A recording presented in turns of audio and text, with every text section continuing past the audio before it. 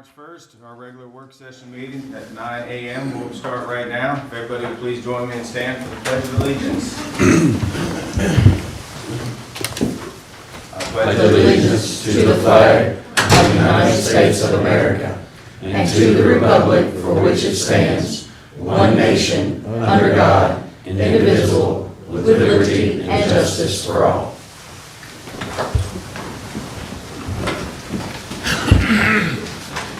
So first thing on our work session is our solid waste report. Brittany's at training today, so she was unable to be with us, but I think you all received it in your packet. So I think it's an annual report that she has to send in just to make sure we're doing what we're supposed to be doing. Anybody have any questions on that report that was in your folder? No questions, I'll keep moving. So judge's report, things have been a little busy lately, which you all can imagine. On the 15th, we had our Lakeview Park schematic kind of kickoff thing at the park, kind of where we are with the Lakeview Park project. So that's moving forward. I think timeline's about 4 months, so we get back with us on some schematics and different things like that, budget numbers and things like that. On the 16th, I attended a ASAP opioid abatement recovery meeting. It was at the health department. It was very informative. Squire Dykes was there also. And it was just all the community partners coming together talking about the opioid problem that we have in our community and how we can address it. So there's a lot of things going on there. Finance committee met, emergency services committee has met to kind of talk about where we're going with everything so we can kind of be more informed. The other day I was unable to attend, but Deputy Kennedy went to Plogging Across, Kentucky. It was a press conference held at Lakeview Park. The Lieutenant Governor was there, it was very well attended from what I heard. So basically what it is Plogging Across America event that will be held on March 7th at 5:30 at Sig Lusher. It's basically they're going to get out, run, jog, pick up trash. It's kind of the theory behind it. So it's a pretty cool initiative. Just yesterday I attended the Boat Tech School where Squire Blackburn is. The Bluegrass ad brought some, they're called VR devices, you put on your head, and it's all about workforce development. What they're trying to do is get kids involved in different tech things, so it was pretty cool. I did one where you kind of you're an electrician and you had to learn how to lock the thing out, but it was all virtual, so you just stand there and you do it. And so they're trying to talk to employers about using those, and it will kind of help with the workforce and things like that as far as training. And what they're hoping is in the schools that kids might recognize, like, hey, maybe I want to be an auto mechanic, or maybe I want to do electrical or something like that. So that was a really cool thing. The hot topic coming down the pike is the bourbon tax. I think everybody knows about House Bill 5. Deputy Kennedy and I went yesterday to KCO and had a meeting with all the other county judges, about 17 of us, just talk about how that would affect our budgets and things like that. So there's more to come as far as that. And I can talk to anybody individually if you want to about where we are with that. And at this time, I would like to introduce our new part-time building inspector, Greg Smith. Greg, are you here? Yeah. There you are. There's Greg Smith. So I just wanted, you want to get up and say a couple words? I just wanted you to kind of be introduced to the court, to the public. My name is Greg Smith. I came from Georgetown. I got 19 years building inspection experience there, and I retired there and was fortunate enough to land this position here. I appreciate it, and I want to thank you all very much. Thank you. Welcome to the team. Thank you. Also wanted to introduce Tina Peck. She is our new planning and planning and zoning planner. So would you like to go ahead and say a few words, Tina? Hi, I'm Tina Peck, and I'm very happy to be here to serve not only the Fiscal Court, but also the constituents and citizens of Franklin County. So thank you so much. Welcome to the team. Thank you. Thank you. Is John Mitchell here by any chance? There he is. John, you're hiding back there on us. Yeah. Morning, John. Good morning. Had a pretty good couple of weeks. We're still cleaning up trees and tree limbs. It seems like the wind blows every day anymore. But we're getting there. We're working on some more today. We've had several culverts we've got in, replaced a few, put in some new ones, and started mowing and cleaning up at the Duckers property. Hopefully today we may finish up. It looks really good. They cleaned up really nice, but it took a while. That's for sure. I want to tell you, John, I've gotten several emails and comments from folks that live out there, and they're really appreciative. You're all doing a good job. It looks good. They cleaned up a lot of the fallen trees and all that stuff, so everything's in good shape. You know, patched pretty much every road that's ours in the past 2 weeks, so we're catching up. Doing good. Spring's coming fast and hard, isn't it? We're ready. Yeah, yeah. Anybody have any other questions for our road superintendent? No? John, thank you. Alrighty, before I move on, I just I guess want to talk to everybody as far as the layout of today. We have a couple agenda items on our regular meeting. We tried to kick everything to the 14th as we could. We're anticipating this is going to be about an hour. So I know a lot of y'all are here for the open hearing for the Duncan Road. So we're anticipating that starts probably about 10 o'clock. Because we'll go into, when we go into a closed session, we'll just leave the room, make it easier on everybody to go back to conference room and do our closed session, which will be easier. And then we will anticipate on breaking for lunch at some point when we get to a good spot. So we're not gonna run this thing all day long without taking a break or anything. So I just want to kind of let everybody know that's where we're heading. So if there's nothing else, we're gonna move on to the approval of minutes. Anybody have anything to talk about for the minutes? Alrighty, now I'll ask our treasurer, Amy, to come up and give us treasurer's report, please. Good morning. So in your packets, you have the revenues and expenses as of the 23rd of February. I do want to point out, we have probably 10 items that are either close to their budget or a little over that I hope to address at the end of the month with the budget transfer. But one that I would like for you all to look at is on the expense report, page 6.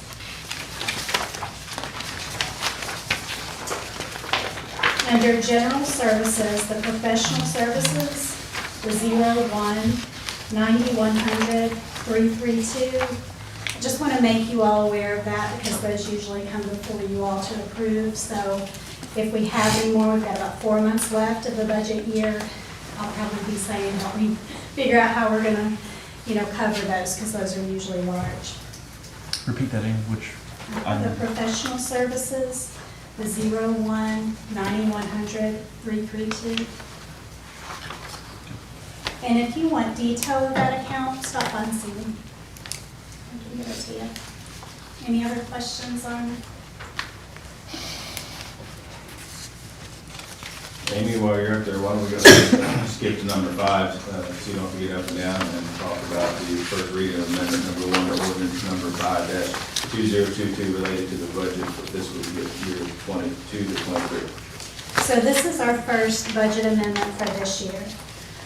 There is one, your first page is sort of the narrative of what's going on with each one of these amendments. There is a change. If I have halfway through, it's labeled fire fund. That's actually sheriff. So just mark through that on yours, sheriff. But this amendment will increase the budget by $958,713, making our total budget $47,579,914.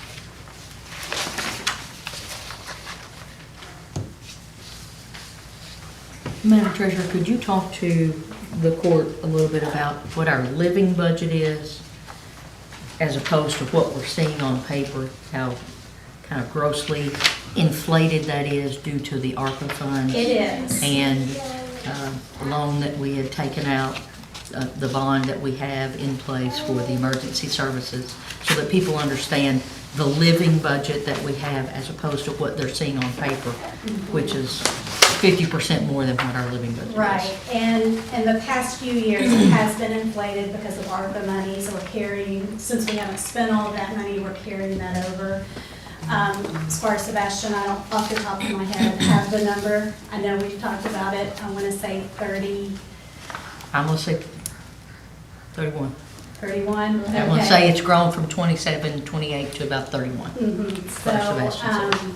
Yeah, and it's important to remember that. This is not, it does include, a large chunk of ARPA money. Any other questions for Amy? Amy, thank you very much.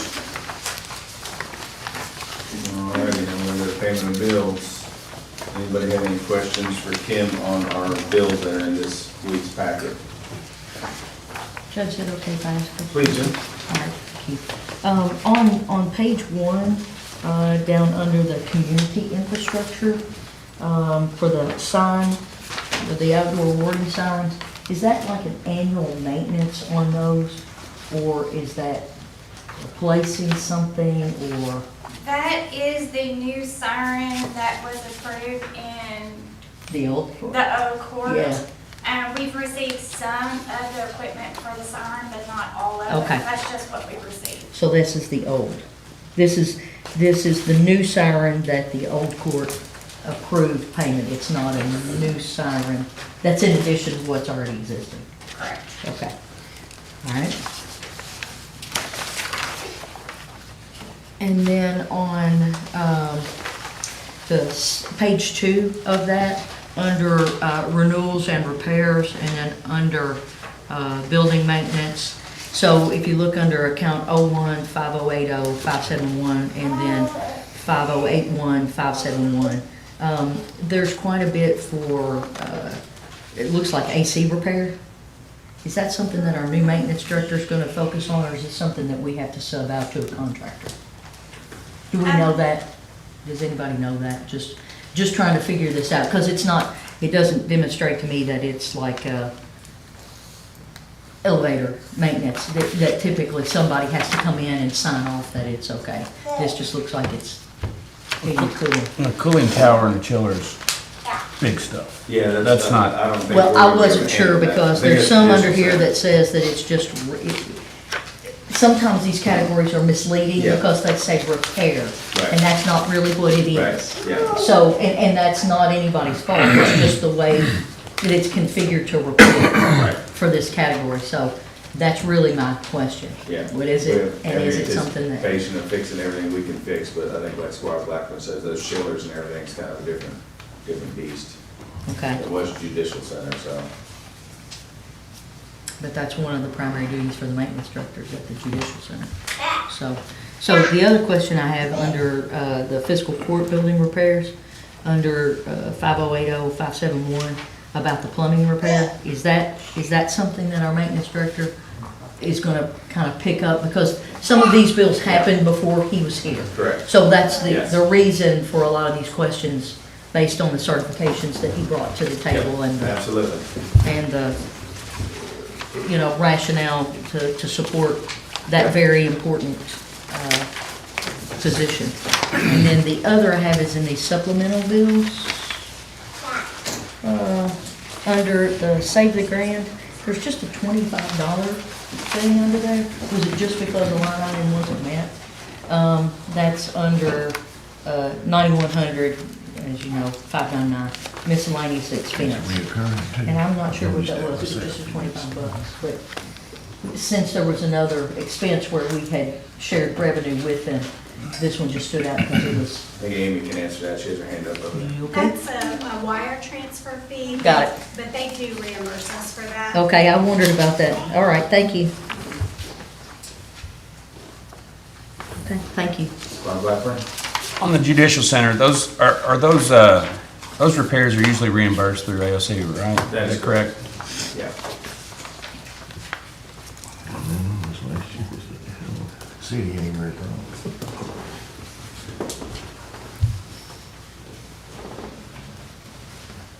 Any other questions on the bills? Seeing no more questions, we'll move on to item number 6, and John can come back up and talk about Watkins Lane Bridge. Oh, Watkins Lane, some of you know, we've been working on trying to get this fixed for several years. Finally, I think we got it nailed down the way we want it. We had 2 bids come in, got a local bidder here, gave us a good number. Hopefully, he's gonna get started here in the next month, something like that. Hopefully, get some good weather. Shouldn't take long to knock it out, so we should be good. How long of a project is it? Maybe 2 weeks, something like that. Shouldn't be that bad. So when they close the road down, No, traffic will stay open. Everything should be good. fine. That's good out part there. of Blackburn? Do you have any idea why that other bidder was like almost 6 times more expensive? It's a large bridge company is what it was. They just throwing numbers. I got you. Yeah, there was a whole lot of, Yeah. that spread was Yeah. crazy. Any other questions about the bridge project? So John, do you, just so everybody knows, any of this in your budget, or is this just coming out of us? I kind of had a little built in for that, but, you know, it is kind of, I'm gonna have to supplement some for it, because it was a little higher than what I expected, but, But you had some in your, yeah, I had some Your built budget. in for that, yes. okay. Good deal. All right, thank you very much. Anything else before we go into closed session to talk about employees? No? All right. Have a motion to go into closed session for KRS 61-8101F, discussion or hearings which might lead to appointment, discipline, or dismissal of an individual employee. So moved, Judge. Second. All those in favor say aye. Aye. All right, we'll go to conference room and go into closed session.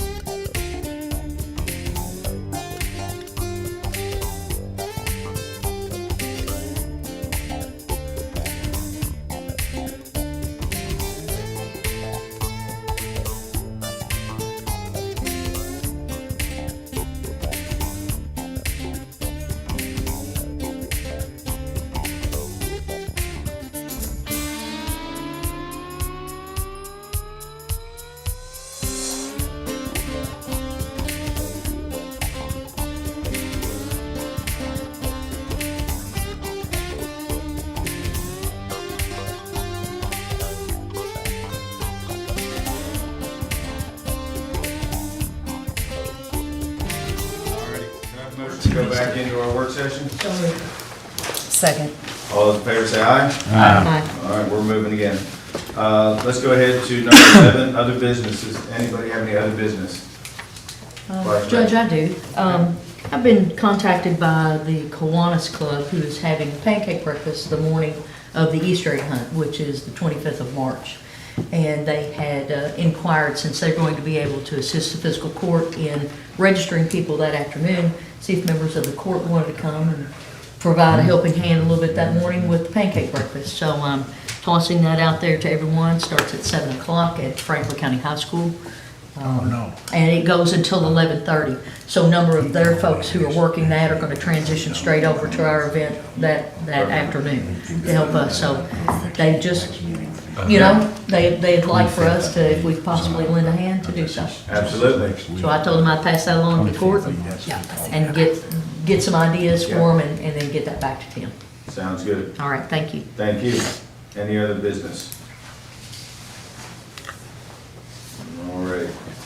So now, we are going to do this a little different. We're going to go ahead and we're going to go into our voting session to go ahead and vote on everything we've talked about to this point before we start the public hearing. So, clerk, please call roll. Squire Sebastian. Here. Squire Blackburn. Present. Squire Dyke. Here. Squire Tracy. Here. Squire Tanner. Here. Squire Wissman. Present. Judge Mueller. Present. Authorization to approve all minutes from regular meeting of February 15th, 2023. So moved, Judge. Second. All those in favor say aye. Aye. All those opposed say nay. Motion passes. Authorization to receive for treasurer's report. So moved. Second. All those in favor say aye. Aye. All those opposed say nay. Motion passes.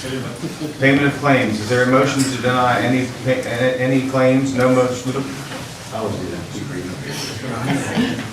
No motion was made. Let the record reflect claims are to be paid. Number 5, first reading of amendment number 1 to ordinance number 5-2022 relating to budget for fiscal year 2022 to 2023. Move to approve, Judge. There's no motion on the first reading. That's right. Authorization to accept bid for Bodkins Lane Bridge abutment repair. So moved. Second. All those in favor say aye. Aye. All those opposed? Any opposed? Motion passes.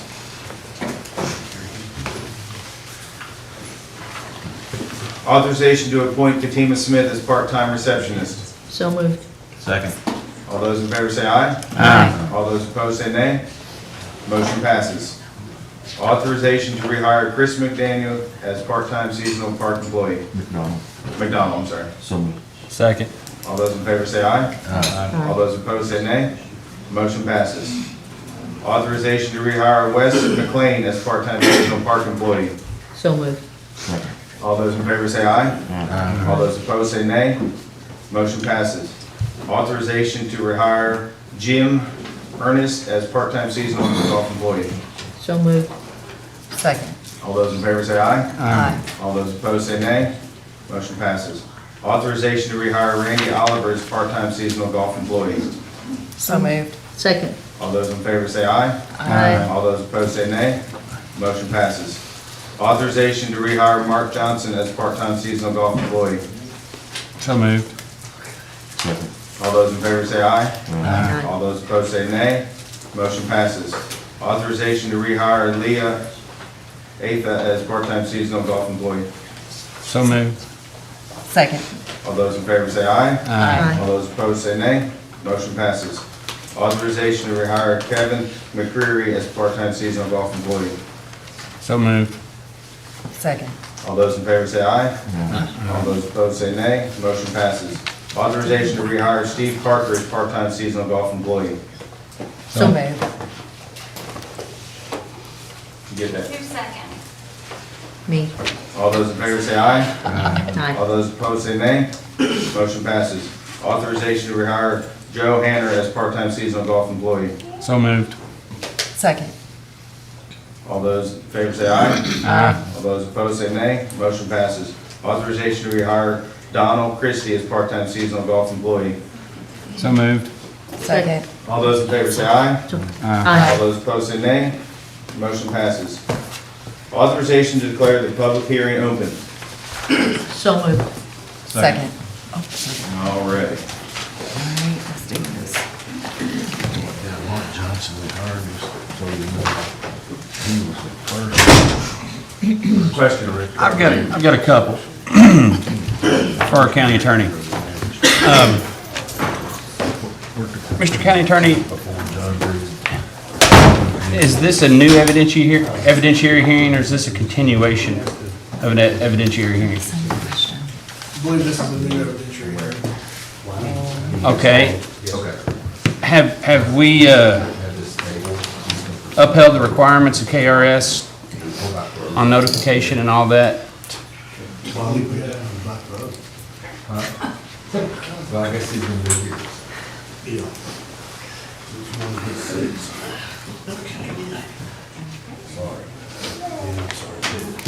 So did we give a 14-day notice?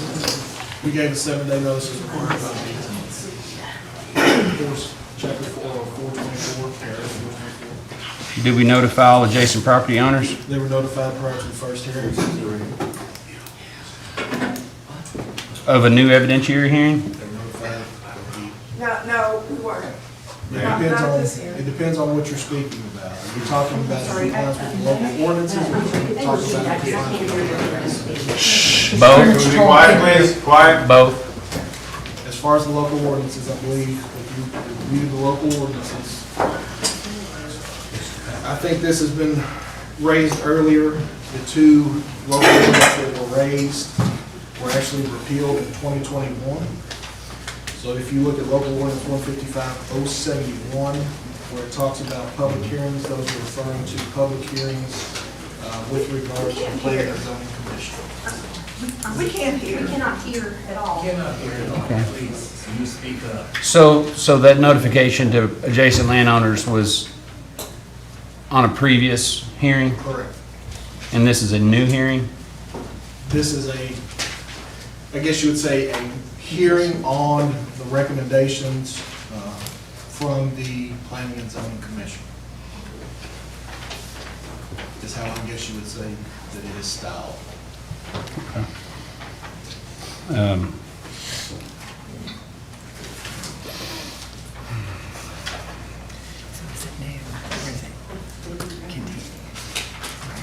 I've got just a little confusion, Me too. because it's new, but it's not.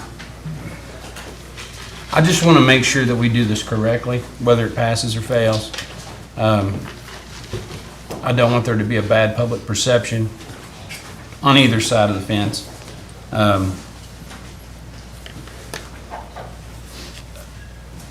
just want to try to do my best to make sure that we, The same thing doesn't happen again? yeah. Because I look at Judge Wingate's order, and he gave us 3 options. Follow the recommendation without a hearing, on only an argument type of hearing, review the record made before the commission and determine the evidence, adjudicative facts, which differ from those of the commission, or hold its own trial type hearing, which this basically is an evidentiary hearing, and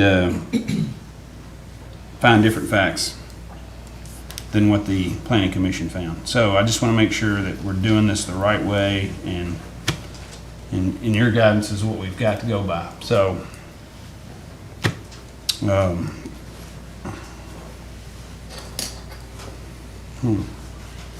So Squire Blackburn, your first question was, is this a is this new, or new is this a evidentiary hearing? continuation? And so, And what this is, if you look at our local ordinances, 155-071 is our local ordinance regarding zone map amendments and how that process starts. And it starts with, if you look under subsection B, it talks about when the request is made, the original hearing will take place in the Planning and Zoning Commission. And it talks about the public, it talks about the notice requirements as far as that hearing. Then if you look under 155-072 zoning map amendments, commission recommendations, after that hearing is held, the commission then makes recommendations. that are then sent to the fiscal court. And the fiscal court can do one of three things, as Judge Wingate in his opinion stated. And so when you read those two in conjunction with each other, we are here on reviewing the recommendations from the Planning and Zoning Commission.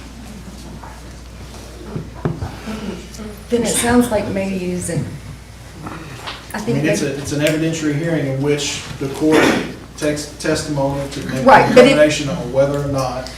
It sounds like whether it's new or continuous is maybe the issue, and maybe, go ahead. At our last meeting, I believe Squire Tracy asked, if it's new, then we disregard all previous information. And if it's continuation, then we have to make sure that all the previous stuff was considered. So are we considering all the previous evidence that was given to us from the Planning Commission and I'm our? not sure what is going to be introduced, but it's my understanding that some of those, I don't know exactly what's going to be introduced here today. So The are decision is- are we disregarding all previous information and just taking everything new? It depends on what's introduced at this hearing. Well, I mean, if they introduce old information, it's introduced now, which is basically new, If but they introduce the old information at this hearing, then that, I'm not trying to be No, I get it. circular. If they are introducing the same information at this hearing, if you understand where I'm going, if they're introducing this old information at this hearing, then the court can use that to make their decision in this matter. so we're not to consider any old information from previous meetings that we already have from previous meetings. Unless it's introduced here today. Right, okay. Clarify that. How can it be a We- At current, this body has not considered to date any of the testimony that was held by the fiscal court at the last time this was heard. That was my intent. I believe three of us said we wanted a new evidentiary hearing. We did not want to consider any of that information. It can be submitted this time by anyone that's here back into the record, but today's record will be what stands to make the decision upon. Nothing from the previous court hearing, particularly since three of us are new and we're not part of that hearing. We don't have that information except for what was provided. We were not party to those testimonies.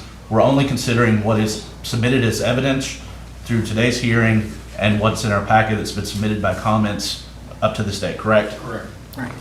Okay. So this is a new evidentiary hearing. I am concerned that we, or at least I expressed that we wanted a new evidentiary hearing and had assumed that our staff would distribute that to the parties that were interested or engaged previously, including adjacent property owners. So I'm concerned if anyone did not receive notice, I would prefer to err on the side of caution to make sure that we have the length of time to make sure that everyone was well aware of this hearing. We decided, I think, more than 2.5 weeks ago that we were going to host this. So there should have been plenty of time for staff to let everyone know. Your Honor, property notice. County Attorney, what are we gonna do here? We good? It's the court's discretion on whether they want to move forward with it or not. I mean, if they want to continue the matter, I think we're good with the notice requirements, but it's ultimately up to the court on whether they want to proceed today or not. I reviewed with county attorney, he reviewed with our attorney, and he's saying that everything that we have done to this point is legal, and, you know, I think we move forward with this. Can I ask, County Attorney, could you review for us and the public here what our current ordinance states in regard to notices? You said 2 of those were repealed. The ordinances that have been referenced to all of us by email were repealed in 2021, so what That is is our correct. standard notice, 7 days As far as, for an evidentiary hearing like this? well, it pursuant to KRS Chapter 424-130, I believe it's a 7-day notice in addition to the Open Meetings Act. So is that I think we're in full compliance with. are you saying that's in statute? Because I don't recall the court repealing some ordinances in 21. I'm just trying to make sure I understand When the court where it is. codified Okay, their ordinances in Mhm. 2021. okay, Looks like ordinance 2021, in which the two that have previously been brought to my attention were in Chapter 2 of those previous ordinances. There is currently no Chapter 2 in our ordinances. Section 3 states, "All prior ordinances pertaining to subjects treated in the code shall be deemed repealed from and after the effective date of the code." That was done on February the 19th of 2021.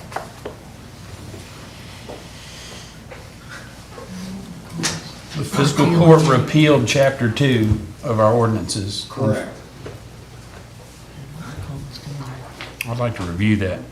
I don't recall us doing that, repealing an entire chapter.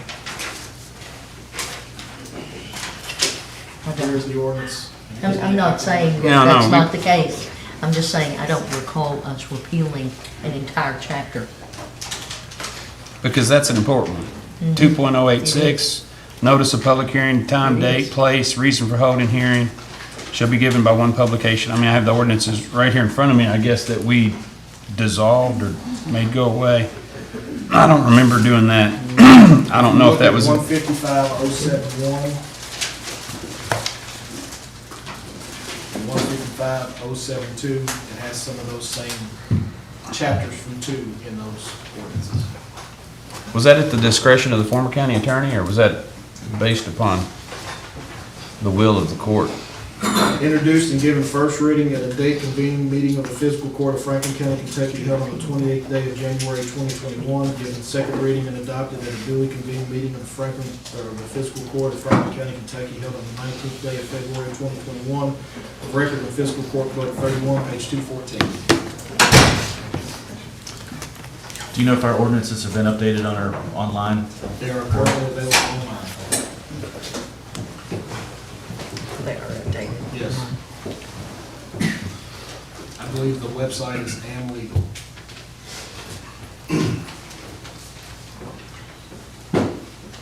So our options, it's the discretion of this court to delay this hearing to a new date, or to continue this hearing currently, and that be it, or to hold the hearing today and recess for another date to continuation? I'm asking options. May I speak, sir? The county attorney is our legal advisor. He has been elected by the people to make these decisions, and he says we can legally go forward with this. I am not a lawyer, so the only other people you could get to come in here is to hire outside counsel to come in here and make a debate against our county attorney. And I'm not willing to do that, so I make a motion, we go forward if a motion is proper. Your Honor, can I ask a point of clarification? Well, can, if we can start, go ahead. I want to be sure that we're all clear on what's happening, because it's not fair to anybody if we're not clear.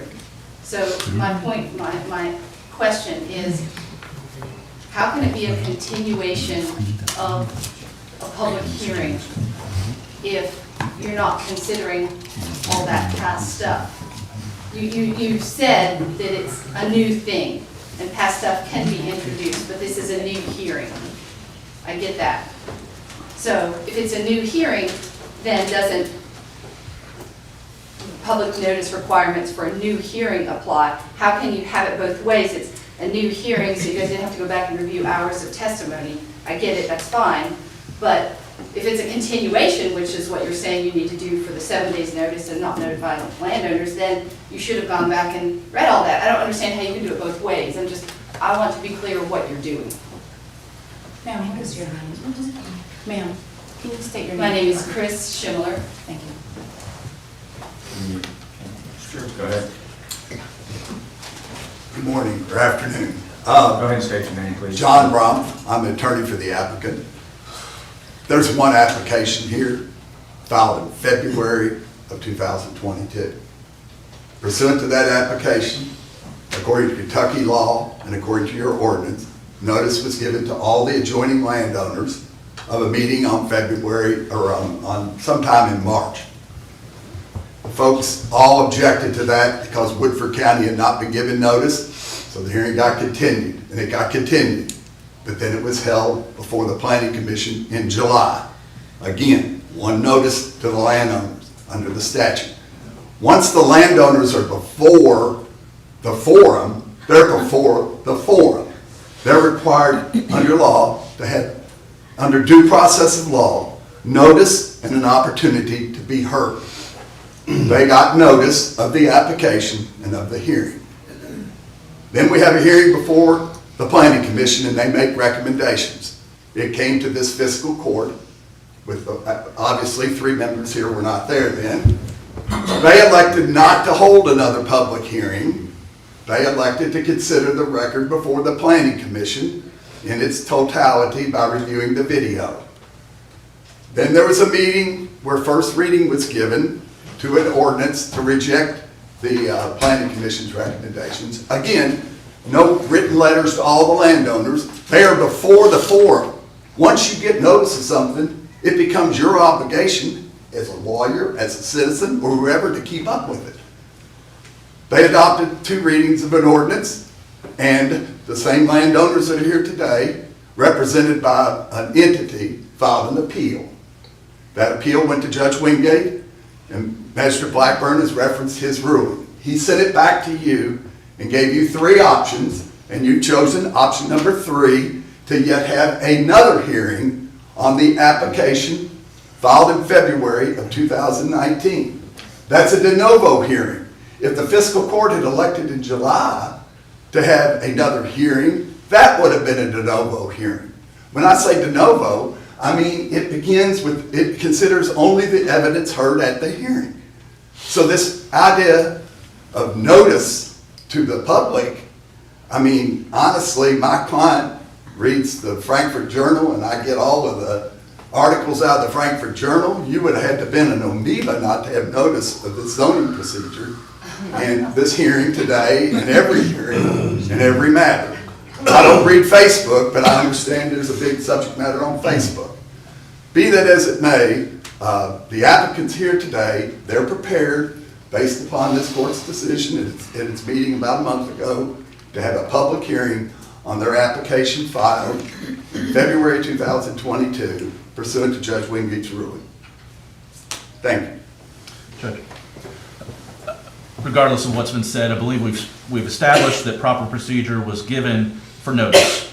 I'm accepting that. My question, and I believe we've had a failed motion, is what is the will of this body to do one of the 3 options as I see it? Continue with the hearing today, reschedule the hearing, or hold the hearing today with a continuation on another date? That's my question. If that's our 3 options, and what's the will of the body? It's my intent to continue this hearing today because I think we've been in compliance. Squire Tracy. Just one question from County Attorney. In your professional opinion, do you see anything wrong with moving today's scheduled public hearing forward? No, I think the notice requirements have been met.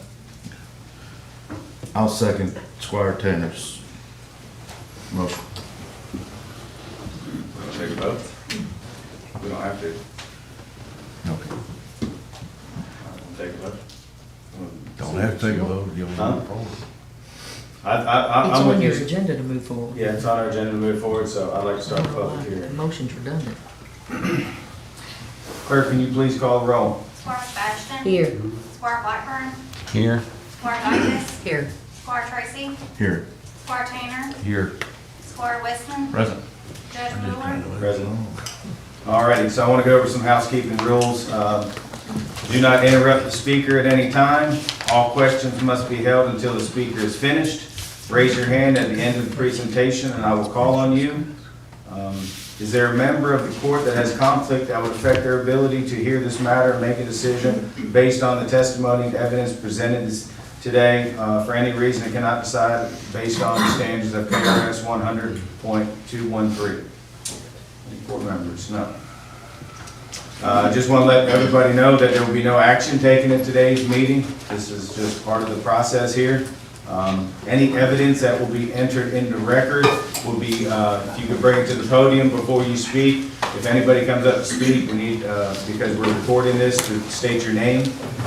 Anything that's gonna be handed out to the court needs to be handed to the deputy, that will hand it to the clerk, that will distribute it, through the deputy again. We will take a lunch at some point today. We're not gonna run this thing, with no lunch in sight, so just let everybody know where we're at.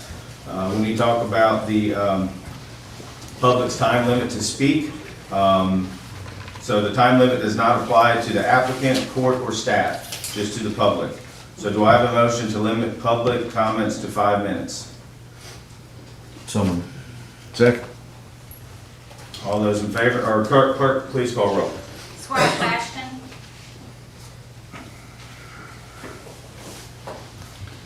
May I ask a clarification on the motion? If someone opts to, if they have signed, is there a document that they've signed to speak today? Yes. If they ask to cede their time to another individual, are we going to allow that? I believe Or is no. that individual time slot just for the individual who signed? Per person, Per person? yes. And how Not many clear. people, Oh, I Sorry. made a motion. I ain't making the motions. how many people have signed? Don't know, I don't have that document in front of me yet. 32. And Can the I cap amend- is 5. Can I amend the motion that's been made? I don't know who made Can you it. let Squire Sebastian finish, please? Go ahead. So if they've signed once, they only get one opportunity for 5 total minutes, correct? They An have the individual. ability to cross-examine anybody and things like that throughout the process. This is just about public comment. Public comment. Okay. And so now I'd like to hear, Well, Before- only thing I was gonna do, I think your question was, can they loan their time or give it Yeah. to somebody else? yes, You know, I can, whatever the will of the court wants to do, but I was just gonna amend the motion to say that they have 5 minutes, but cannot loan their minutes to somebody. that's my question, because if 4 people give Oh, they their time to someone can't. else, I'm just trying to make sure I understand, because I've seen that happen before. Yeah. And for clarification, when this was advertised, that was part of the advertisement at that time, would not be, you know. Okay, giving other all right, people. thank So you. just to keep everybody on Okay, the same page yes, there. yes. Judge, can I ask one clarification? 5 minutes is the speaking limit. That is not consideration of any additional cross-examination or questions from this body to a speaker, correct? Correct. Yeah, I do. Just verifying. All right. So, Clerk, my vote is please call yes. roll. Okay. Squire Blackburn, Did she vote? I did, I voted yes. Yes. She heard me. Squire Dykus, Yes. Squire Tracy, Yes. Squire Tanner, Yes. Squire Westman, Wisman, because that was the advertised, that's yes. Judge Miller, Yes. All right. This is a called public hearing in accordance with Kentucky Revised Statute 100.211. Kearney Storage LLC is requesting approval of zone map amendment from Agriculture District AG to Industrial General District IG for an 85.388 acre portion of property located in Franklin County, identified as a portion of Tract 1, 84.05 plus minus acres, and a portion of Tract 2, 1.331 plus minus acres, located at 690 Duncan Road. The property is more specifically identified as a portion of PVA map number 087-00-00-031.00, Tract 1, and a portion of PVA map number 087-00-00-031.01, Tract 2. Clerk, if you would, could you swear in staff and any presenters that are present in the courtroom? And I ask everybody to stand.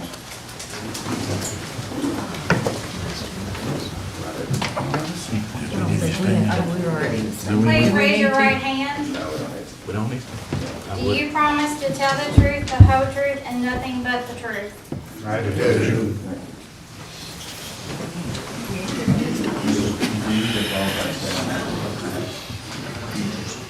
I can answer the question.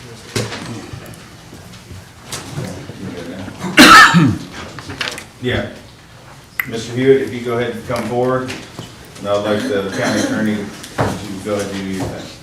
Judge, can I ask a point of clarification? Just as a point of note, we are accepting documents to be submitted as part of the record today from anyone who's speaking in the audience. There was some confusion about whether we were going to accept anything with the public comments having been due already, but that is only for those that could not make it. We're accepted those till the day before yesterday at You're 4:30. right. If somebody wants to pass evidence and things like that, yes, we will accept them. We'll accept submitted. Thank you. Can you please state your name for the record? Robert Hewitt, Mr. Hewitt, where are you currently employed?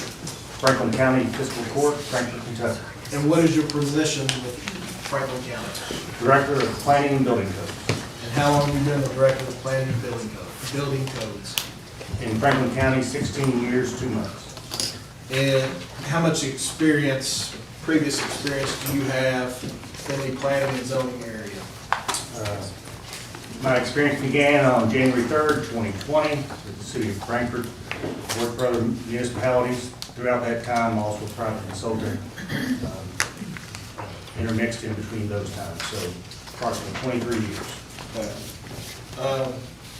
What is your educational background in planning and zoning? I have a bachelor's of geography in the city regional planning track from Western Kentucky University with a minor also in city and regional planning.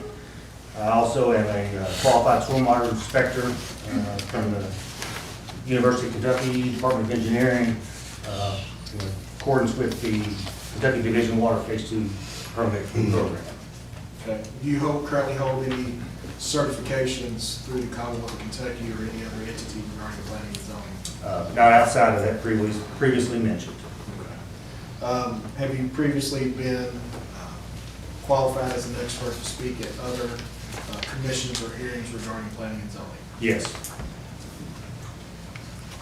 All right, Mr. Hewitt, please present your report. At this time, I'd like to introduce my curriculum vitae to the record.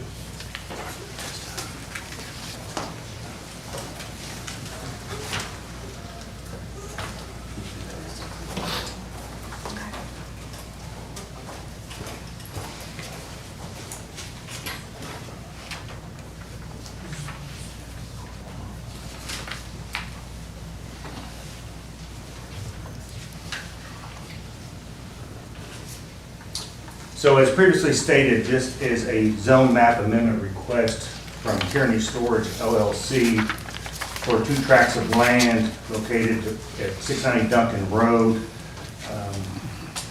from its current agricultural zoning classification to industrial general. That being said, I'd like to introduce into the record KRS Chapter 100.213, which are the findings necessary for a proposed map amendment. These are the standards by which the fiscal court must consider and only consider when making a decision on this request. So I'd like to read that into the record, please. KRS 100.213, findings necessary for proposed map amendment reconsideration. Sub 1. Before any map amendment is granted, the Planning Commission or the legislative body of the fiscal court must find that the map amendment is in agreement with the adopted comprehensive plan, or in the absence of such a finding, that one or more of the following apply, and such finding must be recorded in the minutes and records of the Planning Commission or the legislative body or fiscal court. Sub A, that the existing zoning classification given to the property is inappropriate and that the proposed zoning classification is appropriate. Sub B, that there have been major changes of an economic, physical, or social nature within the area involved which were not anticipated in the adopted comprehensive plan and which have substantially altered the basic character of the area. So that sets the foundation of what we're here to do today. As such, we have to discuss the comprehensive plan. I'd like to now introduce KRS Chapter 100.191 into the record, titled Research Requirements for Comprehensive Plans.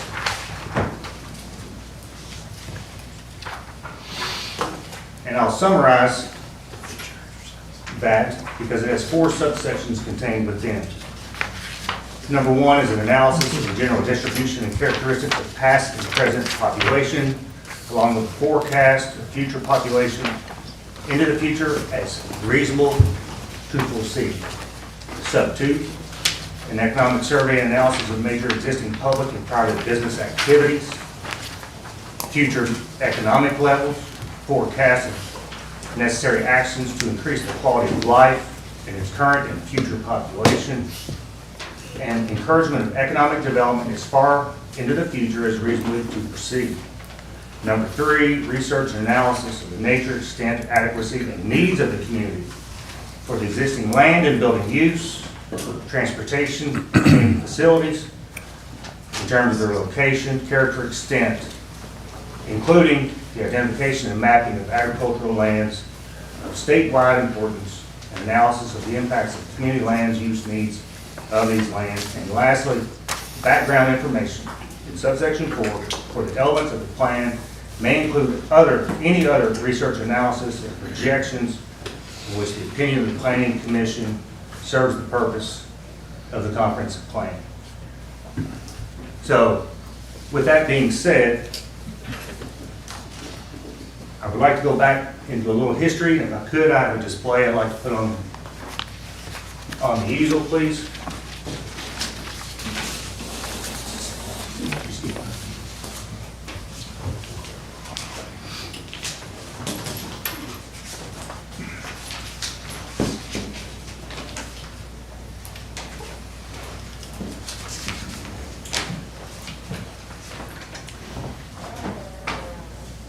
So on page 3 of the staff report, just under the previously read KRS 100.213 document I stated, there is a map of the current comprehensive plan future land use map. That was adopted in 2021 by the Franklin County Planning Commission.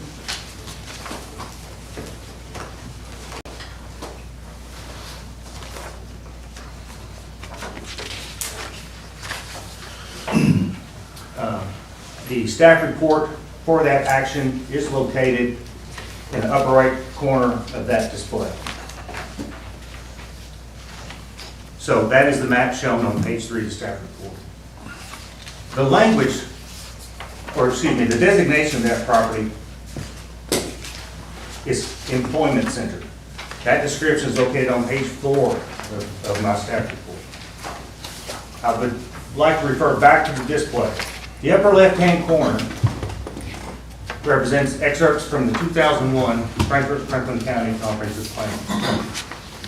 Along with the map is key, which designates the property as employment center. The language within that regulation, or within that standard of employment center, is located at the bottom of that first panel. The bottom to the left panel is adopted comprehensive plan from 2006. You have the cover, you have the map with the key, and once again, you have the language of employment center. Bottom right, the 2016 comprehensive plan. Cover page, map, legend, employment center designation. That being said, since 2001, this property has been designated as a future land use of employment center. The language and the description of an employment center is not only similar, it's identical. Not a single word has changed since 2001.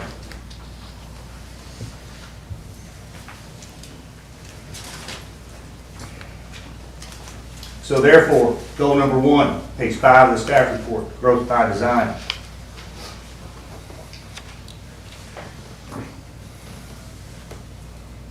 It states that growth in Frankfort and Franklin County will be responsibly designed, planned, and managed to create a sustainable community that provides for a quality lifestyle for all residents of Frankfort and Franklin County.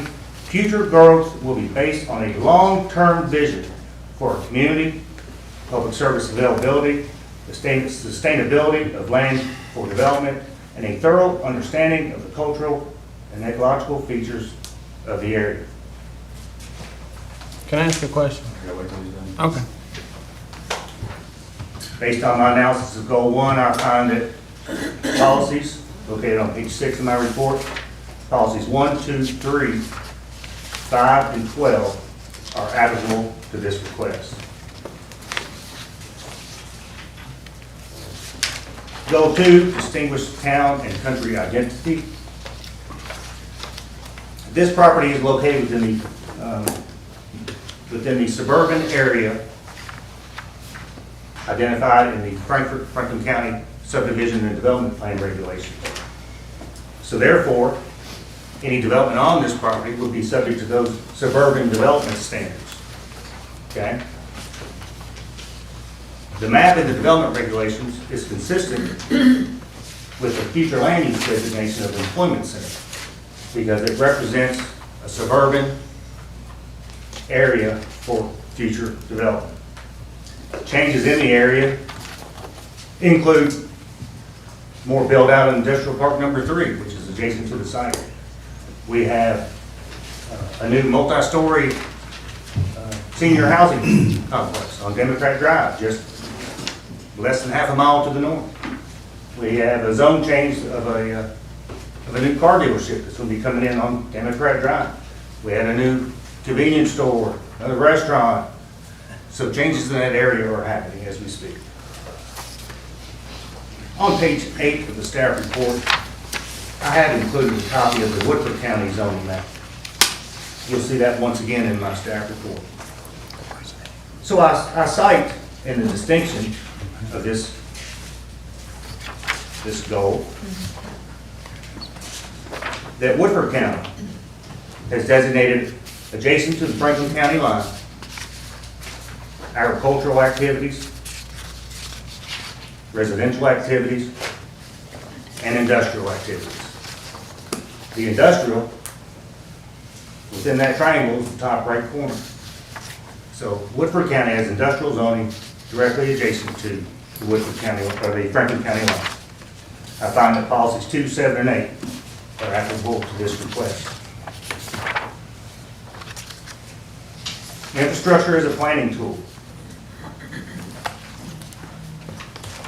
So it states to utilize the provision of infrastructure in supporting and influencing growth in the areas most suitable for development. One of the big concerns for people is traffic. How much traffic is the development going to create? Your current regulations require that traffic studies be done for any zone map amendment not involving residential use. This request has been heard many times. This is the fourth public hearing I participated in. Traffic studies have been done at every stage of this process. And even in your packet today, you have a revised traffic study dated February 2023. That reflects the developments within the area I previously mentioned. It also references the improvements to US 60, a widening project at the interchange to 6 lanes, which is intended to reduce queuing and congestion in that area. We all know Duncan Road feeds right to that area. So, based on the updated traffic study, as I previously mentioned, February 2023, the delays, based on the traffic engineer study, states they'll be at acceptable levels, and that no future road improvements are warranted. On page 10 and 11 of the report, I provide utility mapping from the Kentucky Infrastructure Report. In Franklin County, on our GIS system, I have the same data, just a little more detail. If I could, please, this board.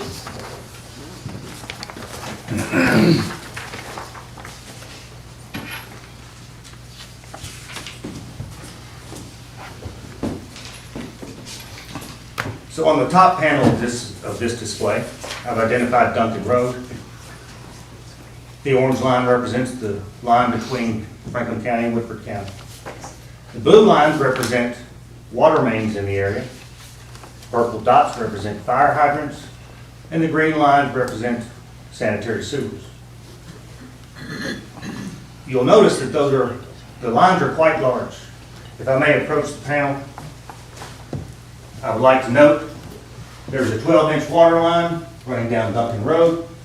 There's a 24-inch water line along the western boundary of the subject property. There's an 8-inch gravity sanitary sewer to provide service to the property, along with a series of manholes, sewer manholes, and fire hydrants on the perimeter. So that's a lot of infrastructure for a vacant piece of property, but it was planned for development since 2001.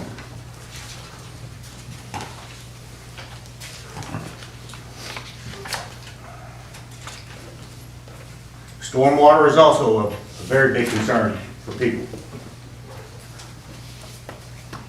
So much so that Franklin County also requires an analysis, a hydraulic analysis, and calculations by a professional engineer be prepared for any development in the community within the unincorporated areas.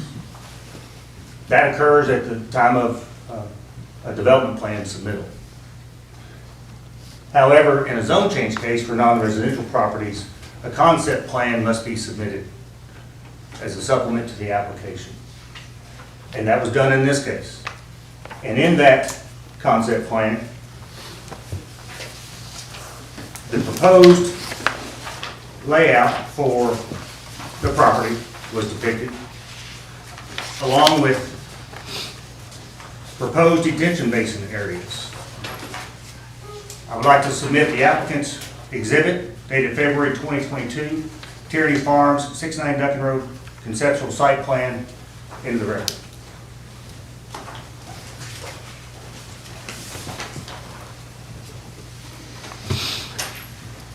So as part of their submittal, the applicant did do an analysis of the land, where water flows, and where it would be most appropriate to detain that water to comply with the Franklin County stormwater regulations. Additionally, Franklin County has deemed Slipway Branch as a sensitive watershed. Portions of this property do drain to Slipway Branch. The Planning Commission has recently authorized county staff to impose an additional 25% restriction for stormwater discharges for any development within the Slipway Branch watershed. That has been imposed on any new development within the watershed since that authorization by the Planning Commission, and this property would be subject to the same. The image at the bottom panel represents water that doesn't go to the Slipway Branch watershed. The image you see is LiDAR imagery based on the Franklin County ortho imagery flown in 2019. So as such, I generated this exhibit going along the ridge line to show the approximate area that does not flow to Slipway Branch, but actually flows to Glens Creek. And based on the GIS calculations, it's approximately 315 acres. That includes not only portions of the subject property, but portions of Industrial Park Number 3 and residences along Hanley Lane. And as you can see on that exhibit, Castle and Key is located right at the bottom of the swell. So unfortunately, whether this land develops or not, Castle and Key, that distillery has always and will always receive stormwater discharges.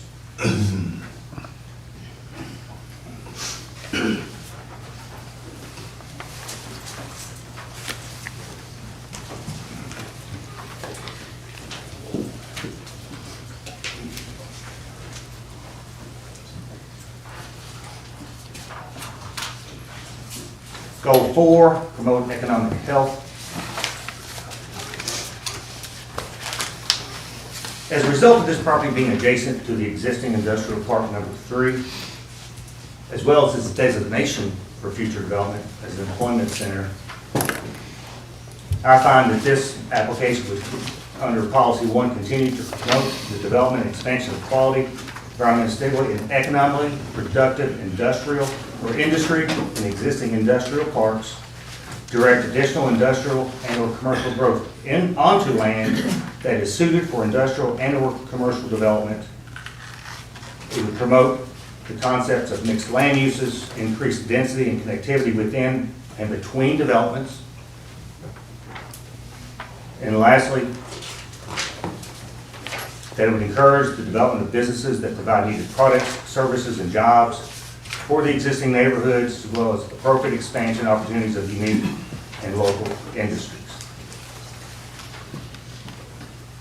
Goal 5 on page 13, protect environmental health. According to the National Flood Insurance Rate Maps, this property is not located within a flood hazard area, so therefore the flood damage prevention ordinance regulations would not apply to any development on this property.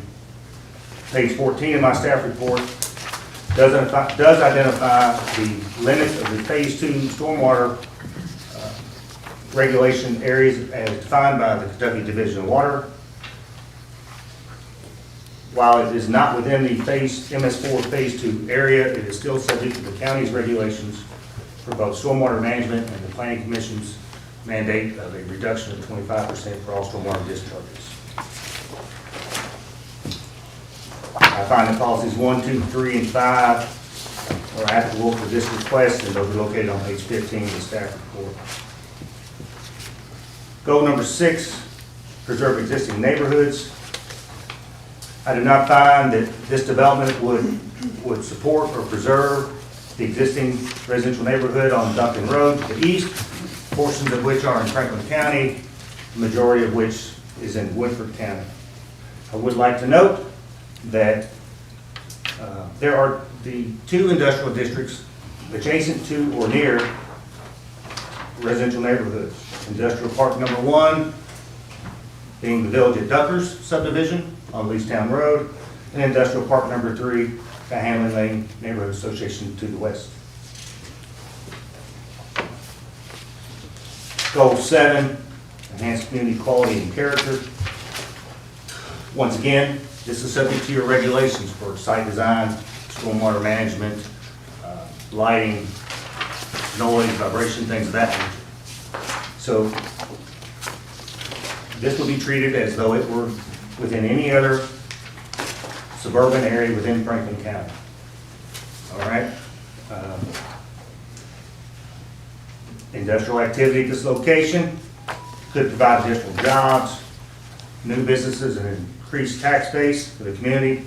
I find that policies 3, 4, and 5 support the industrial zoning on this property. The IG zoning generally permits wholesaling, warehousing, distribution, limited retail sales, and services. Manufacturing from pre-manufactured parts, all in accordance with your land use table located chapter 155 of the codified ordinances. Page 18, I conclude with recommended findings of fact for the court to consider. I would like to read those into the record at this time. Number 1, the conference plan, future land use plan, designates the property for employment center. Number 2, the industrial general zone district is appropriate for the employment center land use designation. Number 3, the updated traffic impact study dated February 23rd, 2023 concludes that future traffic conditions will remain within acceptable limits and no road improvements are needed. A copy of that study is attached to your report. Number 4, subject property is bound by industrial zoning to the east, west, and north within Franklin County. Number 5, the subject property is adjacent to an established industrial park. Number 6, the subject property is within 1 mile of Interstate 64 interchange. Number 7, the zone map amendment application for a change to industrial general district is in agreement with the comprehensive plan future land use map, as well as many of the goals and policies contained therein. Number 8, that the existing zoning classification given to the property is inappropriate and that the proposed zoning classification is appropriate. With that being said, I have 2 more exhibits I'd like to share with the court. If I could, would you go to this one first? Yes, sir, if you would.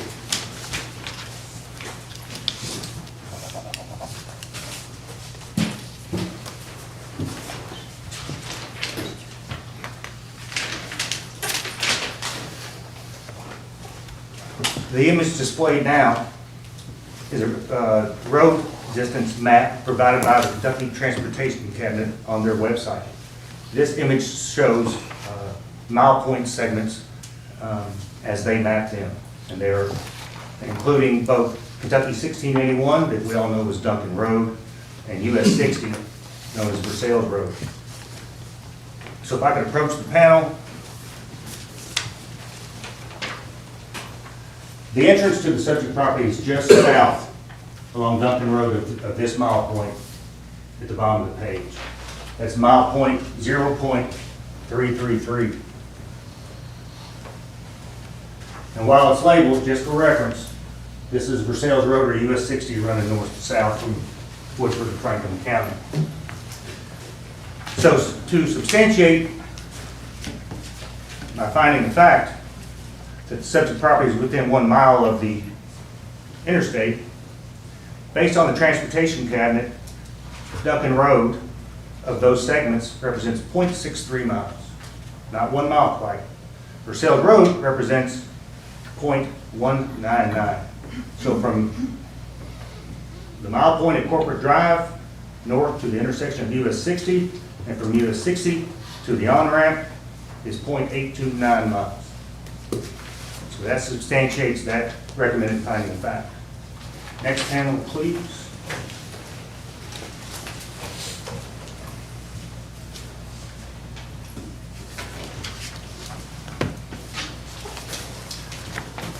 This image represents the zoning map from your Franklin County GIS. I've highlighted in teal and labeled the subject property 690 Duncan Road. Its current zoning classification is agricultural. As you can see, Industrial Park 3 to the west is all zoned industrial general, and all the factories to the east are zoned industrial general. All those properties currently zoned, as well as the subject property, are all designated in your future land use map as commerce center. So therefore, my finding recommended to this body is that the current zoning of this property is inappropriate and the proposed zoning is appropriate. With that, I'd like to reserve time at the end of the hearing for some closing statements. I wish my staff report and exhibits to be entered into the record, and I'm happy to answer any questions. Thank you, Mr. Hewitt. I believe Squire Blackburn first raised his hand, so questions for Mr. Hewitt? Yeah, thank you, Mr. Hewitt. Yes, sir. You put a lot of time and effort into this report. I noticed it was a lot different than the last time that we did this. You referenced the land use map, going all the way back, I think, to 2001. Was that created by staff, or did we have public? No, sir. A consultant by the name of Ryan Dale Clarion was hired to prepare that, along with Nexus Group, which is another private consulting firm they partner. So the citizens didn't have really any input into the land use map. Would that be safe to say or not? No, sir. As required by KRS 100, all elements of the creation of the comprehensive plan, including that of the future land use map, requires public hearings before the Planning Commission, in addition to any public outreach that the consultants perform. So I like in the public hearing for the land use map, when it was adopted, someone spoke on it, and that was about it. So there was really nobody sitting around the table from the public drafting the plan. Are you referring to the 2001 document Yes, still? sir. Yes, sir. I wasn't at that hearing, so I can't testify as to who said what or what was not said. Okay, thank you. How old are some of these? I mean, some of these look like they're recent, and some of them look. I mean, I saw a pond on there, on the front of the property. That's not. Are those pictures like 4 or 5 years old? Which images are you referring to? Let's look at the color one there. The utility infrastructure map? Yeah, how old is that picture? Now, the one he's got in his left hand. That's a 2019 image. Okay, and then you've got the topo map with the GIS stuff. Correct. Is that all current? Because there's been a substantial amount of land moved. That LiDAR imagery was taken as a result of that 2019 ortho imaging. So that was before all the land disturbance, okay. So the ortho also generated 2-foot contour elevations. It's also on the GIS. From 2019? Yes, sir. So, okay, that's old.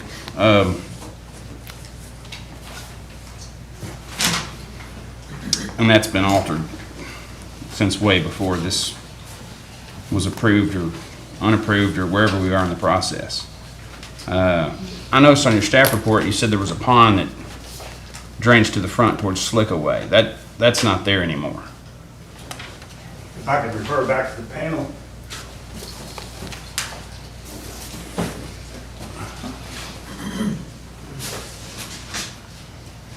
There are 2 water bodies shown in this image on the subject property.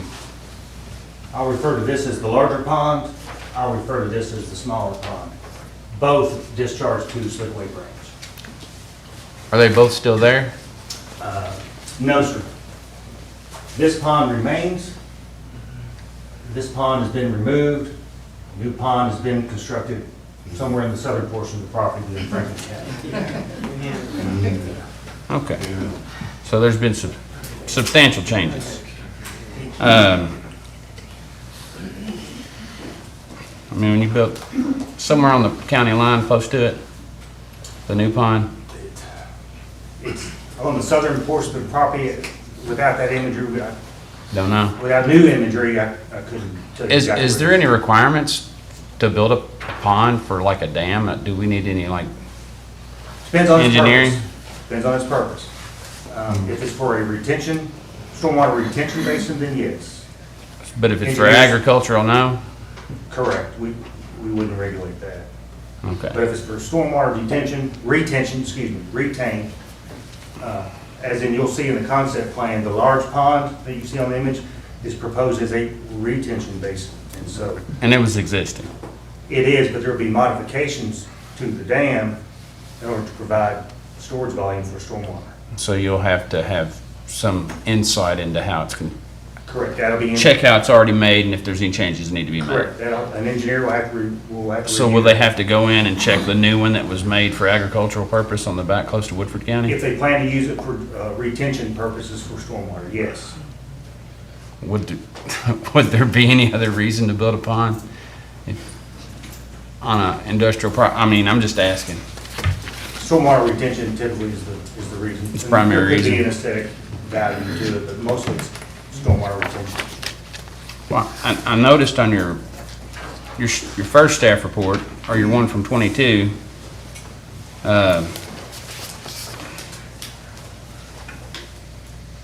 goal 6, you didn't have any policies or of the goal that supported the applicant's request, and goal 7, you didn't have any as well, but this time around you do, and I wonder what's changed from that time until now, why you would change your findings on your staff report on specifically goal 7. You stated 3, 4, and 5. And in 22, you stated you did not find any policies of this go to support the applicant's request. Judge Mueller, if I may, the Squire is referencing a document that was not entered into testimony or into evidence in this proceeding. So I do not believe it to be appropriate for me to comment on evidence not entered. Can we enter that document into evidence? We can. So we'd like to enter that document into evidence. So what's your name? Brett Connors, BRETT, CONRS, which would then allow him to comment on the initial document.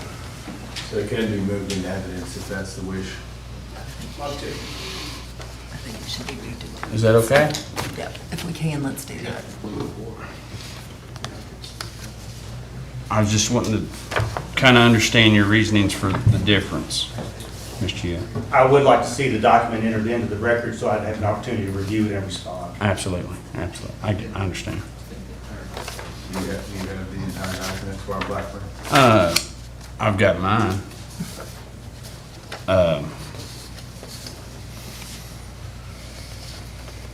I've got so many mixed in here together. I thought I had my old stuff outside of this.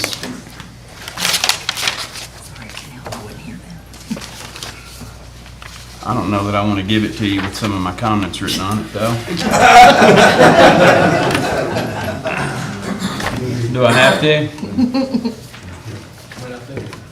I mean, if it's gonna be part of the evidence, something has to be turned in. Well, then I recuse that question then. Okay. I don't want that seen. That's all I've got for right now. Thank you, Mr. Hewitt. Thank you. Any other questions, Squire Westman? I have a significant number of questions. I wonder if we could reserve Mr. Hewitt's time for the end in light of the 30-some public comments that we can request, make those questions of Mr. Hewitt at the end of this proceeding rather than at the moment. I'd rather go ahead and just do it while we're here. Stick with the agenda. Stick with me. Okay. All right.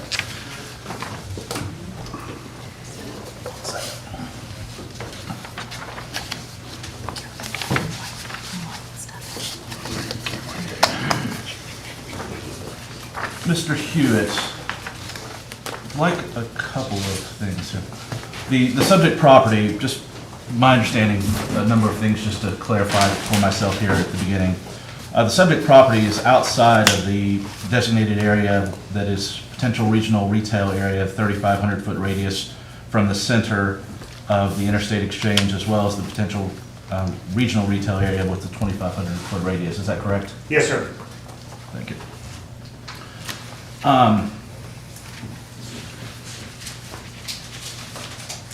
Mr. Hewitt, this property, to my understanding, is designated on the National Register of Historic Places, not only as historic structures, but as a farm in general. Is that your understanding? I do not have documentation with me today. I have had a meeting with staff from the Kentucky Heritage Council a couple of years ago who provided information related to the former Crutcher house that was located on the property. I'm not aware that the entire property was entered, but I do recall specifically the home. Are you aware of any changes in that National Register listing currently because of the demolition of the structures? None that I'm aware of. So the subject property is still listed on the National Register of Historic Places, which is a federal designation, I'm correct? not aware that the property has that designation. I don't have that information. I just am aware that the house was, and that documentation was shown to me by the staff at the Kentucky Heritage Council. Thank you. I'll enter into the record, I do not have a copy, but by reference, the National Register of Historic Places, malnomination from 1975, that lists this property specifically as a listing for that.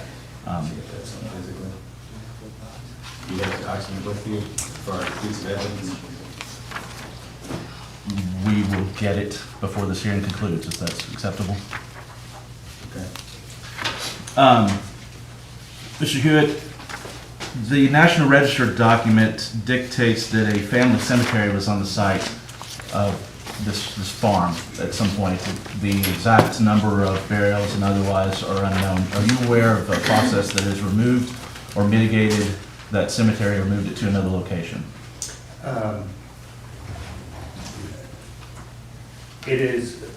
have firsthand knowledge that a cemetery was noted on the survey of the property that was performed by a surveyor hired by the applicant.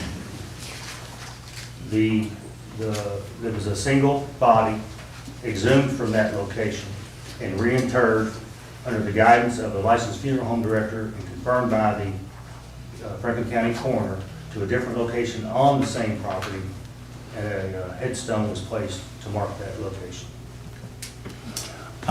You referenced drainage in this area. Can you give a percentage of this particular property that drains into Slickaway Branch? No, sir, I cannot. However, believe that would be better answered by the applicant's civil engineer who was prepared concept plan. I think that's fine. Can you tell us at what point geography in this community particularly is always important in these considerations?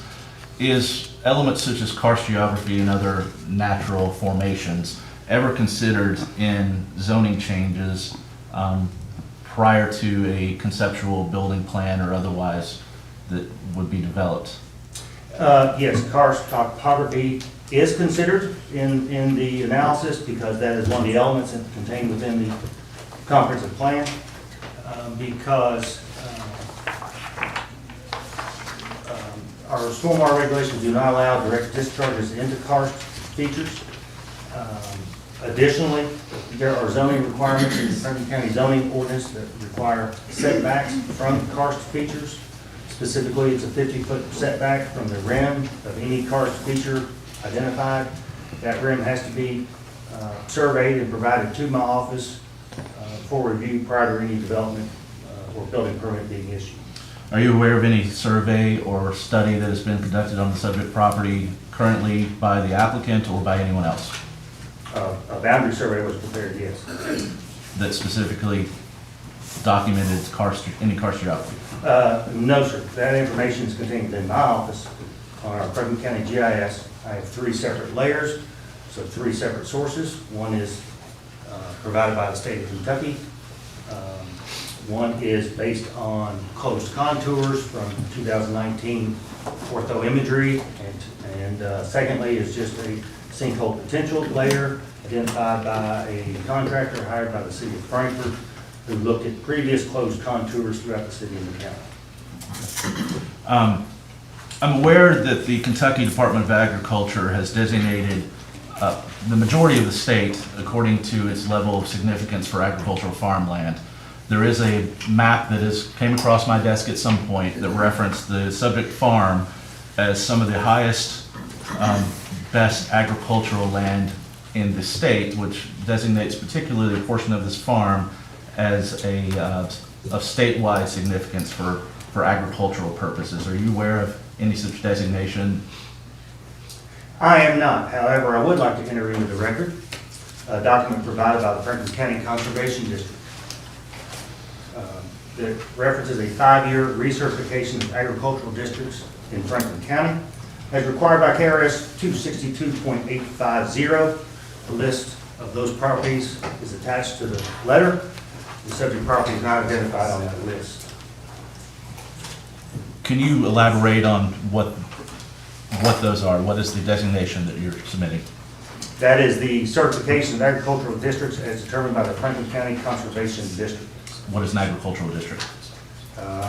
It'd be defined in KRS 262.850. Okay, so we can reference that by KRS.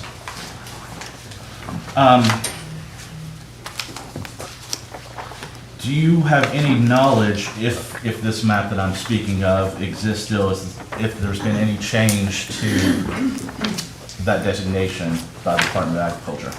I have not seen the map that you are referencing. Thank you. All right, I'd like to go through some of the policies. In your presentation, you referenced a number of development projects that are occurring in the area around this project. To your knowledge, all of those referenced by your presentation, are they withheld or held within the existing industrial park, or are they on other subject properties in the area? They are on other subject properties, the ones that I specifically cited during my testimony. Those are just new projects.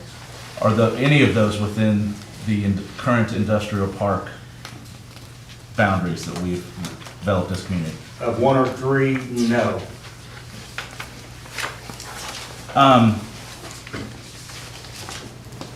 In your goals, in your presentation staff report, the goals 2, distinguish town and county identity, a number of, or several policies were not referenced or considered applicable. Specifically, number 5 and number 7. Can you reference why these were not applicable to this farm or the subject property? Specifically number 5, if you'll read after the first "and," it refers to rural lands outside of existing and planned urban areas. So with this designation as Commerce Center, I do not deem the property to be planned for rural activities. And you said number 7? Number 7. Okay, once again, it says encourage rural land outside the urban growth area. So for over 20 years, this property has been subject to a designation of employment center, which would not constitute, in my professional opinion, a rural land use or proposed for rural land use. since you referenced the 2001 comp plan several times, to your knowledge, has the comprehensive plan of this community been updated by an external consultant, or has it been since the 2001 development, or has that continually been a readoption and an alteration by staff of plans to this date? So the 2001 was by a hired consultant, and the current update is by a hired consultant.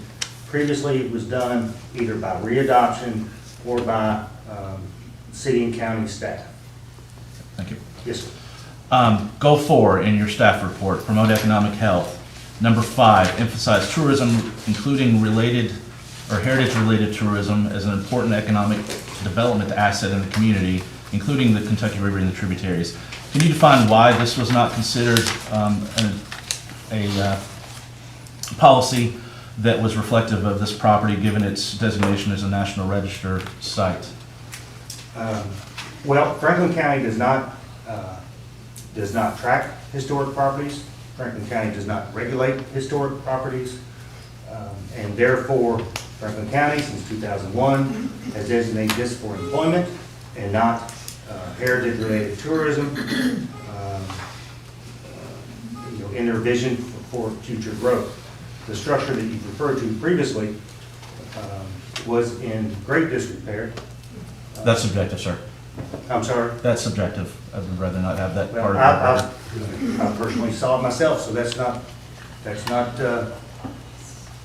not hearsay, and I'm a director of a building department, so I think I have the education, experience, and training to understand when a property or structure is in disrepair and when one is not.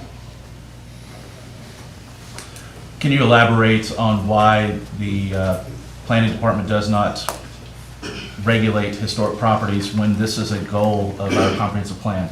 It has not been the will of the fiscal court. Are you aware of any heritage-related tourism in the area, or emphasis on heritage-related tourism in the area of this subject property?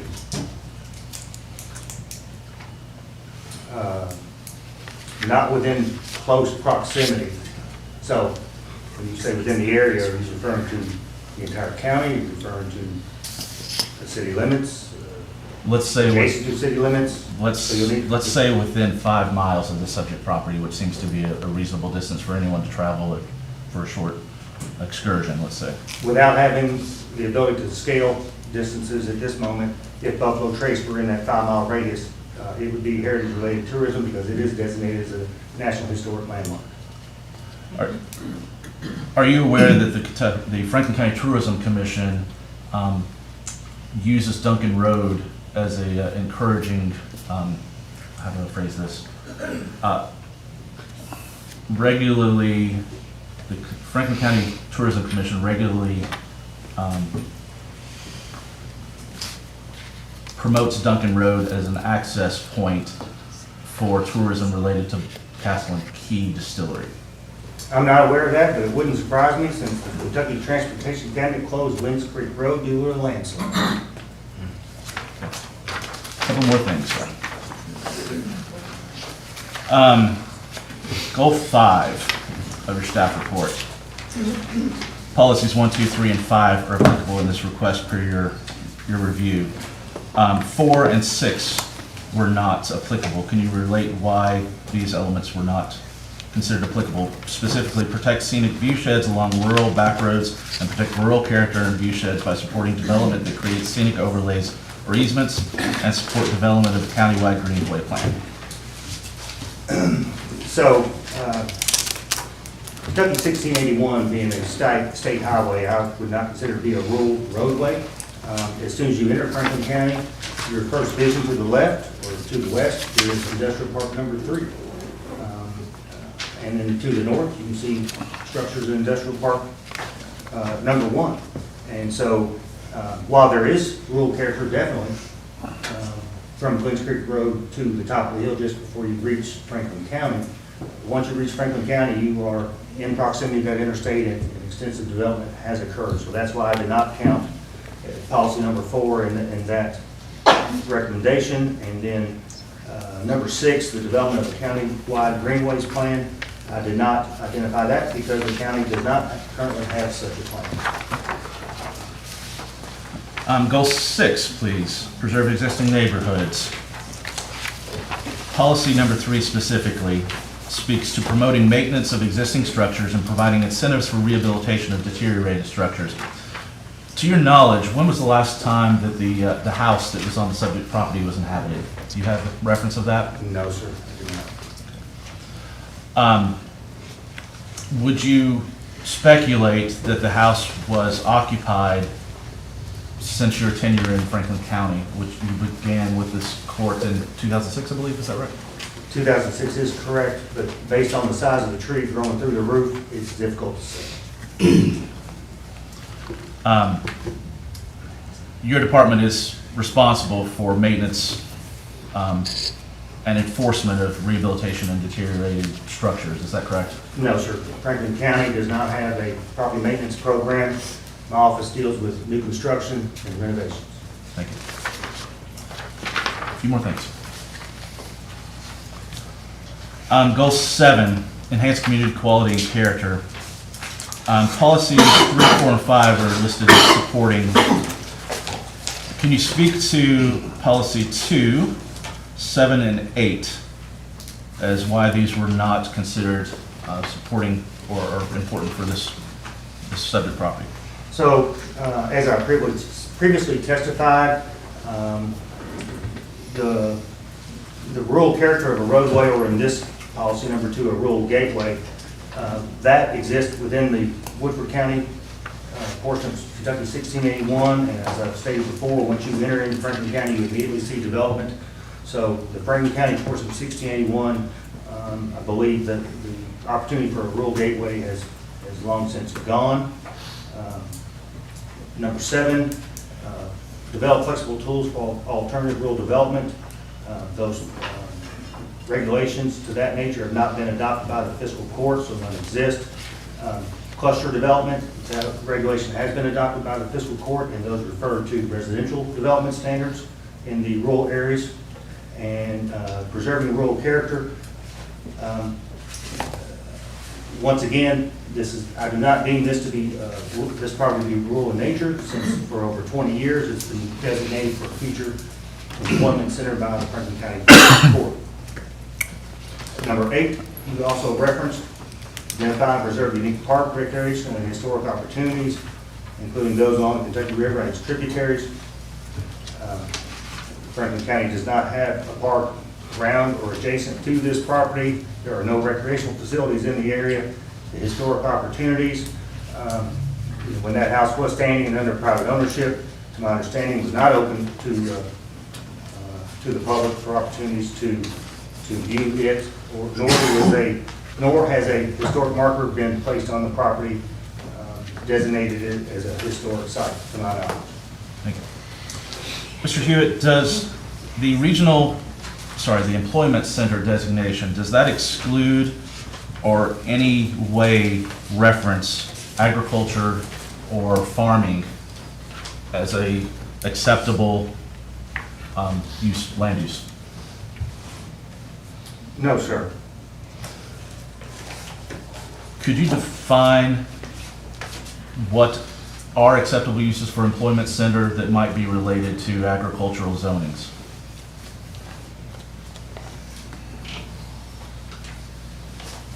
Agricultural zonings accommodate many storage units and warehouses. They include farm and garden supply stores. They include your traditional farming activities, croplands, pastures, livestock. You could say that large-scale greenhouse farming would be applicable in that scenario as well. Thank you. One of your boards you presented has a sort of zoomed in scope of the current agricultural zoning in the area. But I wonder, within the 1 mile subject area of I-64 that you referenced, how many acres are currently designated for agricultural purpose? To my knowledge, the hay farm in the southeast quadrant of US 60 and I-64 have an agricultural zoning classification.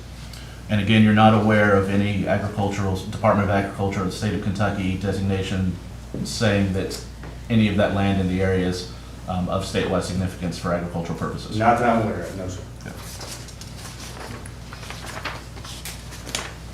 For now, that's it, sir. Thank you. Any other questions? Thank you, Mr. Judge. Thank you, sir. Seeing no questions from the court, does the applicant have questions for the staff? Yes. Please state your name. Thank you. John Robb, now remain seated, is that okay? Mr. Hewitt, you've gone over the state statutes regarding the establishment of planning and zoning and the requirements necessary for a zone change, and you also mentioned the state statutes regarding a comprehensive plan. Is a comprehensive plan a necessary element of for a county that has adopted planning and zoning? Yes, it's required. And what the general elements of a plan are goals and policies, and you've gone through the statutory goals or the statutory elements. And are they required to be updated or renewed every 5 years? They must be revisited every 5 years. Yes, that's required by statute. And in the plan, does the community, I think there was Mr. Blackburn asked, is there community input into the plan? Yes, there is. And you have one undergoing right now. And That's I've had the correct. opportunity to attend, I guess, 5 fiscal court meetings and 2 planning and zoning meetings.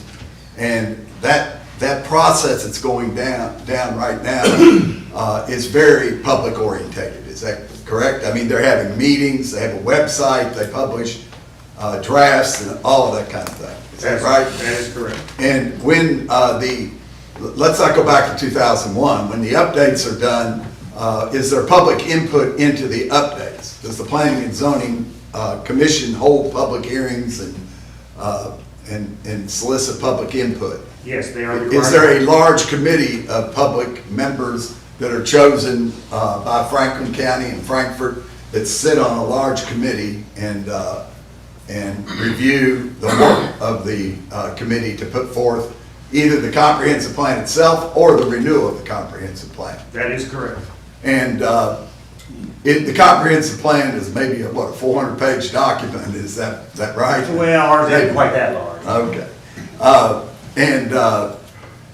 It's adopted, the provisions, the goals, for instance, are they adopted and discussed by the public committee, by the big committee? Yes, they are. And- Prior to being submitted to the planning commission. And then they're approved. Then they're approved by the planning commission on a recommendation, They are. and then they're approved by the fiscal court and the Franklin Board of Commissioners, Frankfurt Board of Commissioners. That is correct. Okay. And the land use map that we've all been talking about, this process to put that together, is that also considered at the public meetings and the large comprehensive plan? How large is that committee here? The advisory committee, I want to say, is approximately 15 members, Okay. I believe. And they consider all these elements, including all the different attached maps? Yes. Okay. And then the recommendation's made and it's approved? It's up for consideration, Correct. approval, or amendment. Now, what is the general purpose of having a comprehensive plan as far as planning and as far as land use is concerned? So it's a broad overview of the community.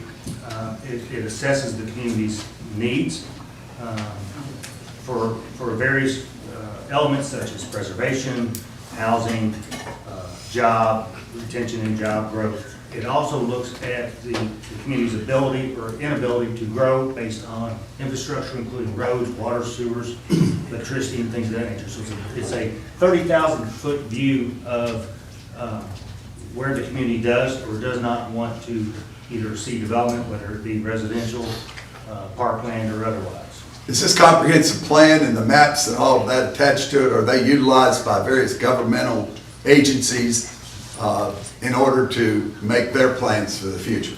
Yes. Is it utilized by the school board, for instance, in the location of schools? Yes. Is it utilized by Frankfurt Utility Board in deciding where they're going to place infrastructure? Yes. Is it utilized by this fiscal court and other legislative bodies to decide where the fire departments are going to be?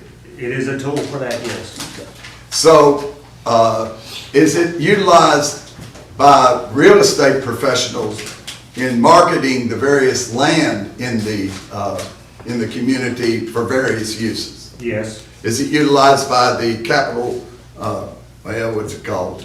The Capital Development Board, the Industrial Board? Is it utilized by that board in order to determine their future plans for industrial recruitment? yes, And in this case, was it utilized by Mr. Tierney in choosing to purchase this property? I do not have that direct knowledge. Okay. Would it be unusual for a developer to call your office and call the Frankfurt Plant Board and make inquiry concerning what the community's plan for land use is before they would move forward with any type of potential development? That would not be uncommon. Now, let's go back to comprehensive plan. In your office, in your professional role as processing applications for map amendment requests, do you utilize the comprehensive plan? Yes, And I noticed in your report, you've gone through in detail each of the goals and policies of the comprehensive plan, and you've offered opinions regarding those. Is that typical yes, in your office? You've talked about this property on the future land use map for 20 years being designated as employment center, and then you showed an existing zoning map showing IG zoning all around this map, all around this property. Were all those designated as employment center and became is IG the industrial zone for employment center property when it's going to be used for industrial purposes? yes, it is. Okay, so there's nothing unusual about that. No, sir. Now, I'd like to go to your staff report, page 419. You didn't mention this, but is one of the elements of a comprehensive plan to set forth the public's and the planning office's general development guidelines? Yes, And have you detailed those on pages 4 and 5 of your report? There's 7 of them. could you point those out to me? I'm sorry. Page 4, beginning halfway down the page, it says general development guidelines. Yes, so there are 8 of those. 8 of them, I'm Yes. sorry, can't count. Do the first 7 of them directly support this development?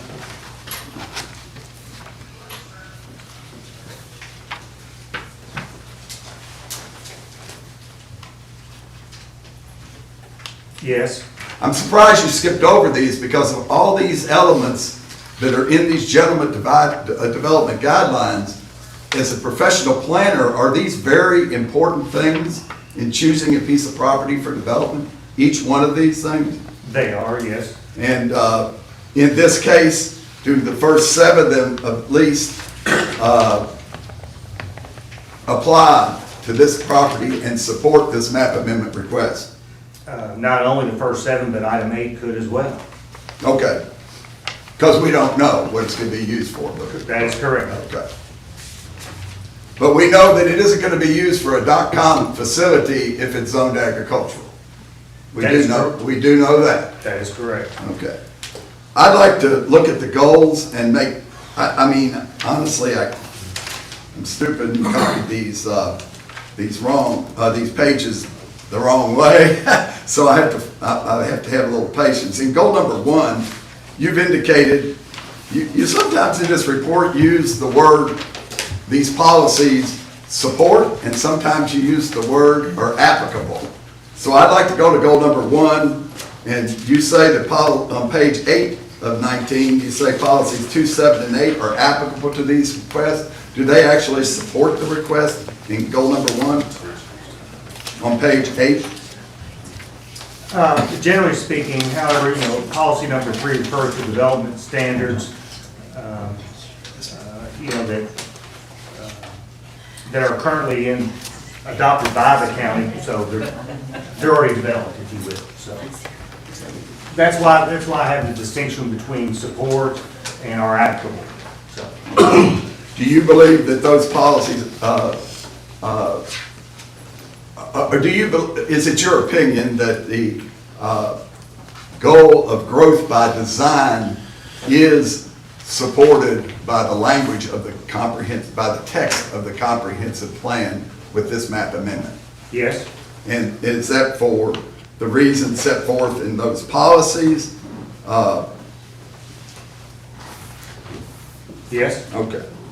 Now, you also mentioned on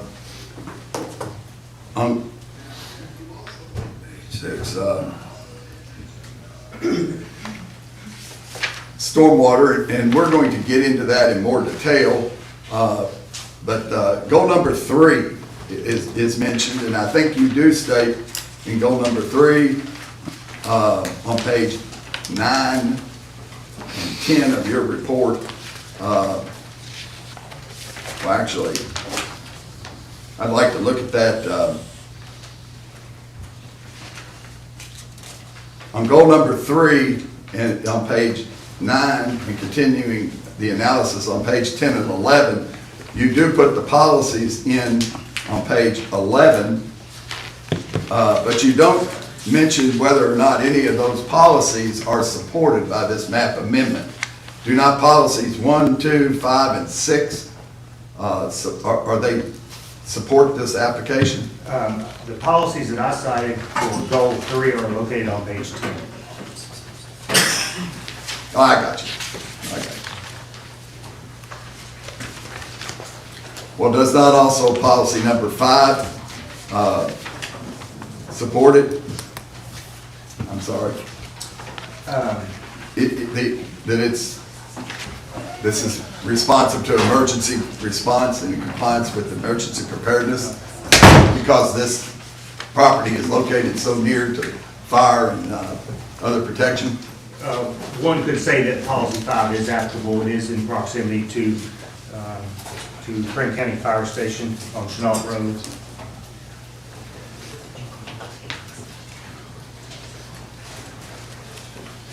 And I think on policy, goal 4, you've got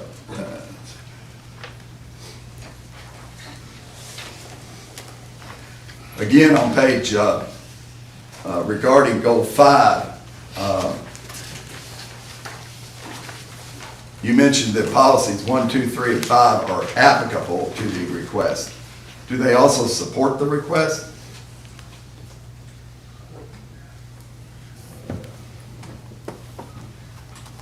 Well, they apply, for instance, policy 1, preserve streams and drainage waste, manage stormwater runoff, prevent flooding, and or to create a system of greenways. Those are standards that are regulated if a property is so zoned, so if approved, any development would be subject to it, but in this sense, they are applicable to this zone change and any future development. That's why I stated it that way. Okay. Well, I would like to just address this stormwater matter, because obviously I've had heard a little more discussion than this, and there were some great questions about this by the Fiscal Court the last time we were here.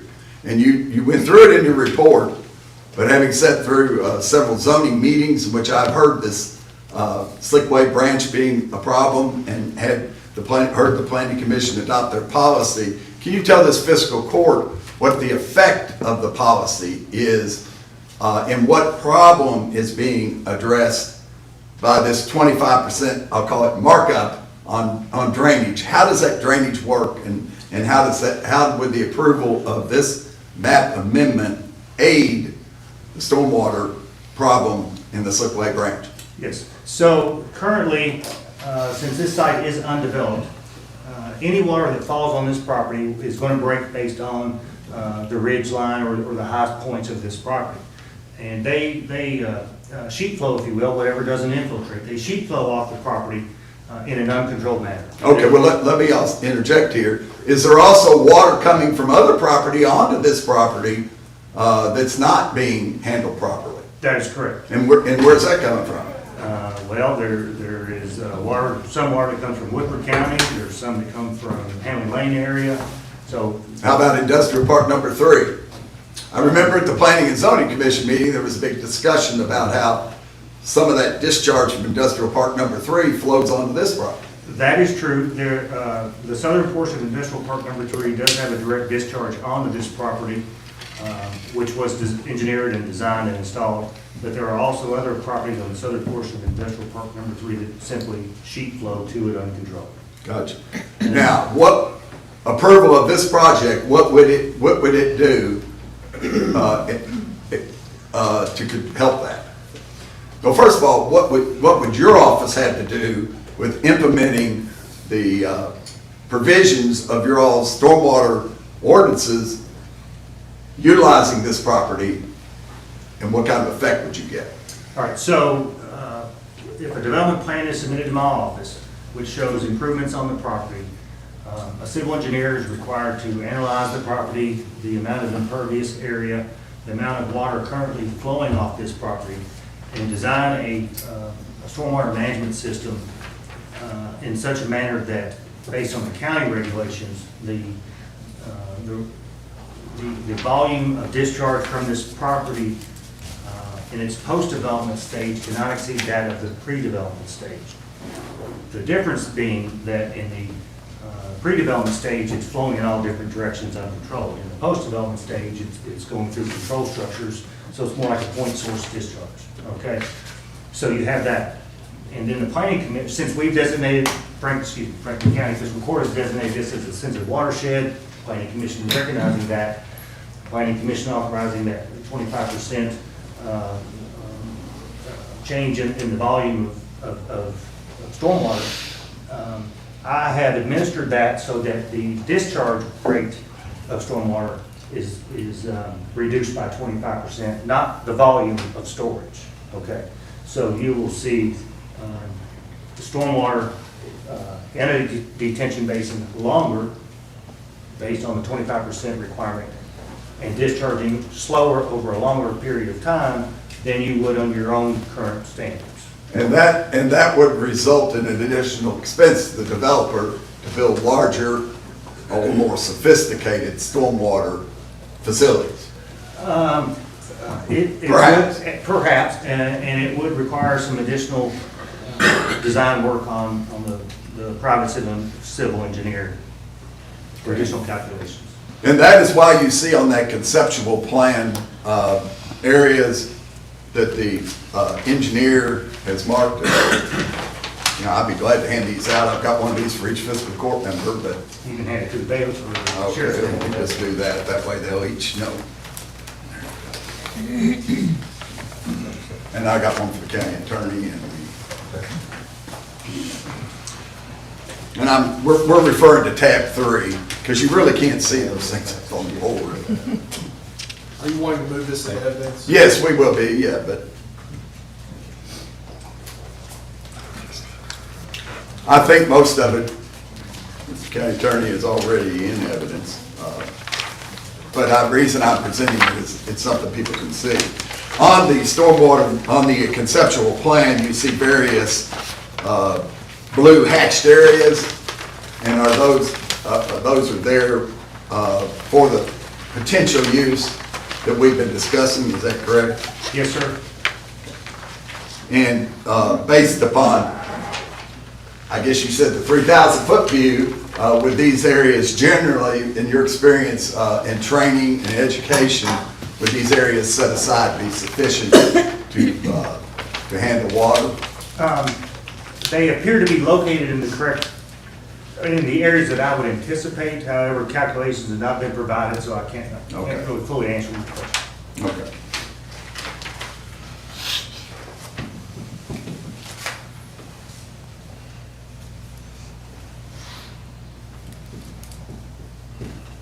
I think that's all I have. Your Honor. That's all? Yeah. So at this time, does anybody from the audience have questions for Mr. Hewitt? Okay, please come forward and state your name. Do we have to make sure everybody's sworn in? I've been sworn in. Okay. Good morning, Your Honor. If possible, could I use that map right there and permission to approach the bench, Your Honor? Please state his name. Oh, yeah, I'm sorry. I'm Tom Goddard. All right, thank you.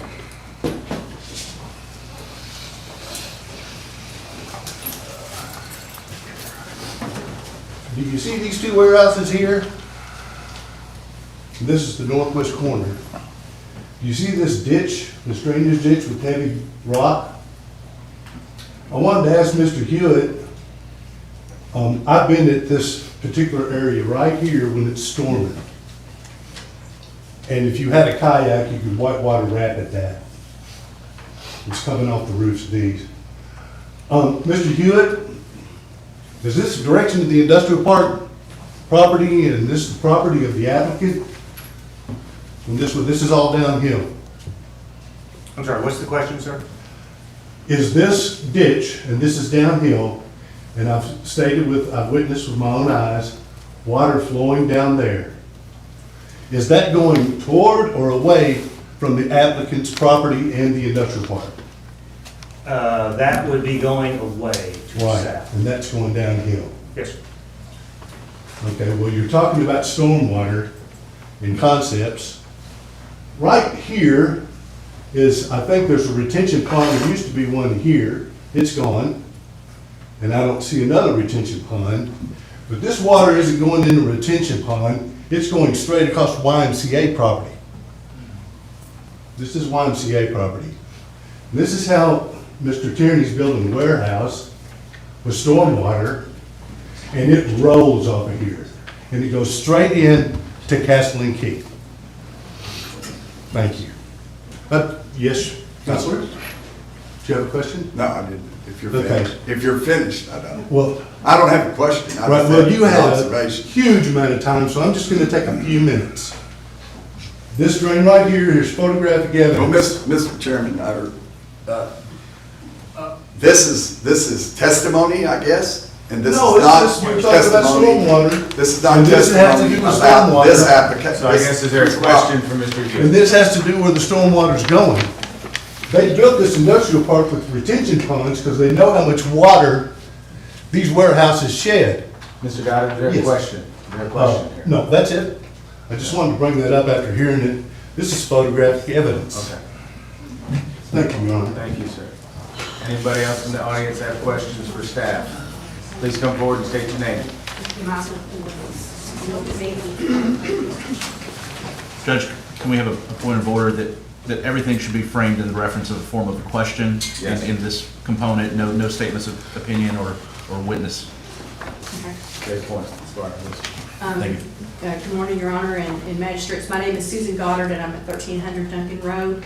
My question to Mr. Hewitt is, there was a February 21, 2020 letter that I referenced in the last meeting here that ended up causing the evidentiary hearing today.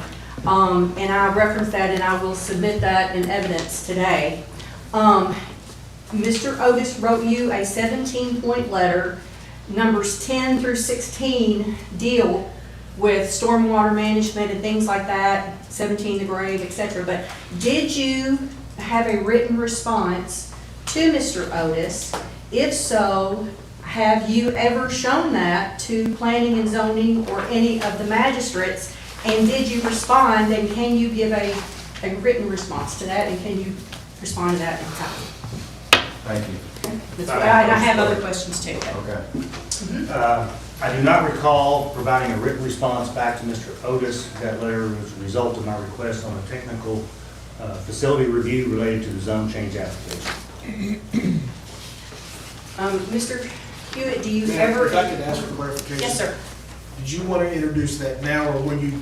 I actually want to introduce that into evidence now. When you speak, or now? It can be now, because I'm asking the questions to him and what was his response. And I also would like to know if either you or if anyone on your staff, the records clerk or anyone, had you ever, since it was 2020 and there had been several open records requests, why was that document, or to your knowledge, why was that document not submitted in the earlier open records requests? I have no knowledge that document was not submitted as part of that or any other of the series of open records requests pertaining to my case files on this item. It was not. For the record, it was not.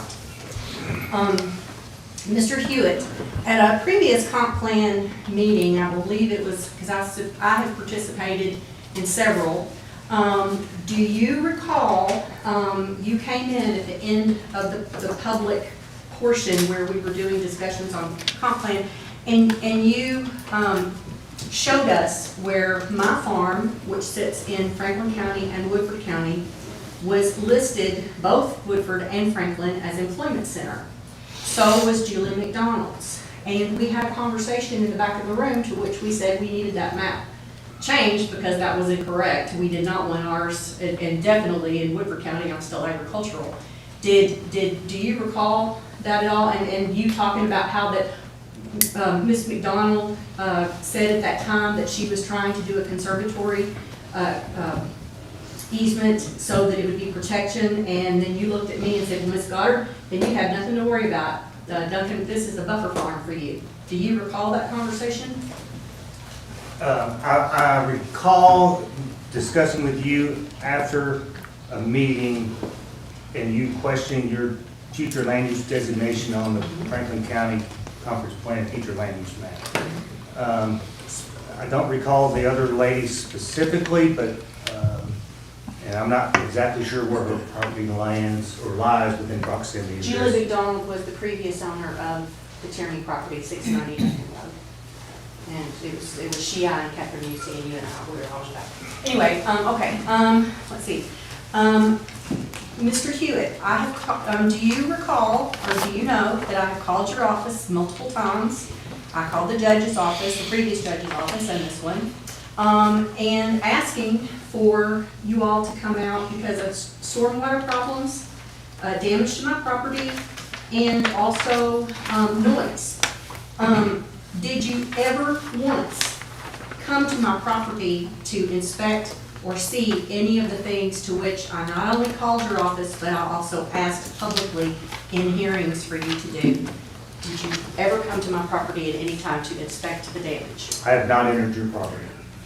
Okay.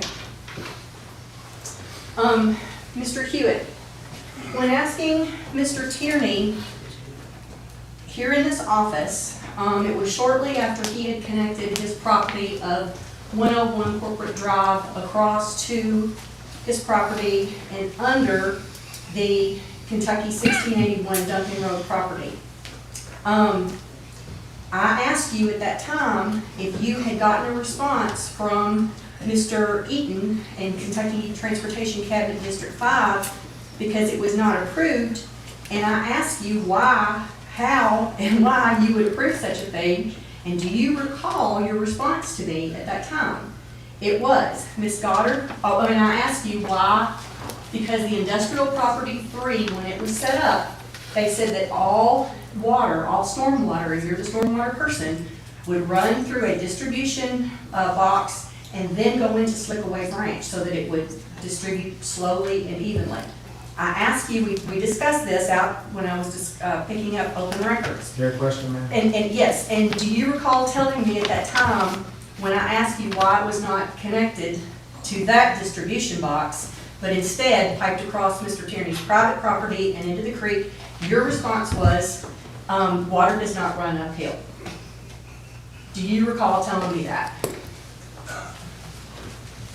And why I don't know would what you- your question is. You Well, covered so much, you lost me. Okay. Can you be more Yes, specific? yes. Can you be very short and to the point on Is your it, question? okay, is it common practice in your position to allow an industrial property to run a stormwater pipe across a private property and directly piped into Slickaway Branch, a protected stream, instead of going through a distribution box that was designated for industrial property?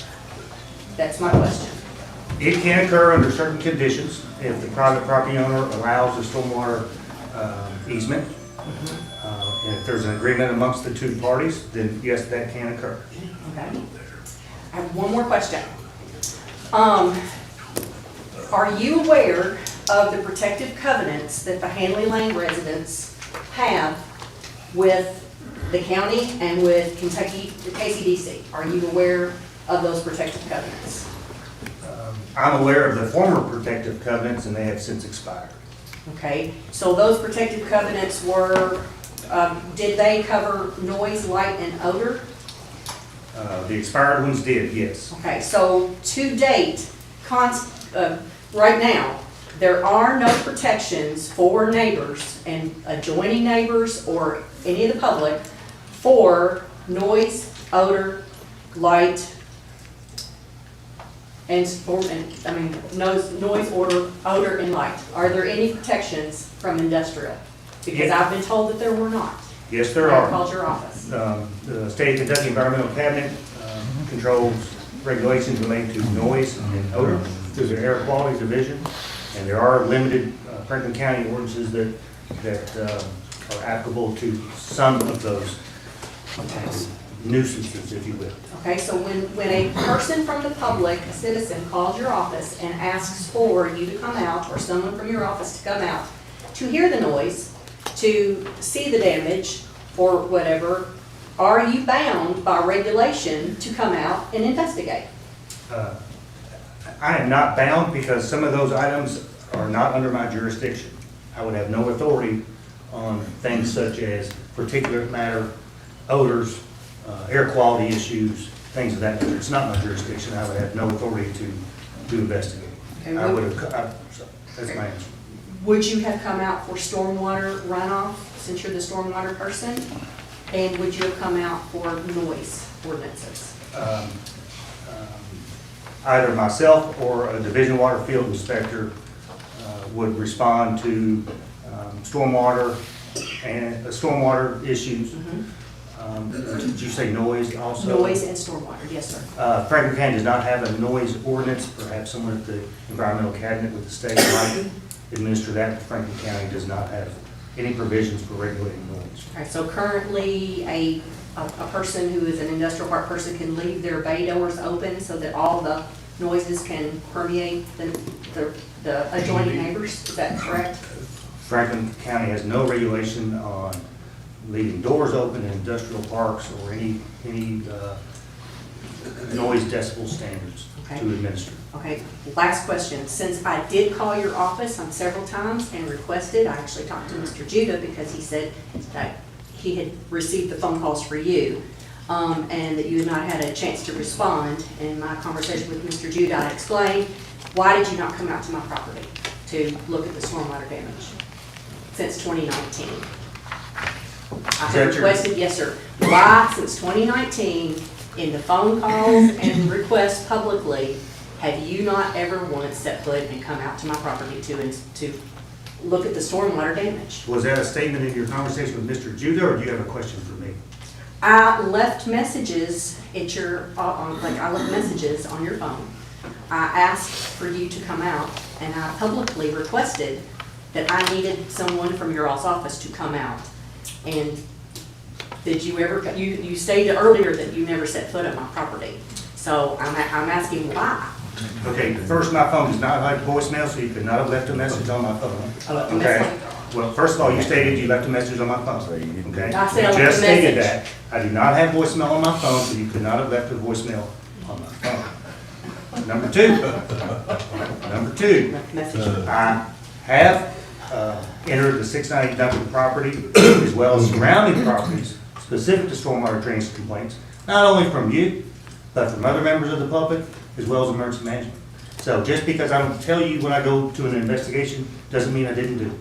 Okay, so did you? I'm not obligated to notify the public of an investigation that I'm conducting. Okay, so I left a message with the receptionist and with Mr. Judah, who said it was for you, it was designated for you. Did you ever get those messages? If it was given to my staff, I'm sure I did. Then why did you not come to my property? Ma'am, I'm not obligated to notify you or anyone else when I'm conducting an investigation. Thank you, Mrs. Goddard. All right, other questions? Please step forward. Please present your name. My name is Jack Garabedian, and I live on 1270 Duncan Road. I have a couple of questions, actually one question. What method did you use to the traffic study? Because from what I recall, the last time some of you were there, you had an individual standing there counting the cars. What did you use this time? The same method? Thank you. So, The question was about how traffic was assessed, I believe, in the most Yes, recent yes, updated traffic. yes. Okay. The one you said today. Okay, so that would be the February 2023 update, correct? What method? Okay, so that was performed by the traffic engineer hired by the consultant. And so therefore, I have no firsthand knowledge on the data collection. And perhaps that question would be better asked of the applicant and or his expert witness. Yes, sir. Thank you. Could I remind the court before we go any further, cell phones need to be muted, please, so there's no interruptions. Thank you for your question. Please come forward and state your name. My name is Chris Schimler. Thank you for the opportunity. Robert, I appreciate you setting out the requirements of KRS 100.213 about what you have to consider for a zone change as it applies to the comp plan. My question is whether you are aware that elected officials, not the Planning and Zoning Commission, but elected officials also have the discretion, if not the obligation, to also consider the merits of the application and the impacts to the community outside that statutory obligation of complying with the comp plan. I believe this body can consider whatever information and evidence is presented to them and weigh that accordingly. However, their decision on that is subject to the provisions in KRS 100.213. Yes, that's right, it is. I just wanted to reference, have you heard of the appeals court case, Hugum versus Lexington Fayette Urban County Government? It was an appeals court decision in 1999 that found that elected officials should be looking at impacts to the community and things beyond that KRS requirement. Are you familiar with that case? Not directly. However, that's the purpose of the comprehensive plan, to give that broad brush stroke so that that information can be considered. Great. And then my last question is, you brought up ag districts and submitted some information about the fact that this farm is currently not in an ag district. And it seemed like that was a way of saying that this farm is not agriculturally significant. So my land is in an ag district, and I've participated in and helped other people make ag districts. And were you aware that you don't have to have prime soils to be in an ag district?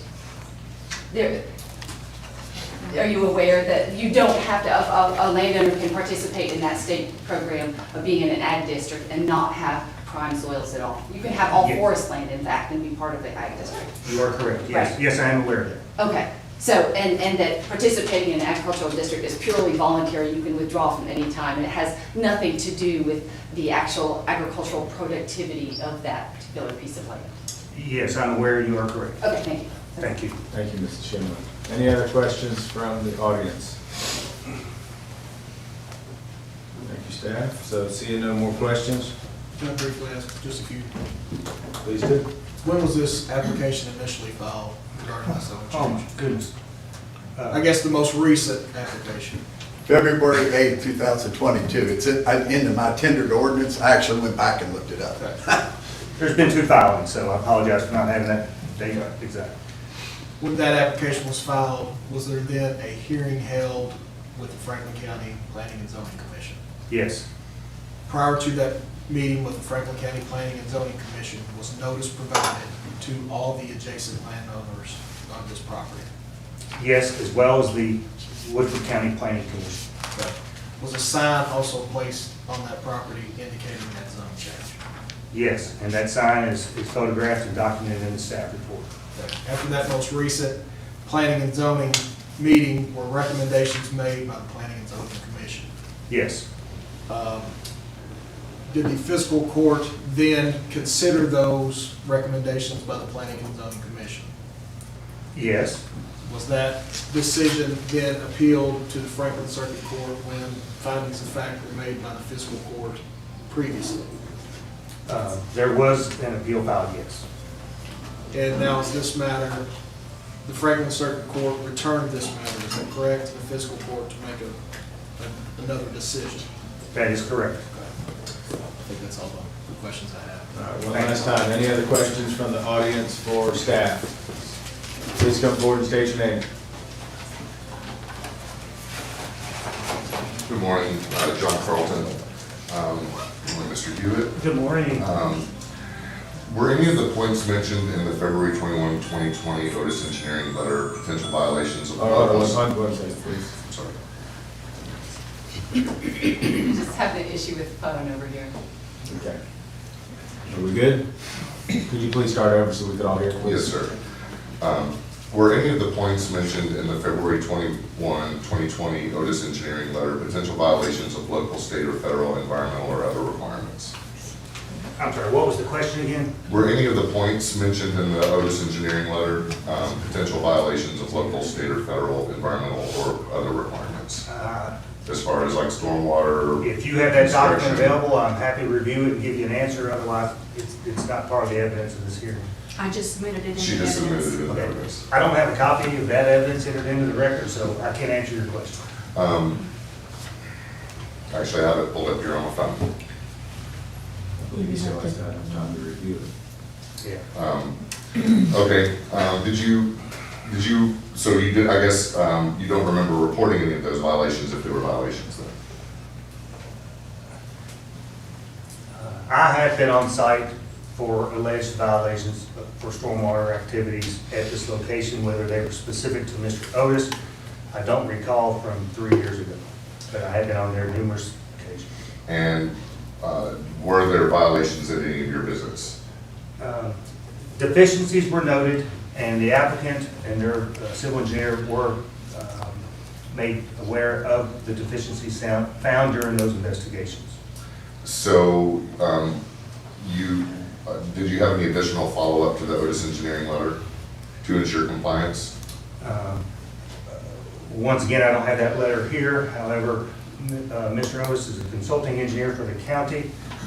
The administration of the stormwater regulations fall under my jurisdiction as a qualified stormwater inspector for Franklin County. So follow-ups were before, yes. Okay. They were, okay. Did HMB Engineering submit a land disturbance plan to you under the auspices of agricultural development? No, sir.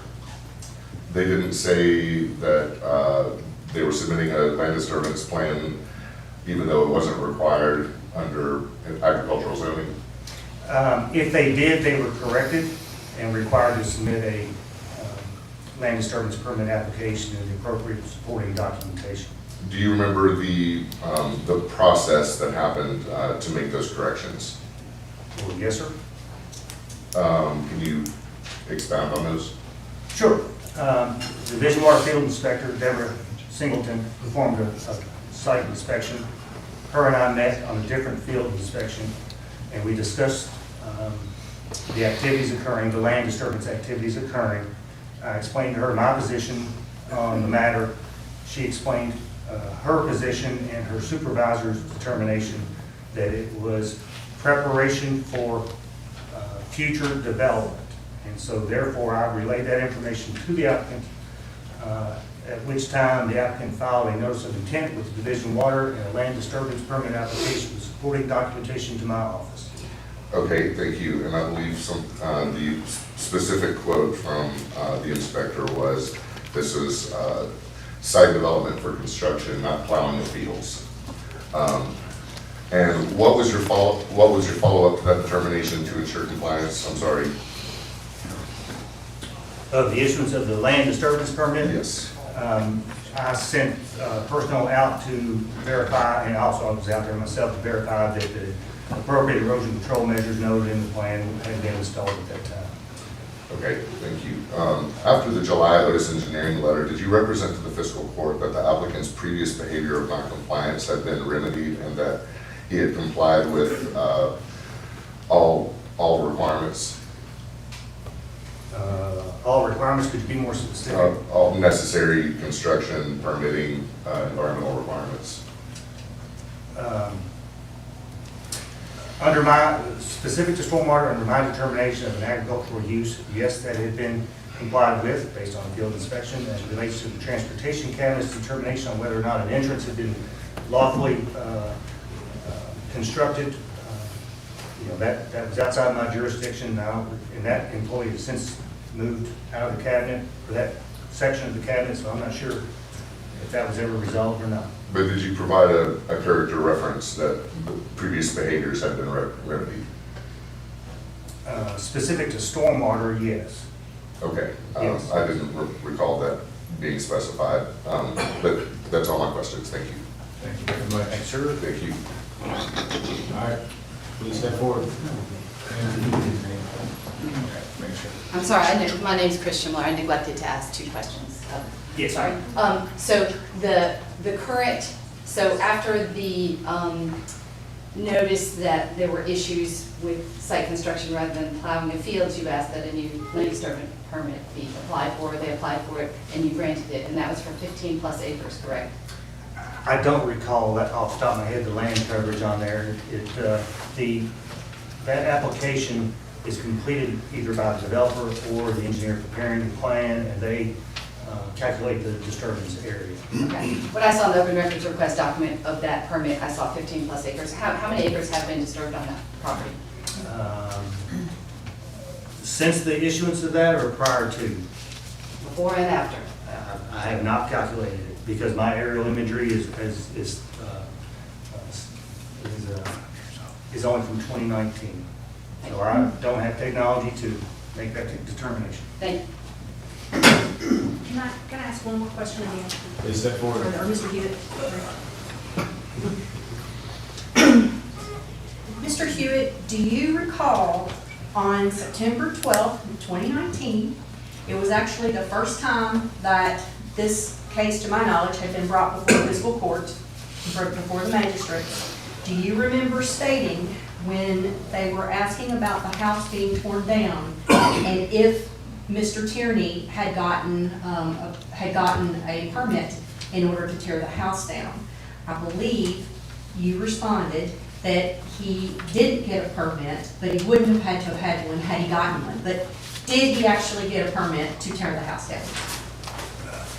So 2 questions in that testimony there. So I do recall the conversation, and no, a permit is not issued. Okay. My last part, in the part 2, I guess, or 3 of this, is when the house was talked about coming down, you stated to the effect of, not exact wording, but to the effect of, that you were too busy to oversee every shed, lean-to, and outbuilding or outhouse in the county, and you stated like 200 square acres or whatever. Do you recall a magistrate reminding you that we are not discussing a shed, lean-to, or outhouse, but we were discussing a historic home that had been built in the 1700s, and it was on the National Register? Do you recall that? Recall that statement? Because I have it recorded on cable too. Oh, I'm sure you do. If that statement were made, I don't know what magistrate said it, and I don't know what meeting it occurred in. It occurred at the September 12th, 2019 meeting where it was first discussed, and you made that comment. I just wondered if you recalled that, and do you still feel that way to this day? I do recall making the statement, and no, I cannot patrol 212 square miles all at once. Okay. And I'll testify to that today. Thank you. Any other questions before we close public comment down? I'm forced to ask one. Mr. Hewitt, this has been a long process. Ms. Goddard just reminded us that what goes all the way back into 2019. In your dealings with Mr. Tierney, in not only this development, or all the other developments he's done, has he been responsive to the request from your office concerning additional actions that need to be taken or questions that need to be answered? Yes. Have his engineers been responsive? Yes. And when you have requested them to take action, have they taken timely action? Yes. And would this include not only on the 690 Duncan property, which is the only property we're here to talk to you about, but because there's been some inference about Mr. Tierney's responsiveness, would this include all the other properties that he has developed in Franklin County?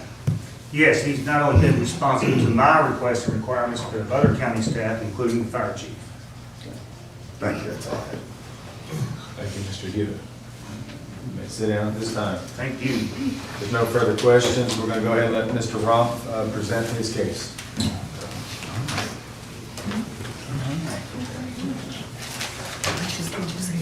I'm going to reserve comments and just go directly to my witnesses. How's that?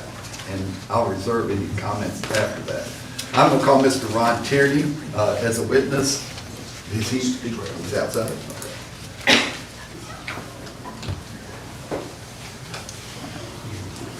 Do you want him to stand there? Or Please state your name. Ron Tierney, 2455 Lorenzo Way, in Lexington. Have you been sworn in, sir? Yes. Okay. Mr. Tierney, would you like to, if you could sit down there, I'll stand here that way. He's had a hip replacement recently. Could you, what is your position with Tierney Storage?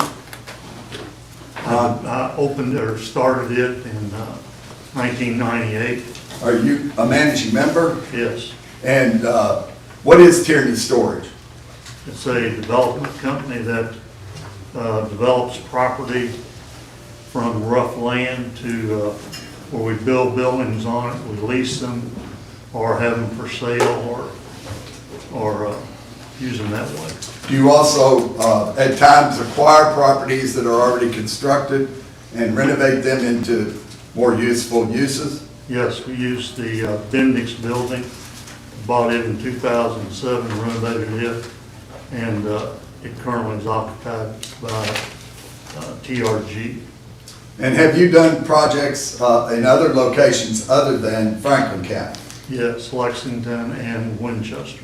And have those projects included building of streets, building of buildings, building of stormwater detention and retention facilities, and otherwise doing the construction management of those facilities? Yes. Do you have, who is the personnel of Tierney Storage LLC? My son Patrick and I are the principals in it.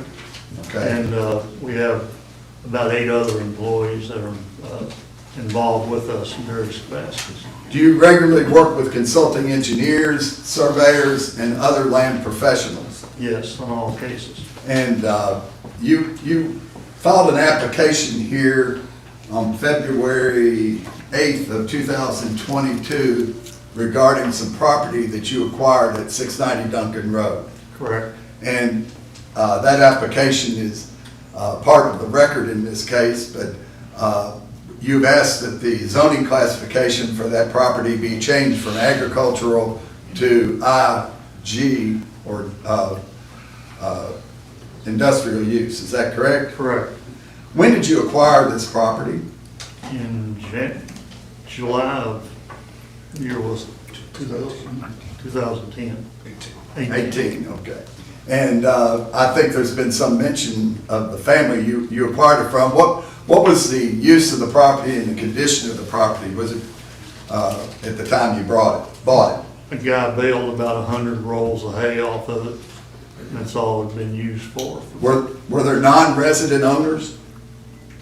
Yes. Were there anybody occupying this house that's been mentioned here? No, nobody's been in that house since, I think, 2000.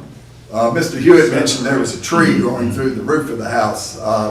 Was there other deterioration of the house? You could not go up on the second floor because it would probably fall in. Did you have the house surveyed by a professional remodeler as to whether or not it would be feasible to renovate the house? Yes, JWI Construction came down, evaluated, spent a half day in it, and came back and said, you best get that thing down or it's gonna hurt somebody. What is the property? I think, Mr. Hewitt, I don't want to be duplicative, but when you first viewed the property, what is the surrounding uses of the property? On the west side, it's all industrial, most of which we have developed. On the north side, it's an industrial park number 1. And the east side, I think, has 3 houses on it. I'm going to refer to a map that Mr. Hewitt displayed on the board. It's the existing Franklin County zoning map. When you first looked at this property, did you consult with that zoning map to see what the zoning was of the surrounding property? Yes, I did. And I'm going to refer now to tab 1 of the package that we passed out that Mr. Hewitt referred to, which is a future land use map of the comprehensive plan adopted by the Franklin County Fiscal Court, Frankfort government? Did you consult with that map concerning the future land use of your property? Yes, we did. And did you see that it was designated to be an employment center property? Yes, sir. Did you consult with the Planning and Zoning Office concerning those two findings and whether or not that it would be, I guess, useful or futile to apply for a zone change for the property? Did you work with them? Yes, we did. Did you ask them questions about infrastructure and things of that nature? Yes, I was familiar with the infrastructure because we built all along that infrastructure for You've heard Mr. 2006. You've heard Mr. Hewitt talk about the 24-inch water line that runs on the, I think it's the western boundary of the property, and then the 12-inch water line that runs along Duncan Road. Were you aware these were there? Yes, I was. In your development experience and expertise, is it unusual to find a piece of property of 85 acres that has that type of water service to it? Yes, the 24-inch line is unusual. It And- goes to the big tire up behind the. Is a 24-inch line usually installed by a utility to service a large industrial user or industrial user? Yes. And likewise on the sewer, did you make inquiry about the sewer? Yes, we were aware of it. We tapped into them 4 different occasions, and we're aware of its location.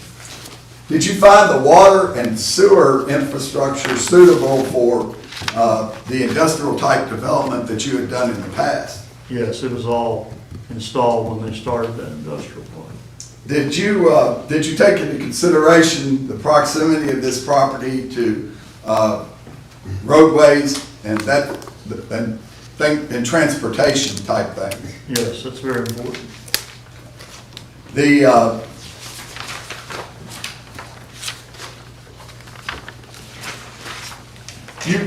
What did you do next? Did you consult with an engineer concerning the suitability of this property? Yes, we were in consultation with engineers from the very beginning to help develop it. Did they, is that typical that you would get professional experts to testify concerning the use of a property for industrial use? Yes, we also had borings done on the property prior to buying it to find out how far down the rock was in it. Is that important in terms of determining the suitability for building structures for industrial use? Yes, it is to me. And did you employ HMB to do a conceptual drawing for the property? Yes, we worked with And have you attached that as tab 3 in your submittal here today to the Fiscal Court? Yes, we did.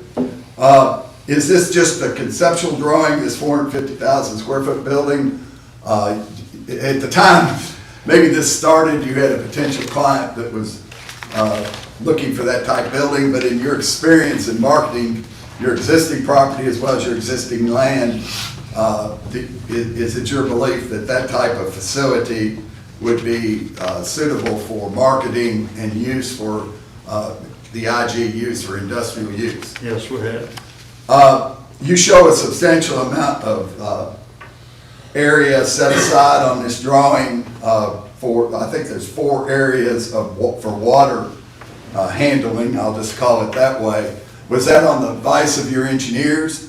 Yes. And was that based upon the topography of the property and to your knowledge, the size of the potential building? Yes. Okay.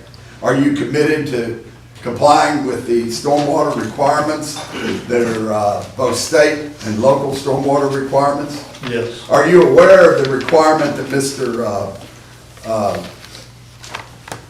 Hewitt mentioned about the 25% surcharge on management of stormwater that will come for this property? Are you committed to complying with that? Yes, we are.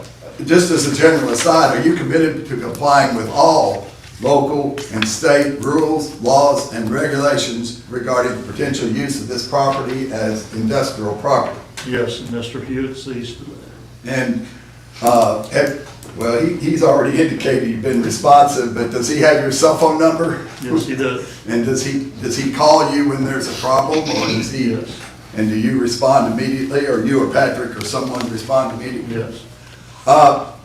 And there's on this conceptual plan, there is a considerable amount of green space, and I'll get into that more with Mr. Gregory, but are you committed to utilizing or to allowing green space on the property? Yes.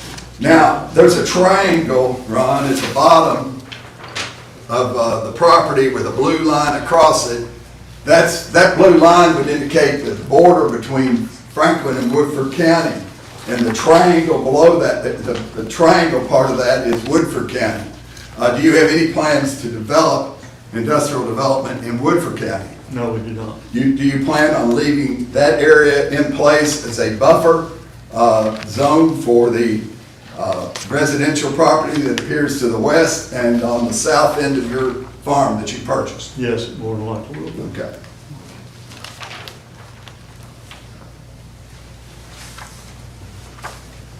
Now, in your experience, the comprehensive plan calls for the growth by design, and one of the things that's shown on this plan is connection of the roadway between Industrial Park number 3 and the roadway that you will build on this property. Did you acquire property in order to construct that roadway? Yes, we did. In anticipation of this zone change? Yes, on the west portion of the property, we bought a section from HT&A that we had sold them 3 years prior.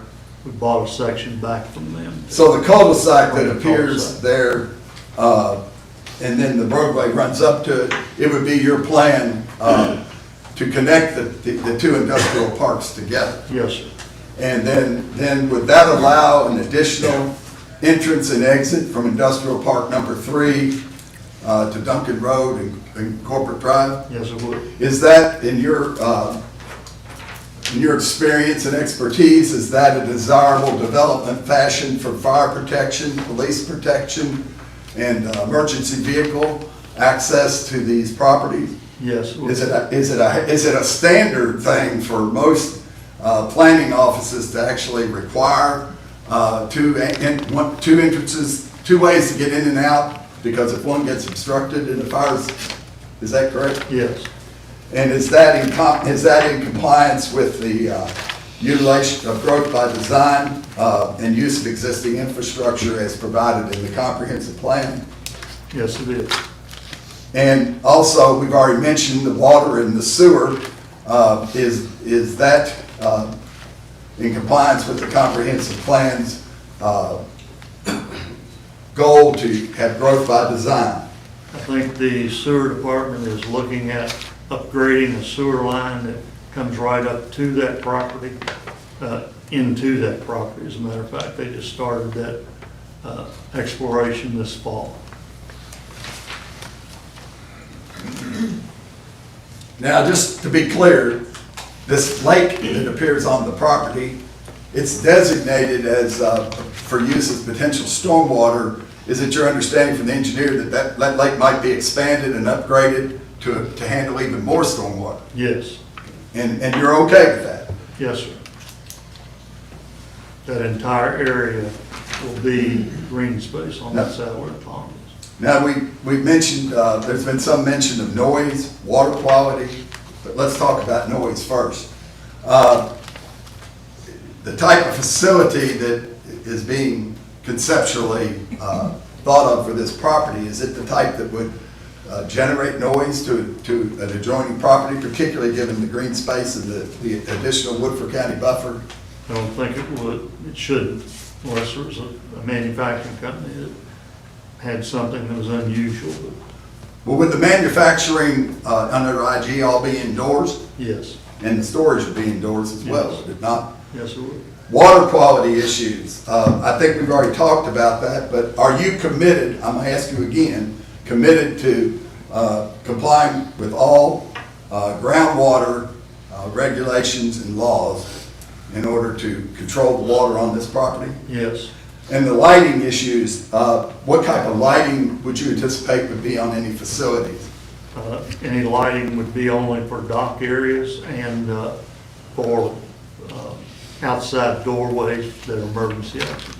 And so there would be no perimeter lighting or any lighting out in the green space or lighting over adjacent properties? No, Would you anticipate the roadway would be lighted? no, Would maybe the entrance to the property be lighted if they required it? yes. And now, you know, access to the property, there's been some discussion of that. Have you and will you, first of all, the Duncan Road is a Kentucky State Highway, is that correct? And have you been informed by your engineers that access to that highway is controlled by the Kentucky Transportation Cabinet? Yes, they've been in conversation with me. And will you comply with the encroachment permit process in the Transportation Cabinet to gain the access to the to Duncan Road and do whatever alterations, improvements, or whatever are necessary in order to connect this property to Duncan Road? Yes, and also to connect it to Fortune Drive up at the other. And have you commissioned a traffic study? Robert has mentioned that, but have you commissioned a traffic study with Diane Zimmerman? And she's going to testify, so I won't go into that, but is it your understanding that traffic study indicates that based on the conceptual planned use of the property, that no additional updates to traffic control and those matters would be necessary? Yes, that's what the fourth study indicated. I'd hate to ask you a question like, is there anything else you want to tell the court, but that's all the questions I have. Okay, thank you. Somebody else may have a question. So, Are you at a good stopping point? I'm finished with my questions, so You're done. if somebody else has questions, they can ask. I think now is good. Can Why I don't we just take- got like 2 or 3 easy, quick Can ones. we wait on that? I think we Absolutely. can break for lunch right now. It's perfect time. It's 12:22. Let's give it 30 minutes. 12:52, we'll come back in court. So I have a motion to recess. I move we recess until 12:20, whatever it was. 52. All those in favor say aye. Aye. All opposed, nay. We're in recess. Thank you.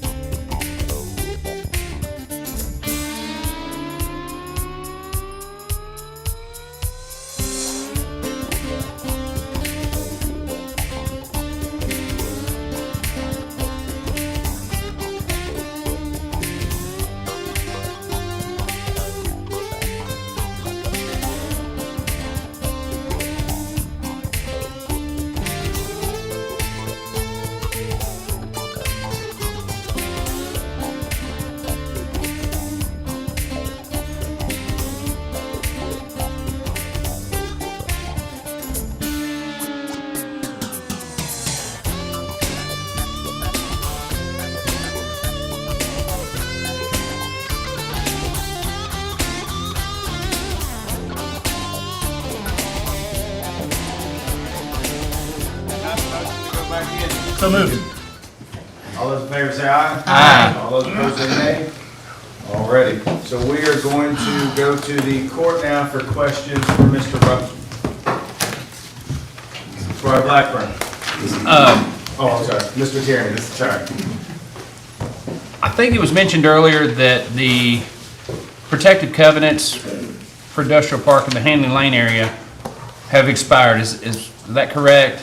Is there a vegetative buffer between Industrial Park 3 and the Duncan Road Farm or on that side of the industrial park that's existing? I don't think it doesn't buff, it doesn't butt that. It butts the YMCA property. But is there a vegetative buffer on that side of the industrial park at all? There's a ravine back there that you can't even walk down, so. Is there one in between the farm that you own now, the property we're talking now? No. And there's nothing that requires it, is there? We have 3 rows of evergreens down at the back, like where the PPE building is. Yes, sir.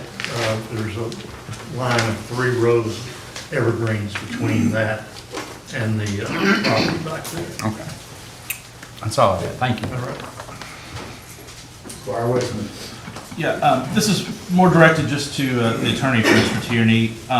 In your testimony just before lunch, you referenced that Mr. Tierney, at the time that this process started, had a tenant. Was that to say that that tenant no longer exists for this proposed structure or use of the facility? I think he could answer that. I think I know the answer, but I didn't mean to be testifying if I was. The only tenant had a farmer that mowed some grass and baled 100 rolls of hay up there. The previous owner had a tenant. That's what you meant. These are just 2 clarification questions.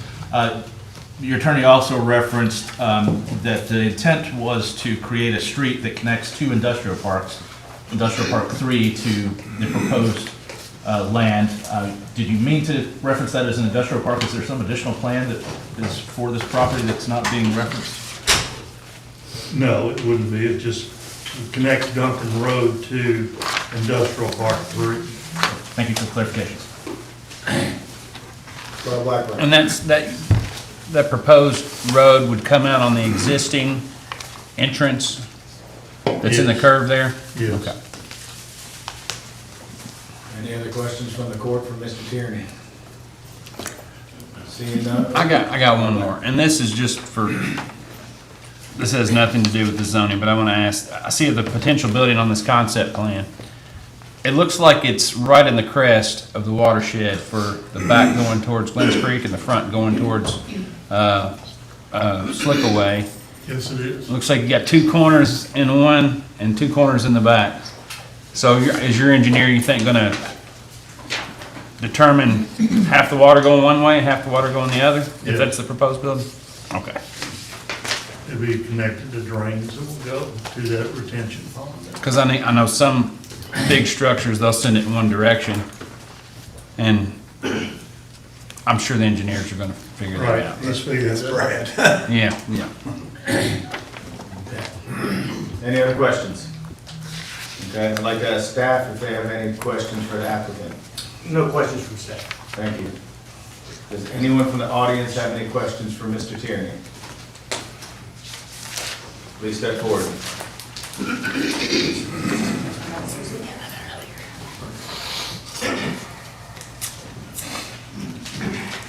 Susan Goddard again. Mr.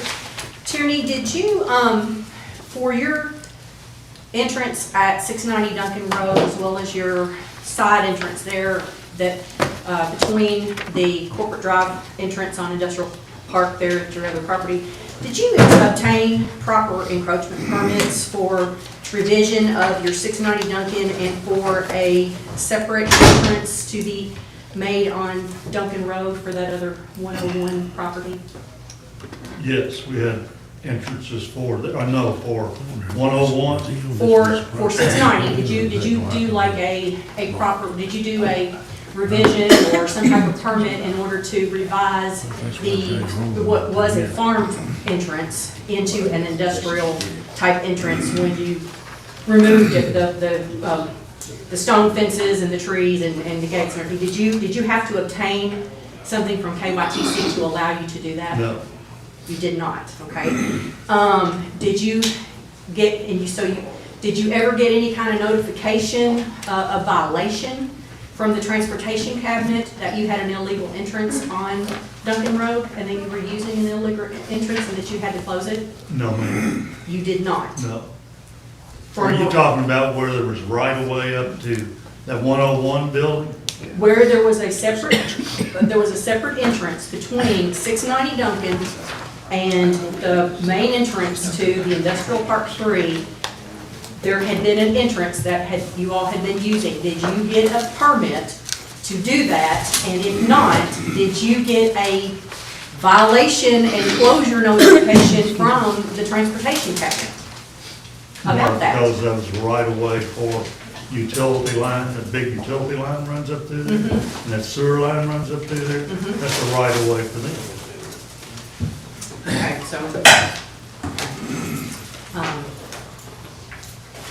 let's see, you talked about recently, just in your last statement, you talked about a pond on the property that you're getting ready to renovate. There's actually 2 ponds or reservoirs or retention basins or whatever that you have on there. The one that was existing, that was under the Army Corps of Engineers, which came out to your property, did they not, regarding a violation notice from me in 2019? Were you there when the Army Corps of Engineers came for the violation notice? I did talk with the Army Corps of Engineers. Okay, and it covered the front pond, correct? No. Have you talked to the Army Can he Corps? answer the question before he Yes. gets interrupted? Well, he just did. He Well, said- I think you interrupted. Okay, sorry, Miss excuse me, Evans. excuse me. Please answer the question, all that. Go ahead, I'm sorry. Yes, I did meet with the Corps of Engineers. Okay. Did you meet with the Corps of Engineers, or did you have an engineer build the current retention basin pond that is on the back part of the property that is built on my fence line? Did you have that? Did you build that? Who built that pond, first of all, I guess? We built that pond. You did yourself? And, yes, and there was used to be a water tank back there, there's a wet spring right in that valley. So we built that pond because we knew that wet spring would keep water in it. And it's got fish in it, and it's a recreation area. Okay, the new one, it has fish in it? Yes. Okay. It's got a fish feeder. Have you witnessed, or are you aware that that pond that you just built is flowing over into my property with water and silt on my farm road? Are you aware of that? Are you aware that there was always water coming down that? Because that's a spring there, wet spring. Sir, I've been there Continually puts water out. No, sir, okay. I've been there 35 years and we've used it 35 years constantly. Thank you. Yes, ma'am. Okay, any other questions from the court or from the audience for Mr. Tierney? Please step forward.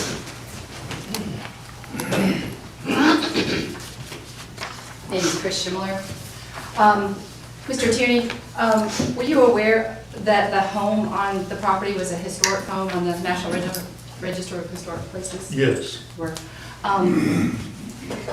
With that designation, can you appreciate that that home carried a lot of value to the community with the history and the stories that it could tell, that it was important to the community? And it's a shame somebody didn't put some money in the roof of it so it wouldn't have fallen. Are you aware that, can you answer my question? Are you aware that the community could have put money into that facility to protect the roof that was kept? But they didn't, so it was falling in. Judge, it was an unsafe structure. Okay. I'm not contending that at all. I'm just asking you whether you're aware that that home meant a lot to the community. Oh, yes.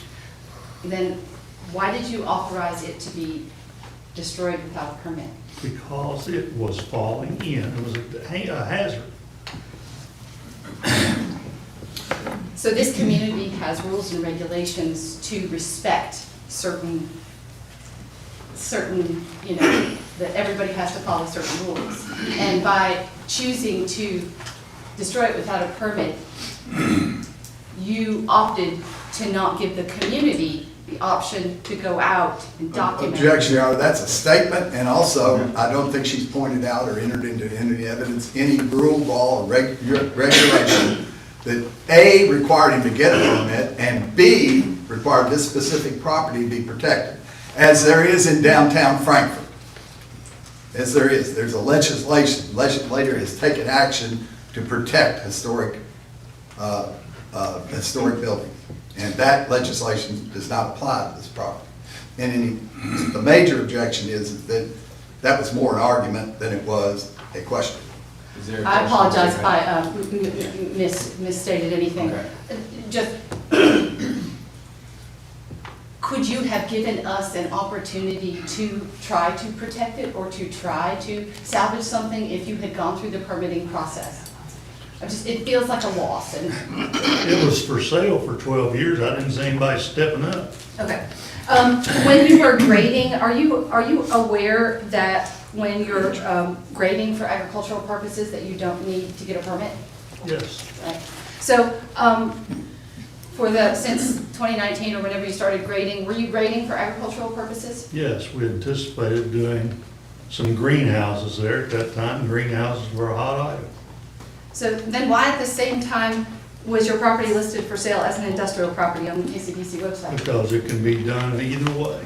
The same pad for a greenhouse as for a warehouse or manufacturing. So you can have it both ways. Thank you. All right. Can I ask you a question? Please step forward.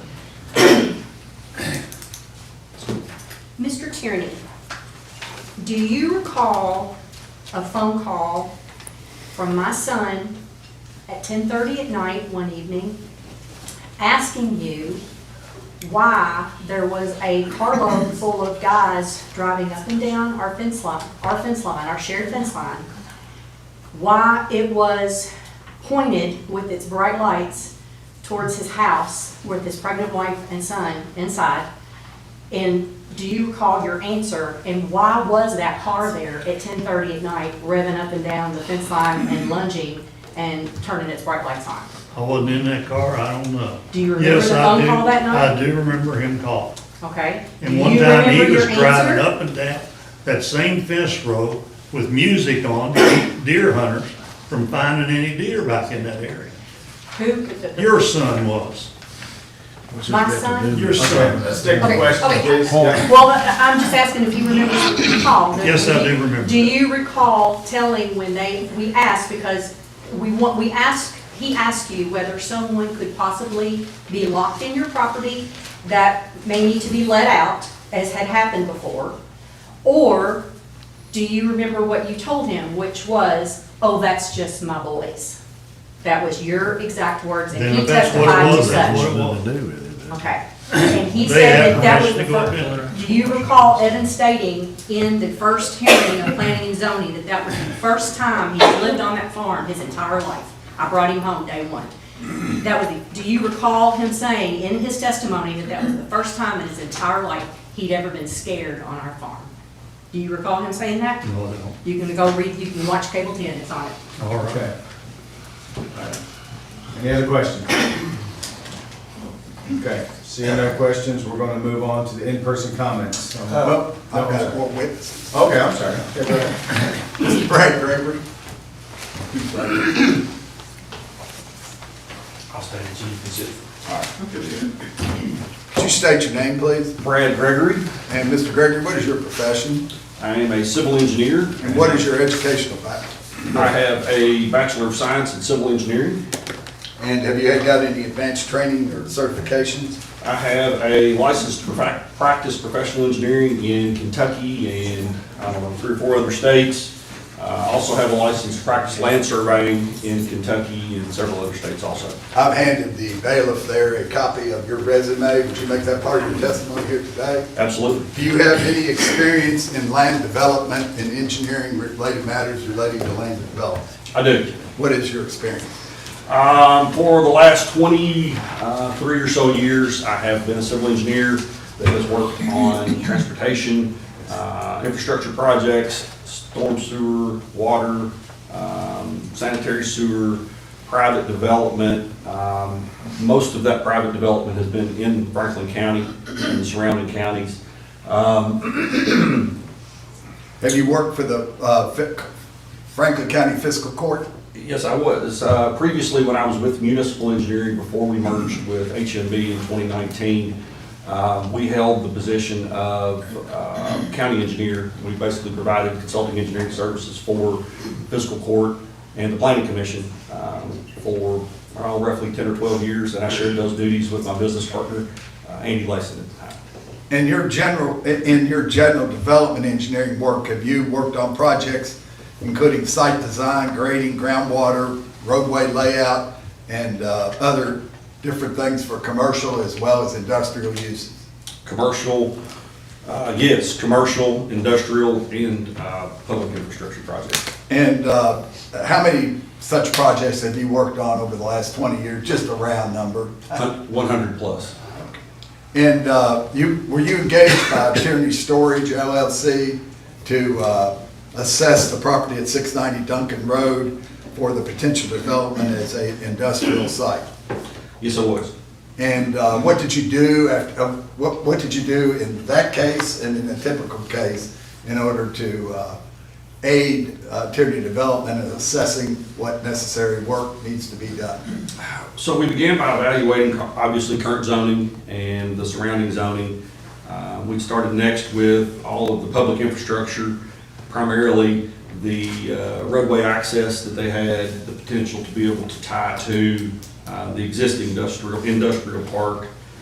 We also met with and discussed with local utilities, being the plant board, and the Frankfurt Sewer Department about access to that infrastructure, and also evaluated the geotechnical work that Mr. Tierney had conducted from another sub-consultant or another engineering consultant had done some drilling at the site. We evaluated that.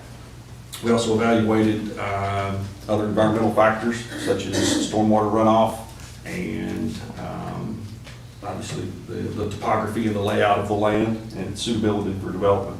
Did you work with Mr. Tierney concerning the development of a conceptual plan for the property? Yes, sir. And was that conceptual plan, I guess, revised a couple of times with the final revision made in February of 2022? That's been admitted, I think, into the record by Mr. Hewitt, but it's also included in tab 3 in this middle that we made. Is that correct? Yes, sir. So you're the author of that plan? I am the author of that Tierney Farms 690 Duncan Road conceptual plan, February 2022. In putting this together, you obviously mentioned you did consider the adjoining properties because you have included on this plan a roadway. Did you also consider the zoning of those additional properties and the uses of those properties? Absolutely, yes. Did you consult any outside mapping sources like groundwater mapping and calculations and karst maps and those types of things? Yes, sir, I did. And were all those included in your analysis in order to put together this conceptual plan? Yes, sir. Did you look at the entrance onto Duncan Road and make some sort of analysis of what would be necessary in order to build the type of entrance that would be necessary to incorporate the use that the map amendment would allow? Yes, sir. And tell the court basically what that analysis was and what you as a professional engineer would do on behalf of Tierney Storage. We worked with several different permit engineers from the District 5 office out of Louisville, and sometimes they've been out of central office here in Frankfurt, but that's with the Transportation Cabinet about any of the modifications that were made at that entrance. There is a culvert under Duncan Road there that's a state-owned culvert, and the current entrance that was there was somewhat impacting the negative performance of that culvert, as there was an entrance there that had very poor sight distance due to all the overgrowth and the stone entrance that was there. So we worked with the Transportation Cabinet to move that, basically sort of reorient the direction at which that entrance came in. It came in at a very severe skew when it was a farm entrance, and so what Mr. Tierney did was sort of realign that where it comes in at a 90-degree angle, providing the most optimal intersection sight distance, basically. When you went to pull out of there before, you couldn't see when you were pulling out. Now you can, and you can see all the way around the corner. I will mention that there was an entrance that was brought up previously that was a utility company that was accessing the road, and they thought, the transportation cabinet thought that was Mr. Tierney. They asked him to close that. He said, well, it's not my entrance, that's the utility company doing that. And as soon as they're done, I will block it off permanently, which he did it out of his own pocket, wasn't required to, it had nothing to do with his development. It was a utility company accessing it. As soon as they were finished, he put some barricades up where they could no longer use it.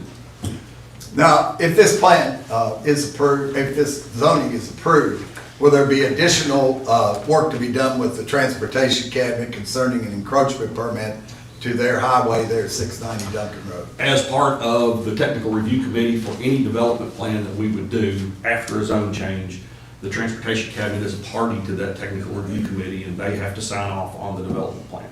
It's absolutely required. I might also ask this, in your experience, were you involved with a lot of the projects in the development of Industrial Park Number 3? I've been involved with, I would say, 50% of the development of Industrial Park Number 3. One other thing was, back when Duncan Millville Road was widened back in the 2000s, I was involved in that endeavor also. And I would say that most of that development in Industrial Park 3, that industrial park was something that was undertaken by the county or whatever, our quasi-governmental agency that we had that administered that. And until a couple of the folks that came in there, like Mr. Tierney, it would have been completely undevelopable. It was impossible to develop. They were the only ones that had the means, the capacity to be able to do something useful with that land, whereas it was before it was a mess. As a part of your process, did you review a survey that Mr. Tierney had of the property done by Jared Stevens? I did. And did that form the basis of the boundaries that you have used on your conceptual plan? And also the Franklin, Woodford County line, those things? There was an extensive survey done by Mr. Stevens to establish the county line. I know that for a fact. And yes, I used his boundary survey for everything else as the basis of our development or concept plan. Now, in putting together this concept plan, you have some areas there that are hatched in blue. What are those areas and what are they for, and how will they relate to the development of the property in the event that this court should approve the map amendment change? There's been a lot of talk about runoff and a lot of talk about the fact that water sheet flows off of this property, but it is not existing. Water very rarely ever sheet flows for very long before it starts to concentrate into a small shallow channel, then a larger ditch, larger stream, river, so on. So there's primarily 5 major drainage divides that leave this property. And typically that's where you're going to want to put your stormwater control structures. Is before it leaves the property, you put some sort of a stormwater control structure that you're going to slow it down, retain it for a short period of time, and release it in a controlled fashion. So the only drain that we don't have anything showing up on currently is in the section, or drain that we have a water quality basin in, would be in Woodford County, and that'd be in that small little Woodford County triangle, because the applicant has tried to do everything he could to not do any development in that section. So, but yes, we evaluated the site, looked for all the potential places for stormwater to leave the site, and that's where we've identified these basin areas. So the developer has testified that he plans to leave that Woodford County property zoned agriculture and not development, and that is what your conceptual plan shows as well? Yes, sir. Did you,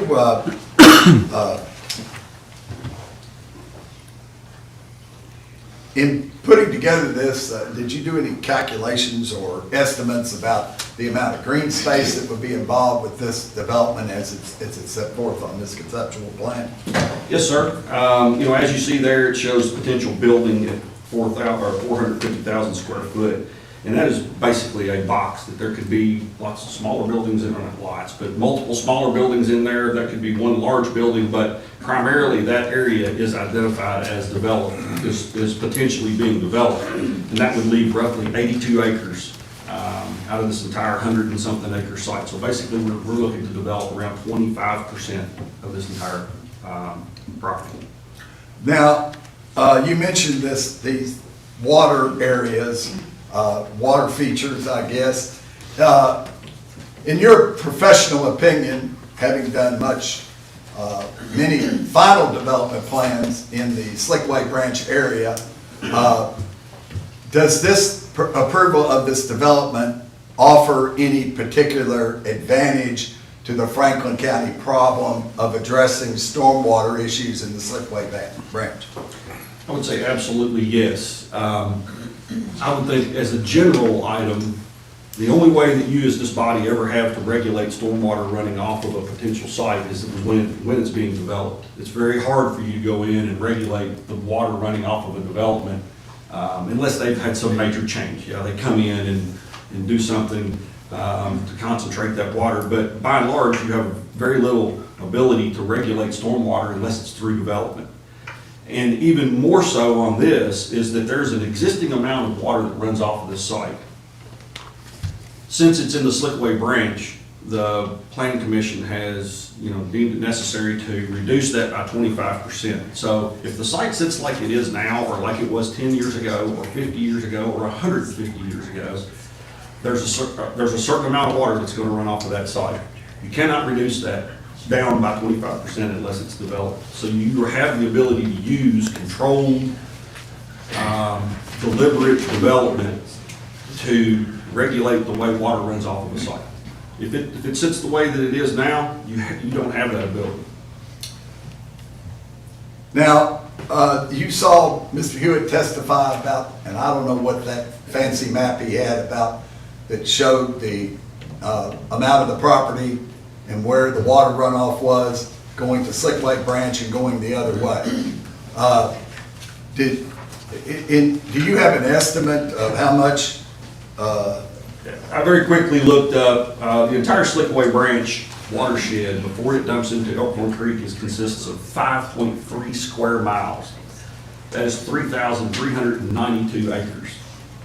If our entire site ran into that, which it doesn't, we would only be 2.4% of the entire Slickway drainage divide. And I would add that there's been a lot of discussion about another drainage divide that went toward the Castle and Key. And I did some calculations on that one too a minute ago. And that one was out of, I know what it was. It's 315 acres there. If you took the portion of our property that's going there, it's less than 20 acres. So whatever that percent would be, basically with 20 acres of that entire 315 acre drainage divide.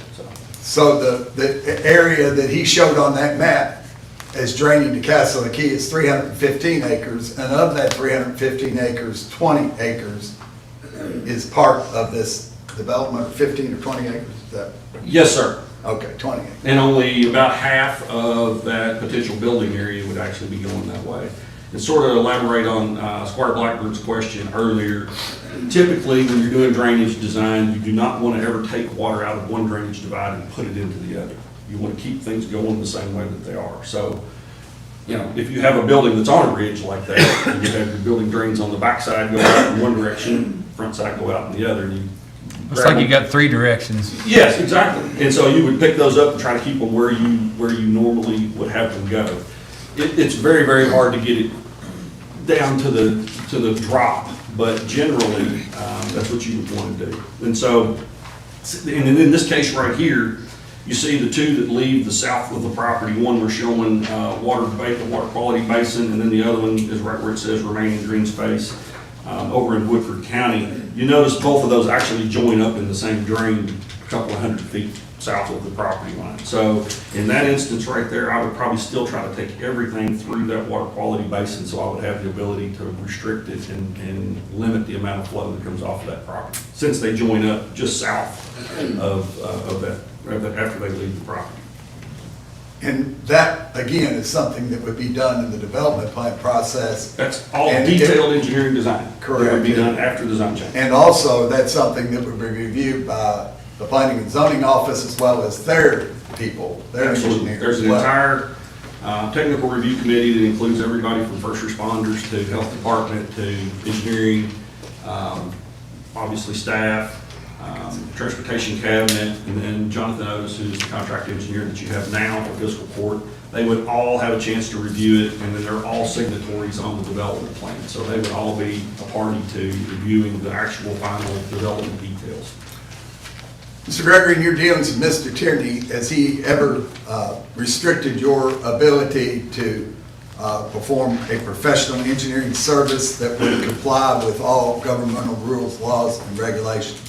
He has never restricted me. And has he always, when someone has complained to him, well, I guess you wouldn't know whether it was always, but has he on numerous occasions contacted you to get your professional advice about how to act on matters such as the dam, or matters such as the entrance, or as matters such as that other things that relate to the stormwater, or the grading and all of that? Has he always contacted you? I can't say always, but he has contacted me a lot. And has he ever refused to take the action that you advised him to take concerning, for instance, getting a permit or? No, he has not. And then there has been instances where I have been contacted instead of him. And when I have notified him, he has made whatever corrective action was requested. That's all. All right. So at this time, does the court have any questions for Mr. Gregory for our listeners? Mr. Gregory, in your testimony just now, you made a statement that from your familiarity with Industrial Park 3 being previously undeveloped, that Mr. Tierney is the only developer who could develop the property. So, I'm sorry, go ahead. Is your reference there, will you admit that is subjective? I said he was one of a few that had the ability to develop, but it is subjective. But there's, yeah. Thank you. Any other questions from the court? Squire Blackburn. Yeah, Mr. Gregory, you said 25% of the entire area. Is that including the Frankfort and Woodford County acreage? Well, so if you could see on my map,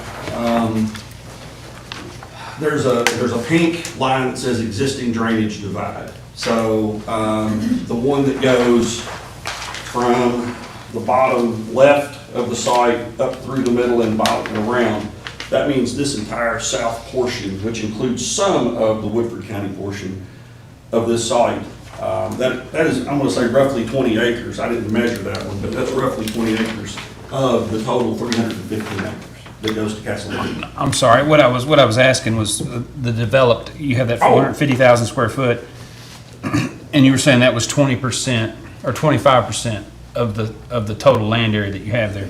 Is that including the 30 acres or so that's in Woodford County, or is that just in Franklin County? No, what I'm saying is this portion that includes some of Woodford County, that entire thing would be about 20 acres. That part of the drainage area would be about 20 acres of this total 315 acres. I think we're on two different things. Yeah, I think so. So, I mean, some of the potential 450,000 square foot. I'm not talking about runoff, I'm saying the developed area that's in the concept plan is 25%. Is that 25% of the total area of the 100 and so acres? Or is that? Okay. Now, the potential for developed area is really only this 450,000 square foot area in addition to the proposed street. And that's 25% of the 83 acres or so? I don't know what the percent is. Okay. I was only saying that 20% of the drainage. Of the drainage. Nothing to do with the entire. I was saying that the only potential that we have to affect this 315 acres is about this 20 acres site that we have here. Right, that makes sense.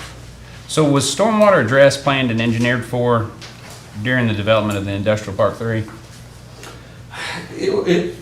Unfortunately, when the original Industrial Park 3 was developed, that we didn't have very strict stormwater standards. Typically, you'd want to do it in a regional fashion, where you would have one basin that handled lots of individual properties. That way, you're not having to worry about each individual property owner maintaining their basin, making them work correctly, designing them the same. So in that sense, there wasn't much drainage that I'm aware of that was done back then. So since then, individual sites have either combined to do small regional basins, or they've been required to do individual basins. You can see in my development plan, or my concept plan here, Just to the north of the three HTNA buildings, that's a large detention basin there where you see the rock line ditches going through it. That was something that was done for the development of those buildings. And then other buildings that are being done out there, they're having to do their own basin. But then you have like the whole Department of Agriculture up there.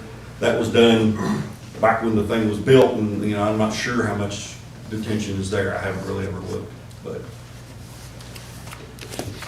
Yeah, because, you know, this is in my district, and it's a huge concern to me.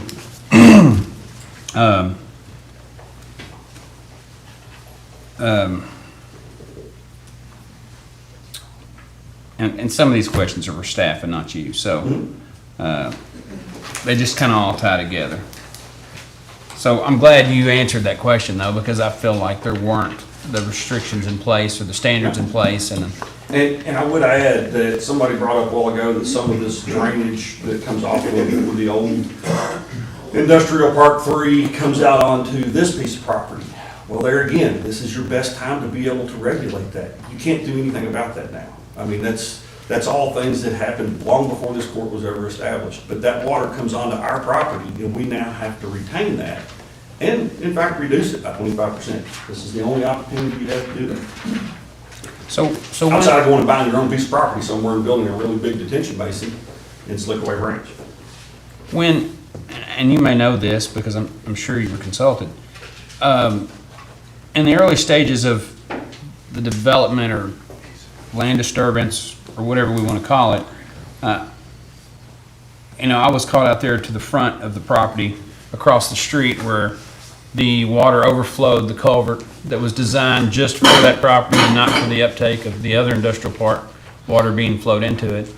And it eroded, and we had the supports holding the guardrail up just dangling. Did the county or the state or did Mr. Tierney fix that? Mr. Tierney actually fixed most of what was on his side of the right-of-way there, just to stabilize that. And that was long before any of the problems, you know, or any of the things associated with this entrance. That was things coming off of the other side. That pipe under Duncan Road has been a problem for the state as far as maintenance is concerned. It's not a capacity issue. It's old, and the bottom has rusted out of it. And so Mr. Tierney actually went in and fixed the inlet side of it, which should be what prevents it from ever overtopping again. Wasn't part of any of his development. It wasn't part of anything else. He was just trying to help, and the state was appreciative. Coincidence. I'm sorry? It was a coincidence the pipe was eroded. Because, I mean, at No, that time... the whole bottom of the pipe is rusted out. Right. I mean, we don't produce acidic. I climbed up in it. I'm just telling you. So, yeah. So I was in it. I looked at the things over, and it coincided with the time that he started developing that area. And you know, Duncan Road didn't flood before Industrial Park 3, and it does now. So if this passes, I'm hopeful that this is the utmost of importance. Absolutely. Because it flows all the way into the backside of the country club. And I've had meetings with the Secretary of Transportation where they say it's not a transportation issue. But when you have 300 households that can't get a fire truck or an ambulance, that is a transportation issue. So that's something I'm very concerned with. Thank you. Well, like I said, I would add to that, this development is only about 2% of that entire Slickaway development, or Slickaway drainage divide that goes through the country club and that area. So. Any other questions from the court for Mr. Gregory? Just quickly, Judge. Mr. Gregory, could you give us an approximation of the amount of land, a portion of the property, the subject property that has been disturbed at this point? We heard some testimony of about 15 acres that were originally intended. I would say roughly, I could give you a very, very rough estimate, but it's going to be something probably pretty close to that 450,000 square foot. Which is about 10 and a third acres. Yeah, that's what I was getting ready to do the math. So I would say, you know, in that 10 to 15 acre range. Out of the entirety of the... entirety of 100 plus some acres. Yeah. Okay, thank you. I have one more question. Are you aware of you are aware, Mr. Heward testified about the sewer capacity on the property? Yes, sir. And that's all correct, is that correct? Yes, sir. Are you aware of any sewer improvements that the Frankfurt Plant Board is undertaking right now that would have an impact on this property? Yeah, the Frankfurt Sewer Department is actually currently designing an entirely new sewer line that would run from Castle and Keys property. It's primarily to serve them, that will come up and provide public sewers. And actually, Mr. Kearney had been in negotiations with Frankfurt Sewer Department to donate the land that they were going to have to require to construct this entirely new sewer line from, their plan is right now to construct it from coming onto the south side of the property, all the way along the entire property line and tied in at the Duncan Road section. And that is primarily just to provide sewer service to Castle and Key and some of that area down there. Would there be a pump station located in Franklin County, or? No, the pump station, I think, would be, I don't know the details of their design. They've just been coordinating with us on the alignment to make sure that they stay out of the way of any potential future ever development on our property. Would that increase the size of the capacity or diminish the size? They are, so there's already a 12-inch line that runs along that northwest property line. I think it's a 12-inch line, or maybe 8-inch. And they're talking about making this one a 24-inch.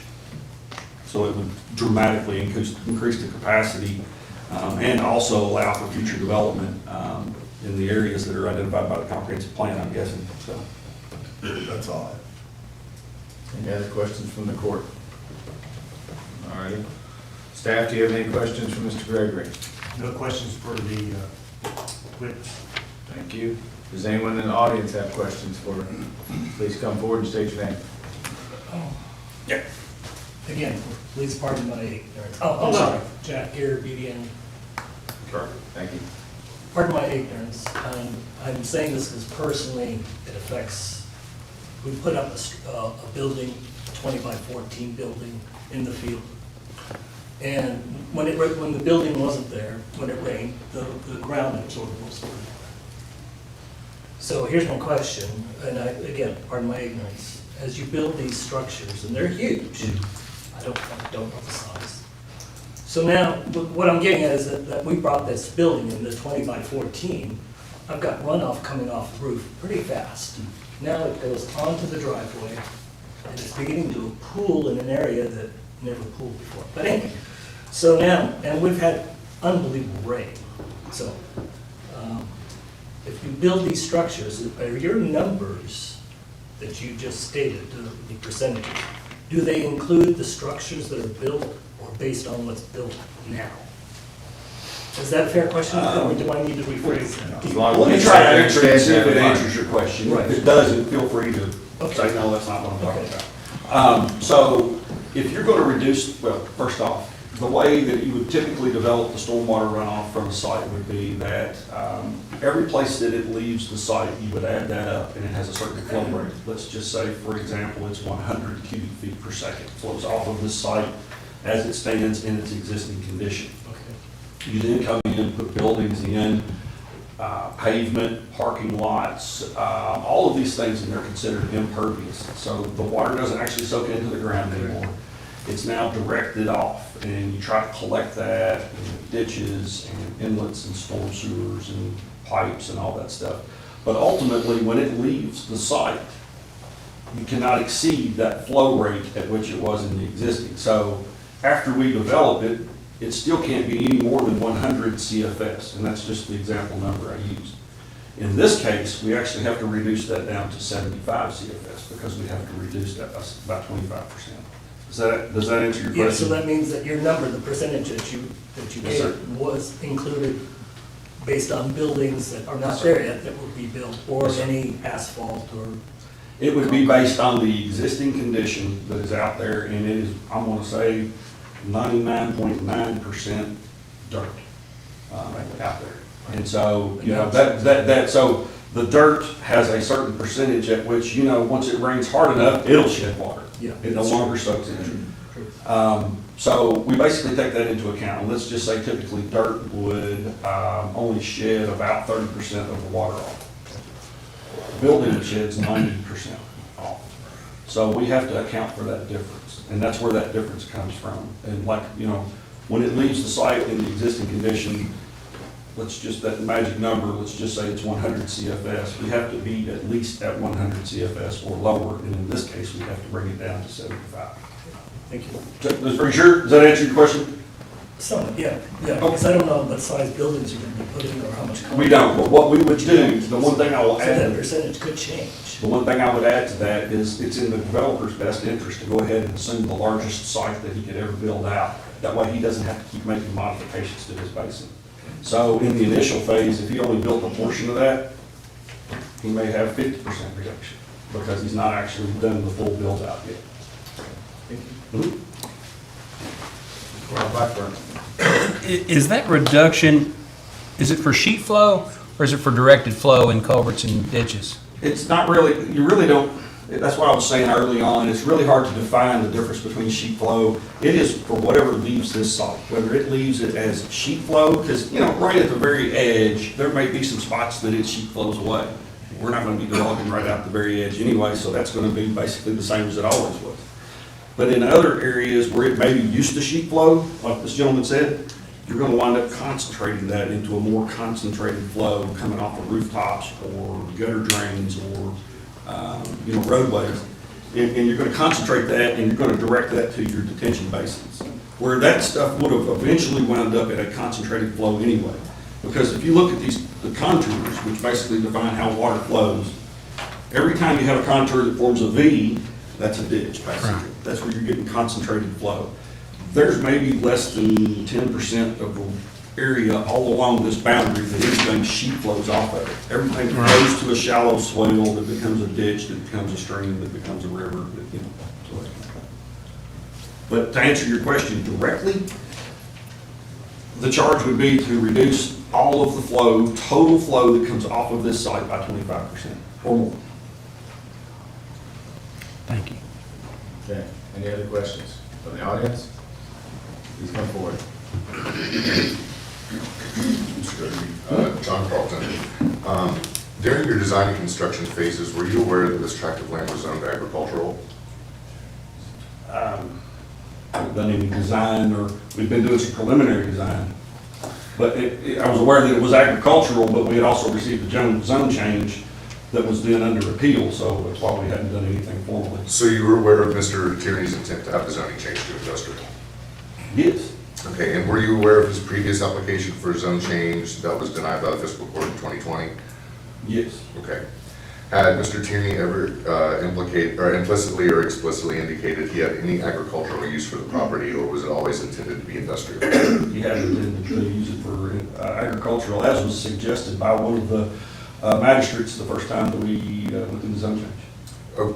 Okay, so I understood Mr. Tierney to have testified that it was always intended since the beginning to be industrial, but when you submitted a land disturbance plan, Mr. Hewitt, why did you submit that? We were asked to by, I guess it was either the planning department or the division of water. Previous to that, we had been under the assumption that we were still doing agricultural activities and one wasn't required, but I think it was in June or July of last year, as soon as we were notified, we submitted the land disturbance permit to planning into the division of water, which were all approved. And then what were some of the agricultural intended uses? I don't know, you have to ask Mr. You Hughes. don't know? Okay. So you were doing site prep for an agricultural activity that you didn't know about? I wasn't. I mean, as far as submitting the land disturbance plan. Land disturbance plan was just a big area that said you could disturb that area. It didn't have to have any kind of an intent. And what agencies do you know that are supposed to be notified if you're performing site prep for construction? It sort of depends, because there's this whole agricultural nuance. He could have literally gone out there with a plow and turned over every square inch of that entire property and would not have to provide any silt fence, erosion control, construction entrances, any of those things. He could turn over every bit of that soil and every bit of it could run right off of the site. Or he could go out here and start prepping for an area that he wants to do some sort of an agricultural activity and put silt fence up around the entire thing. And we were contacted by Woodford County also, and they asked us to submit a land disturbance plan, which we did, and they approved. So, you know, to me, it comes down to this nuance of, is it agricultural or not? If it were some industrial or commercial application, to my knowledge, you would have to submit to planning and zoning and then to the Division of Water. Okay, so a stormwater permit wouldn't be required for agricultural activity? Not that I'm aware of. Okay. What permits might be required? I know you just said that, sorry, but were there any nitrate studies or groundwater studies that's done for this? Groundwater studies, no. There was a geotechnical report done that would have identified any karst topography. Of course, the entire bit of Franklin County, everywhere in Franklin County has karsts at some point. Right, but there are streams that we know that most of that topography leads into that are pretty obvious, and then, what permits were applied for prior to commencement of land grading and other site prep? Prior to commencement of land grading, I can't answer that, I don't know. I wasn't the applicant on any of the permits. Okay. Are you aware of any sensitive habitats, endangered species, or protected streams that would or are being impacted by the development? The only sensitive stream that I know of is the Slickway Branch, and that is because of that stormwater control issue. Okay, thank you. Any other questions from the audience? Please come forward. Are you aware of, or is there still within your design, there was a well, an in-ground well next to the house. Is it still there? Has it been capped off? Do you know what has happened to that well? I can't answer that. I seem to recall seeing that on the survey that was done by Jared Stevens, but I can't speak as to its condition now or where it's at, and I can't really even tell you exactly where it's at. I was assuming it was close to where the old house location was. Okay, so as far as you know, none of your information has to do with like the April 14th, 2020 fire where it breached. Did any of your information did you have any information regarding that or the breach of that well or anything? No, I don't have any involvement in anything to do with During that. your information with Industrial Park 3, were you aware that, or have you seen any information regarding that there had been a large in-ground well on that property as well? And do you know its location now and? I wasn't aware, I'm not aware of any wells on Industrial Park 3 or past wells. Okay, so you weren't aware of any inspections or anything as required by previous planning and zoning meetings? No, ma'am. Okay, thank you. All right, any other questions from Mr. Gregory? Mr. Gregory, thank you. I call Diane Zimmerman, she's in the hallway.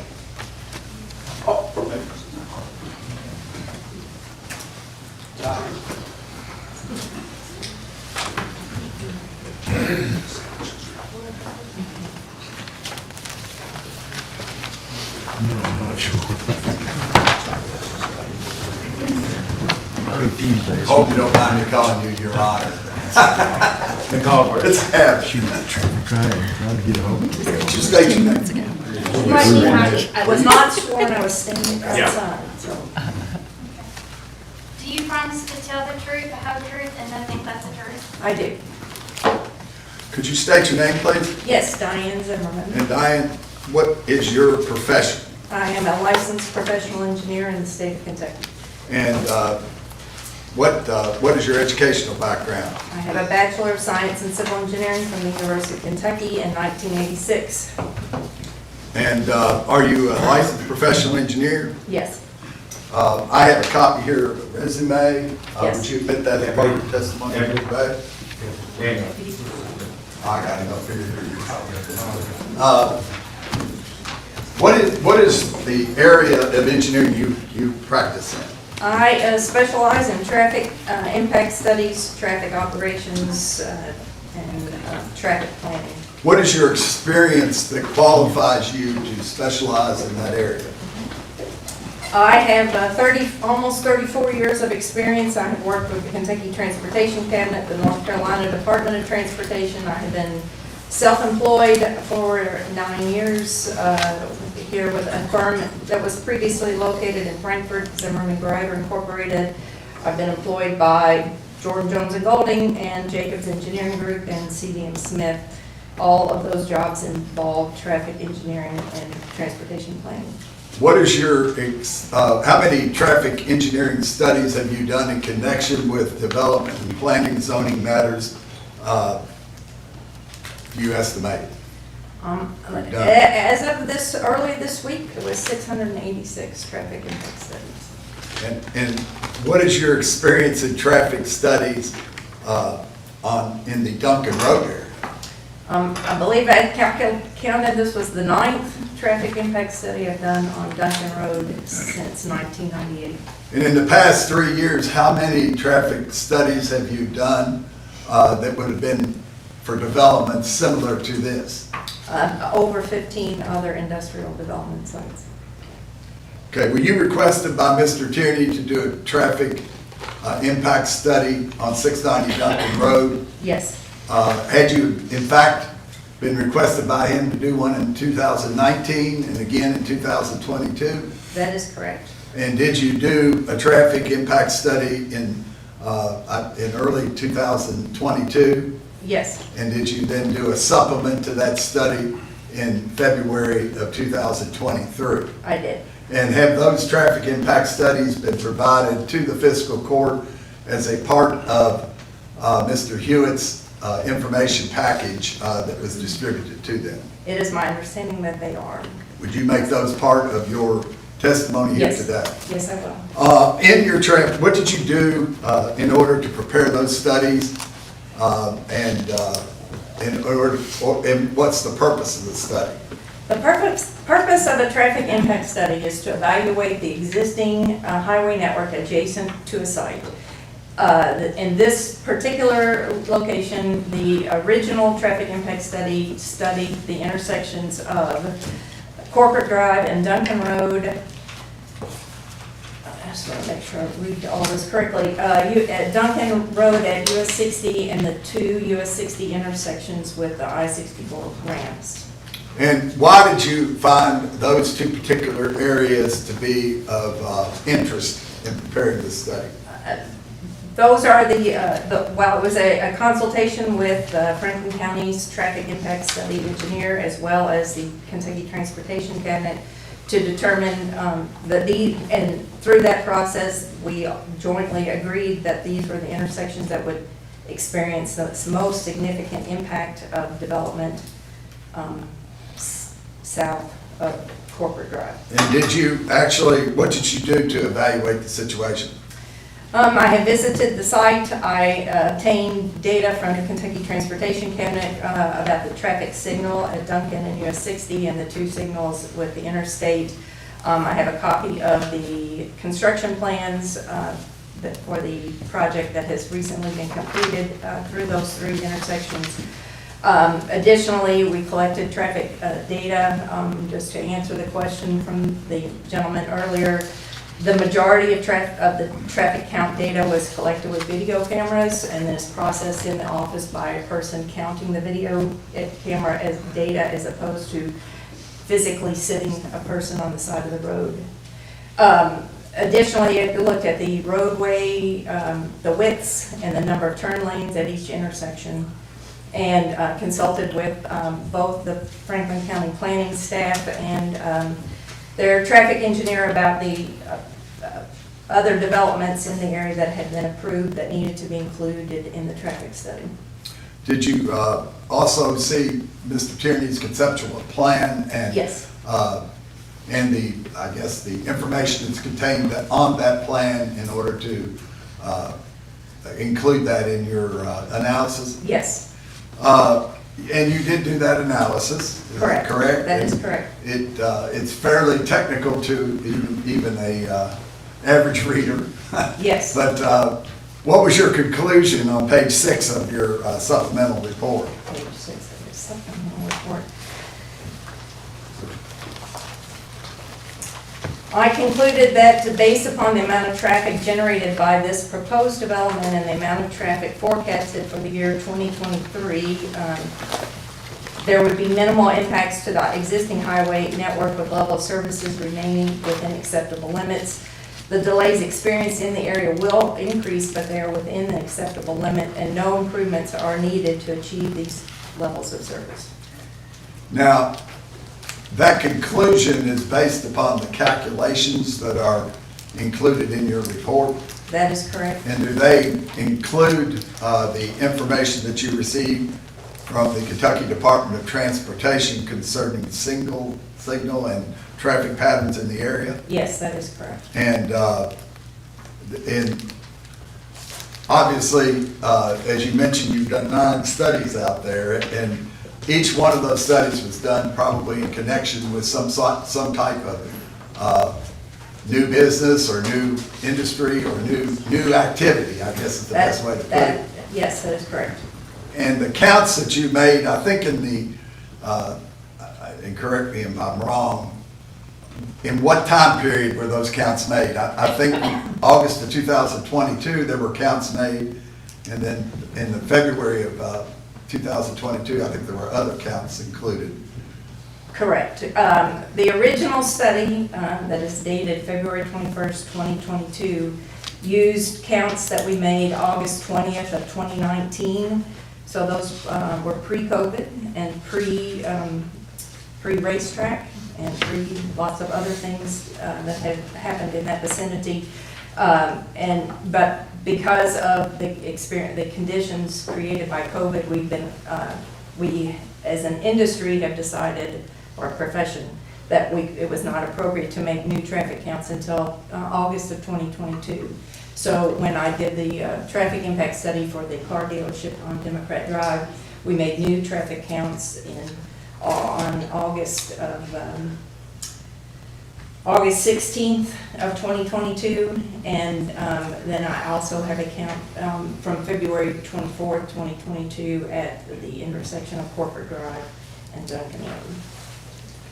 And all of those different counts were included in your supplemental report on this property? That is correct. The supplemental study dated February 23rd, 2023 uses the August 22 counts and a February 22 count. That's all the questions I have. All right, thank you. All right.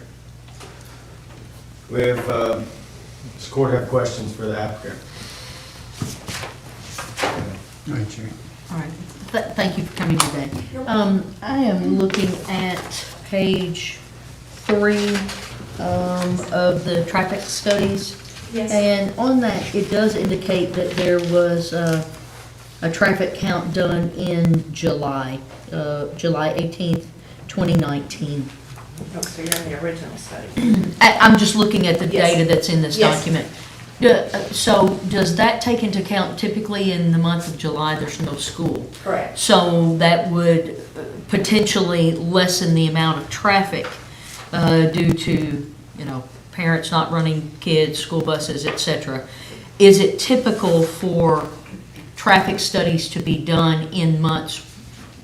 What is the typical time? Let me phrase it that way. It was atypical, but It is in consultation with your traffic engineer, we agreed that the impact of school traffic in that vicinity being that there is no school on Duncan Road, that school traffic would have less impact. But it's also why the majority of the counts were recounted in August with school in session. Okay, and when you said it is atypical, you used the word as atypical one word. Yes. Okay. Yes. I wasn't sure about that. I know there's not a school there. There's not a school Right. on the street that I live on. Right. But there's a school bus and people taking kids Sure. from there. So Yes. you said that's what precipitated the recount then in Yes. August? Yes. All right, thank you. You're welcome. I thought I noted one. Yes. I thought I And that is flagged one. only the the July 2019 count is only the AM count at Corporate Drive and Duncan Road. That's the only count. So it's just one of the multiple counts. Okay. Thank you. Thank you. Why was that count included if it was atypical? Because of the inability at the time and it was my opinion at that time that the traffic on Corporate Drive was not impacted by school traffic. People are still coming to work at 8 o'clock in the morning, whether or not they drop their child off. they're still counted in that coming in and out of an industrial park. And so I did not revise that count. Okay. I know the forecasts for future traffic are based on a myriad of things that we could talk about all day. But when you were determining the forecast for the amount of traffic that was going to be coming from this specific site, what was that range? Well, I'm using the Institute of Transportation, their trip generation manual. We're currently on the 11th edition of that manual. It was published in 2021 using data all pre-COVID.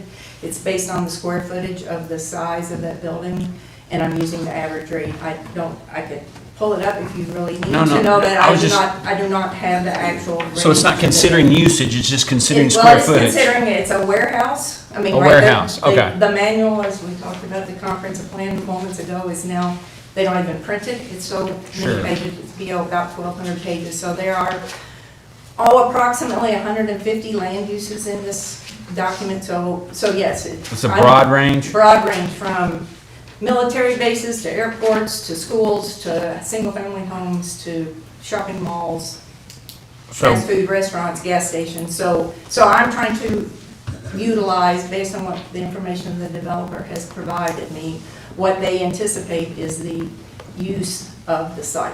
And he anticipated a warehouse use. Yes. Well, I know, as Mr. Greger stated before, on the water retention or flow, they estimate on the high side, so they don't have to go back and re-engineer or make updates too. So I don't want to put words in your mouth or anything, is it safe to assume or estimate that this was determined on the low side for a warehouse? I would say it's not on the low side. It's right, it's truly an average, the high and So if it was low. say a true employment center that was a manufacturing facility that had 300 workers, that would be different than a warehouse that Yes. had 3 forklift drivers and a foreman that Yes. checks a bill? Yes.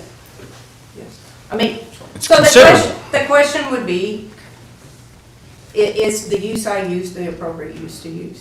And was it the most conservative? Well, It could have been used. I'm not questioning Right, the no, use, no, I'm just questioning, right. are we using if we're doing it, Right. are we doing it to the fullest extent? Sure. Because my thing, if we're gonna develop anything in Franklin County, I don't want low-hanging fruit and let's put this. I want best use, jobs, economic growth, development utilized. Sure. But if we're shooting for warehouse, that's a low amount, and I may be wrong, but of traffic other than maybe trucks, I don't know. But I was just asking for clarification. Sure. Nothing on, Right. I just want to know how you did it. And I would also say in 35 years of doing this, I've not had a traffic study come back that generated more traffic than the manual said it would generate. Good manual writers. Well, right, it's a good Well, it's collection been of data. years It of, just means it's a it's science that's good been done for collection years, and of it's, data. yeah, they've Yes. covered a lot of data. Yes. I totally get that. And I had one other thought. It'll come back to me. Thank you so much. All right, you're welcome. Squire Tracy. Thank you for being with us. One quick question in regards to the closure of Glens Creek Road. How will that affect, or will there has that been taken into consideration during this traffic count? How long has it been closed? Long, I mean, Well, your first study, it was open, and your second study, it was not. Okay, well, so then, Okay, so- if the okay. second set of counts last August, if it was closed, I thought that I remembered it was closed, so that additional traffic that is accounted for. I think that the largest difference between the old counts and the new counts are the impact of I believe there were state offices out there that are no longer there. Most of those people moved down to right where we are, right? And I don't know that those buildings have been backfilled with the same number of employees that were in 2019. Any other questions from the court? I got one more. I go out there all the time, and I know there were some questions on one of the studies from District 5 folks about queuing, backing up at the light, especially going on to 60. So did just alterations in the timing of the lights, was that the only thing to be the determining factor in alleviating that? That seems to have, I mean, I was here for the Democrat Drive hearing back in the fall, and I went out and sat at the racetrack's parking lot and watched for 20 minutes. It cleared every single cube every time I walked up the road for 20 minutes. That's what. So I don't know what they've been able to do. What time of day was, I mean, I'm I was just there interested. 4:45 to 5:15 Okay.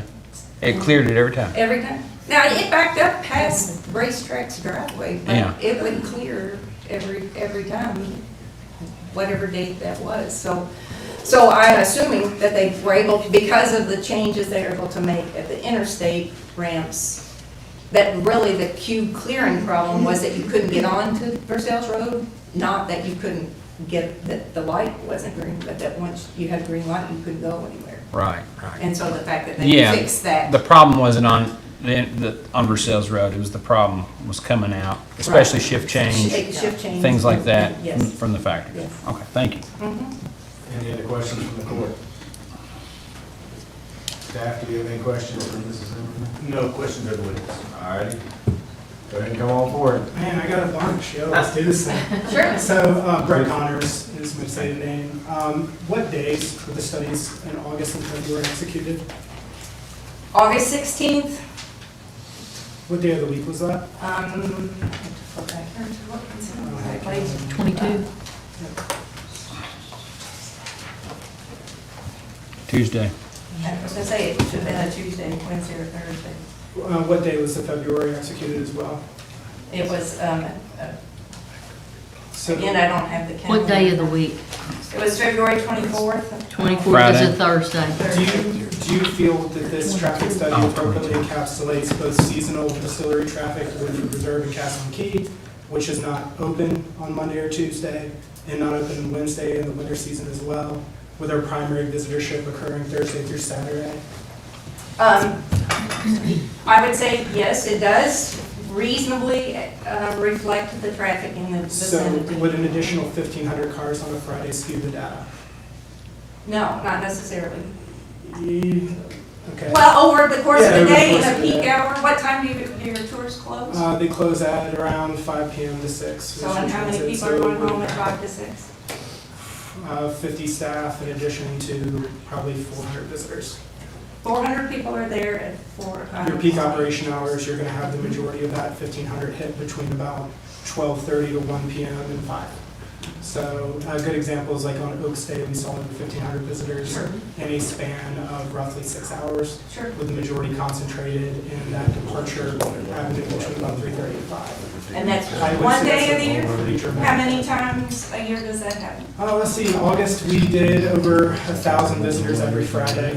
I think Saturdays, you saw closer to 1,500 to 2,000. But again, that's not in an hour, that is over the course of So your over the day. course of the day. Sure, But I think- I'd be happy Yeah. to include your numbers on an hourly basis. Yeah, I just think that's my Especially- consideration when Sure. we're looking at data that's natively skewed against the bourbon industry. I think when we're talking about heritage tourism, there's some consideration of that. And the warehouses wouldn't be operating on the weekends as a general rule. Yes, So- they would. The But warehouse they're not, operates but on- they don't generate, there's not as much other traffic on the roads on Saturdays and Sundays from state, specifically in Franklin County, from state Oh, I would- government employees coming and going. And so the roads are able to accommodate both your traffic and additional industrial Yeah, traffic. so my apologies, I'm just a big data nerd, and when I'm Sure. looking at data points, I'm looking at a totality of operations. Sure. So, Sure. you know, one singular day or even 2 days is like a relatively de minimis data set. Sure. When you're talking about encompassing a road that we already find anecdotal concerns about. Sure. I mean, I drive on Duncan every day, there's not a shoulder on that road. Does this traffic study take into account accidents that have occurred at that intersection? It has not reviewed any of the crash data. Because I think if we include crash data in there, I know Squire Blackburn, you probably have considerations where I've seen upturned dump trucks at that intersection. Questions, please. Yeah, so. There's do a you think it'd difference be appropriate between to a, include crash there's data? a difference between a safety crash analysis and a traffic impact study. And the traffic impact study is to focus only on the volume of vehicles on the road. I didn't know, that's awesome. Yeah, that's cool. So do you think a further traffic impact study would be important to actually include a larger date range? That's No, more appropriate it for would those not in the be, sector? it would not be typical of a traffic impact study to look at multiple dates. Cool. Learn something new. Thank you. Any other questions from the audience? Actually.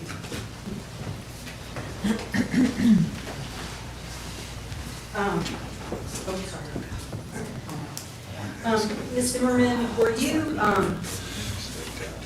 asked by Mr. Eaton of the Transportation Cabinet to reevaluate or redo your study in 2019? Because not only did you fail to include the school children in July, but you also failed to include monoplast employees, which were closed. Mr. Chair, Were you she's aware talking of about that? a study that's not in evidence. She's talking about a She study. talked about it, that's- so therefore she's asking questions. I mean, she represented and talked about it, so I felt like I had a right to ask that question. Do I not? Sherry Sebastian asked the question about the school being in session. I think Sherry Sebastian asked a question about the traffic study that was done, that's been admitted. In 2019. She did. I did. It's in the evidence here. I did ask About the school children. I'm just asking. It is in evidence. And at the same time, I believe, and correct me if I'm wrong, Ms. Zimmerman, did Mr. Eaton also ask you to redo the study, not only because of the school, but because monoplast was closed at that time, which is a factory, a major factory at the end of the road? I don't recall the monoplast, but yes, the school traffic Okay. was the source of the 2019 revised study, not the 2022 study. Okay. In the 2022 study, did you also include businesses such as Lake Cypress Arena? If they were operating at the time, they were included.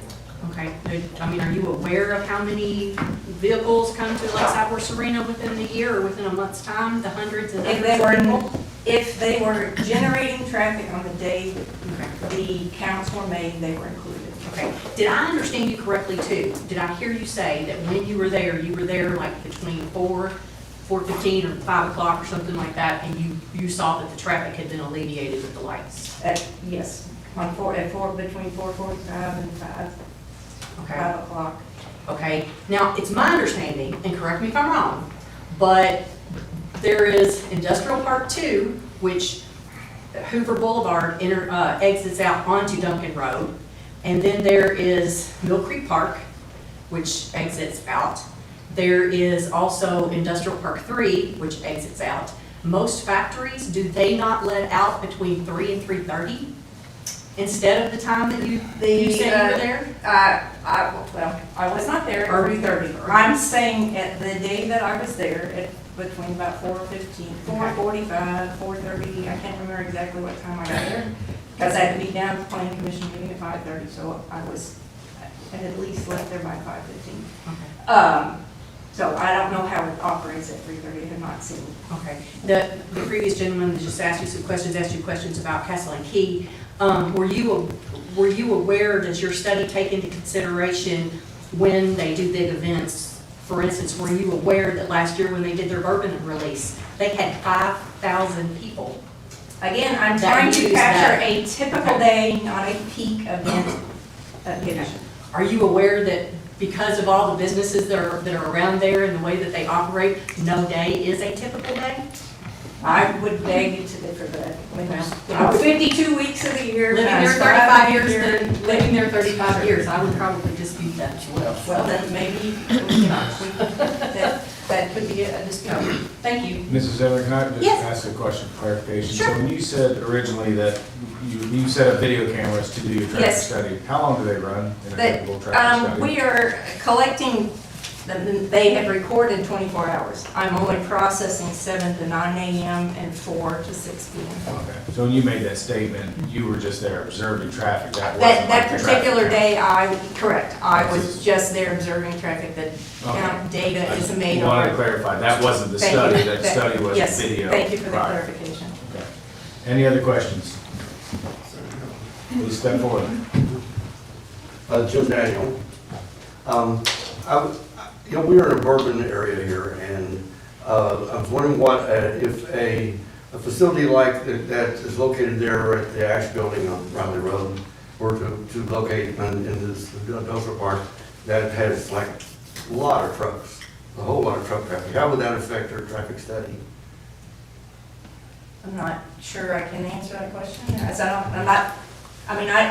Just deal in numbers, it could have an impact. It's had an Again, impact we're looking at the peak hour of the AM and the PM peak hour, so are they running, logically in my head, I'm saying, are they running one a minute in the peak hours, or are they running one every 5 minutes in the peak hours? As drivers, we feel like it's constant, but when we actually go out and collect the data, it is not as constant as we feel. So it could have some impact if it was that. Well, it definitely had an impact on Wilson Boulevard. We've had 2 wrecks there in about 3 months.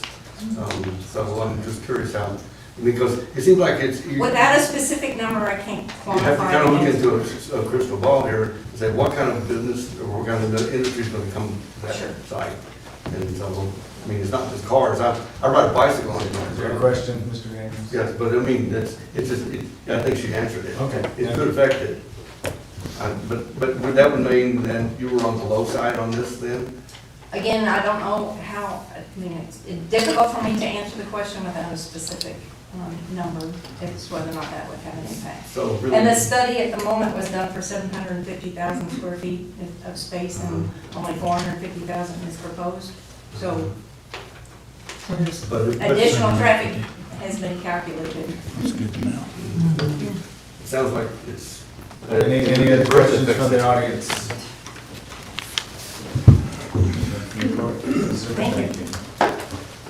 So you did say the study was done for 750,000 square feet? Okay, thank you. I would call Terry Bradshaw, and that's our final witness.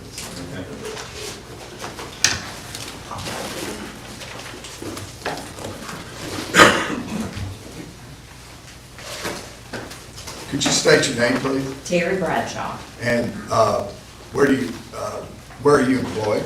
Kentucky Capital Development Corporation. And what is your educational background? I have a degree in business marketing. I have a certificate of organizations management from the U.S. Chamber and the University of Georgia, and a certificate from the Kentucky Institute for Economic Development through the University of Kentucky.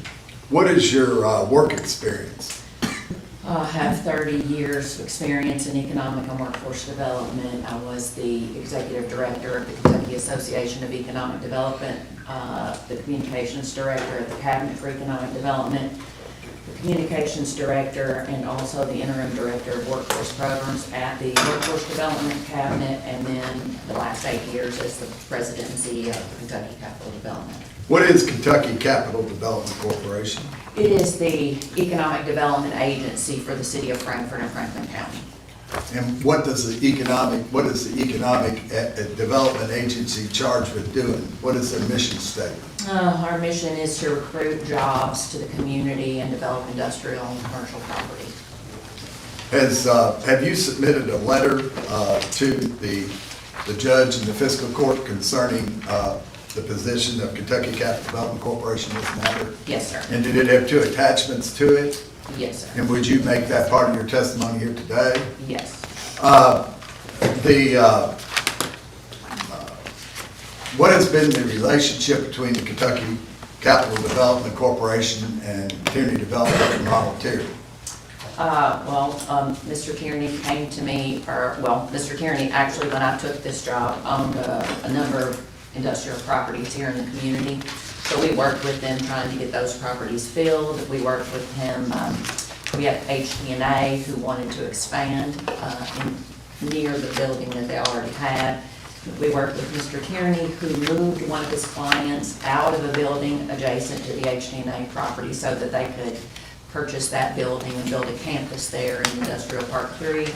And I assume the fiscal court knows what HT&A is. I'm so sorry. Hiyashi Telempu North America, which is in Industrial Park 3. And are they a manufacturing facility? They are, yes. And did they move out, did he vacate a warehouse so that they could take over the manufacturing and put a manufacturing facility in the warehouse? He did.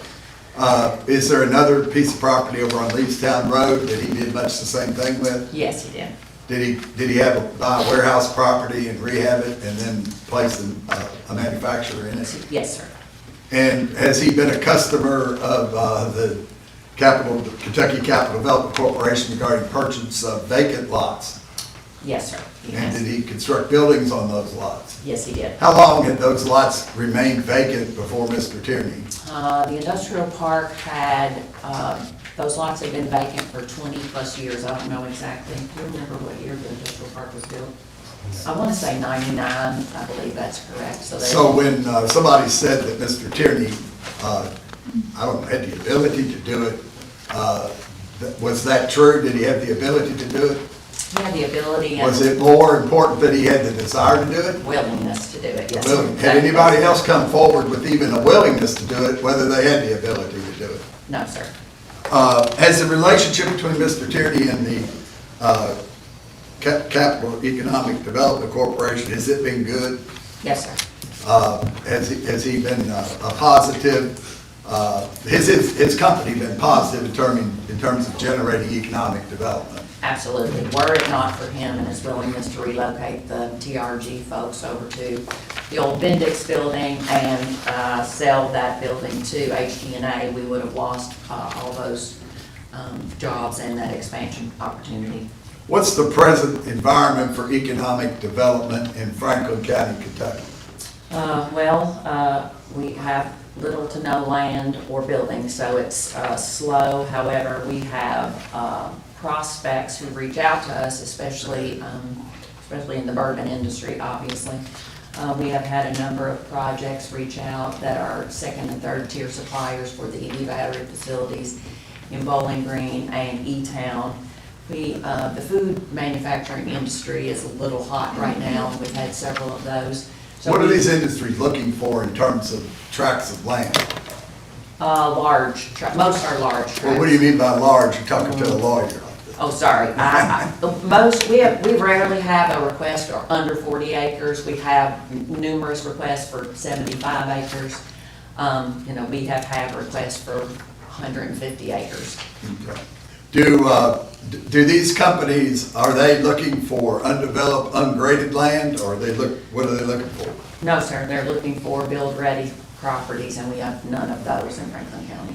Are they looking for property that does not have utilities, water, sewer available? No, sir. Does Franklin County have an inventory of 20-acre tracts that would be 20 to 25-acre tracts that would be you'd be able to offer to a manufacturing facility or a battery facility or whatever facility? I have 2 tracts that are around 30-ish acres, but neither of those are shovel-ready or build-ready. Where are those? One is off Leestown Road and one is off Stedmantown Road. Okay. And do they have water and sewer available? The Leestown Road site does not have utilities to the property. It has utilities in the area, but not to the property. The Stedmantown Road site has utilities to the edge of the property, except for gas, and it's just down the road a little bit. Have people been interested in this Duncan Road property? Have potential industrial prospects been interested in this piece of property? Yes. How many over the last 4 years could you estimate for me? Gosh, I would say I've shown it to probably 35 to 40 in the last 4 years.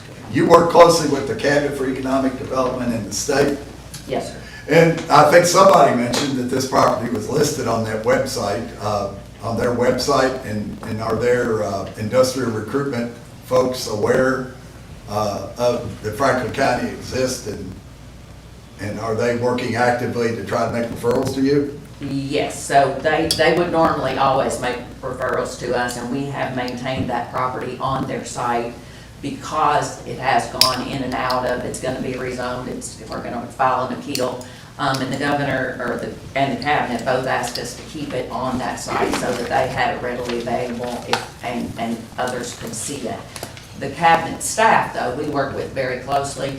We have now put them on hold. We've asked them to not refer any projects to that site in the last, 4 or 5 months because of previously we had several projects on that site and we had to turn them away after the zoning wasn't approved. So we don't want to get ourselves into a situation where we have people flying in from other countries to see our sites, coming over and over again, and then midway through, we say, oh, sorry, that, we couldn't get that rezoned. And so we were running into that, and we didn't want to. In fact, the property is not already zoned for industrial use. Prospects don't look at it, is that correct? Most often not, right? Very few large manufacturing companies will buy, or will contract to buy a piece of property contingent on something, is that correct? That is correct. And is it also correct that the present economic development environment, companies are not just out shopping for something they're gonna use a few years later? They want something that they can use within Yesterday. 24 months or 18 Yesterday. months, right? Yeah. It's usually yesterday, they want it zoned. That is the purpose of the Build Ready and Site, Shovel Ready Site program at the Cabinet for Economic Development, is that we've recognized that the people who get the communities who get the projects are the ones who have land that is ready to turn dirt immediately, because most every project we get literally wanted to start yesterday. And they don't really want to fool with a lot of grading, do they? No. I just, as an aside, the new huge battery manufacturing plant in E-Town, I've had the opportunity to go to the Music City Bowl and drive down 65 and see that for the first time. Is that a good example of a nice flat piece of land that's primed for industrial development that these big companies would want to utilize? Yes, sir, it is a great, And when you say shovel ready, you're talking about a site that's already been flattened out. Is that right? And what's the difference between build ready and shovel ready? well, very little difference. Build ready is that you are ready to construct a building, so you would have all of your, you would have a pad that Gotcha. is ready to construct a building. Shovel ready is you have your geotech done, you have all your due diligence done on the front end, including zoning. So the grading, making the pad, moves That's it up shovel one ready, level? yes. Gotcha. Now, you've included with your report, and just in summary, I know you've got a couple of exhibits there talking about the economic impact of the change of zoning on this property. Could you summarize that information? Are you referring to the Industrial park spreadsheet? taxes? Gotcha, Yes, gotcha, spreadsheet, okay, yes. You know, so I will not read this to you. The total numbers are on that second page. And I included in these numbers, Industrial Park 1, Industrial Park 2, Industrial Park 3. I broke those down. And then the very last page, I added the random's probably not the appropriate word, but the other industrial properties that are scattered throughout the community, Buffalo Trace, Hydra, Centria, that are not located in one of those industrial parks. Your approximate salaries that come from those employers is about $250 million annually, $3.7 million in county property taxes, $2.4 million in city and county occupational taxes, and about 4,500 jobs. So there is a, you know, we often think of jobs being an occupational tax generator for the city and county, but it is also a property tax generator in that most of every industrial park we had previously was farmland. They were paying taxes on ag land, and then that property has not only rolling over into industrial property, which is fully taxed, but also has the buildings on it that increases your property taxes and the equipment that's inside the buildings. Included as the second attachment is various information concerning the matters we've already discussed, so I won't go over that in terms of what type of, is that what's included in that? What type of land and what type of, that industrial prospects are looking for? Yes, and sir. the availability? Yes. I assume when you said they're looking for 50, 60 acre tracts, you have none of those. That is correct. I don't have anything bigger than 35 acres. That's all. Do any members of the court have questions? Yeah, thank you, Judge. Mr. Bradshaw, can you said that the mission of your organization is to recruit jobs and develop industrial parks. Can you define per ordinance that created KCDC as a city-county joint effort, what your purview is per the ordinance? It would be the same to, I mean, we are created per statute, KRS 15450, to develop industrial and commercial property and to create jobs. The ordinance probably expands on that a bit and says to develop property, create jobs, and do the things that promote those. So while, for example, while promoting downtown development would not necessarily be a part of developing, creating jobs or developing industrial property. To get those jobs in industrial property, we would need a beautiful downtown for businesses to want to live here. Does that make sense? There are things that come out of creating jobs and developing industrial property that are not defined in that one Are you sentence. speaking to intangibles of quality of life and other amenities sir. of a community? Yes, Okay, correct. thank you. Can you define economic development for me? Yes, it's the creation of jobs and wealth for your community. So that necessarily doesn't speak to any specific type of business. What is your focus primarily for economic development? Can you define sort of the scope and type of businesses that you're looking to attract to our community? Well, yes, industrial would be, that is, again, we're created under the Industrial Development Act, KRS 15450. So most of our focus is on industrial because they have the largest multiplier, that the jobs that are created have the largest multiplier of most other employment sectors for benefits to the community. Can you give me some indication of what you use as a basis for determination of best results, as you say? Best results for economic development? Yes. Oh, yeah, sure. Qualifiers? Yes, increase in occupational tax for both the city and the county, increase in number of jobs, increase in the quality of jobs, and those kind of play in among themselves because if your occupational tax goes up, you've either created more jobs or the jobs you have are getting paid more. Okay.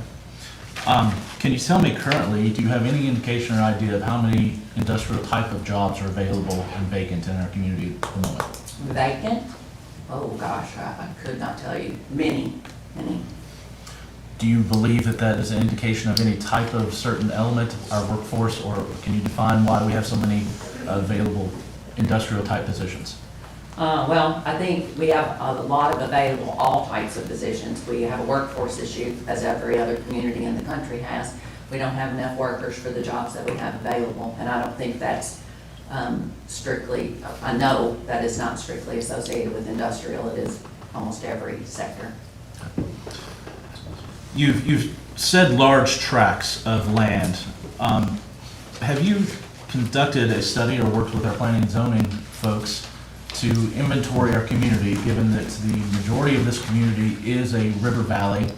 Do we have the type of available land that most industrial types of developers are looking for to develop? Or do you think that's a challenge because of our topography?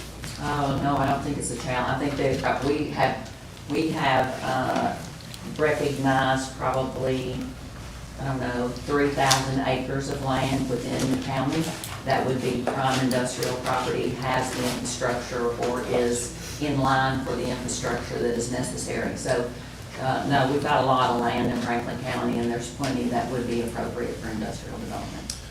Would industrial development, would smaller scale regional distributors, tech businesses, internet-based businesses, are those within the scope of your industrial development types? There's been a community focus on those types of jobs? Yeah, they would fall into the commercial side of things, and we do we work with large commercial projects, so yes, they would. Okay. I want to sort of change hats just a little bit. We have a past where at one point I was touring the Blanton Crutcher farm and in discussions with the owner at the time.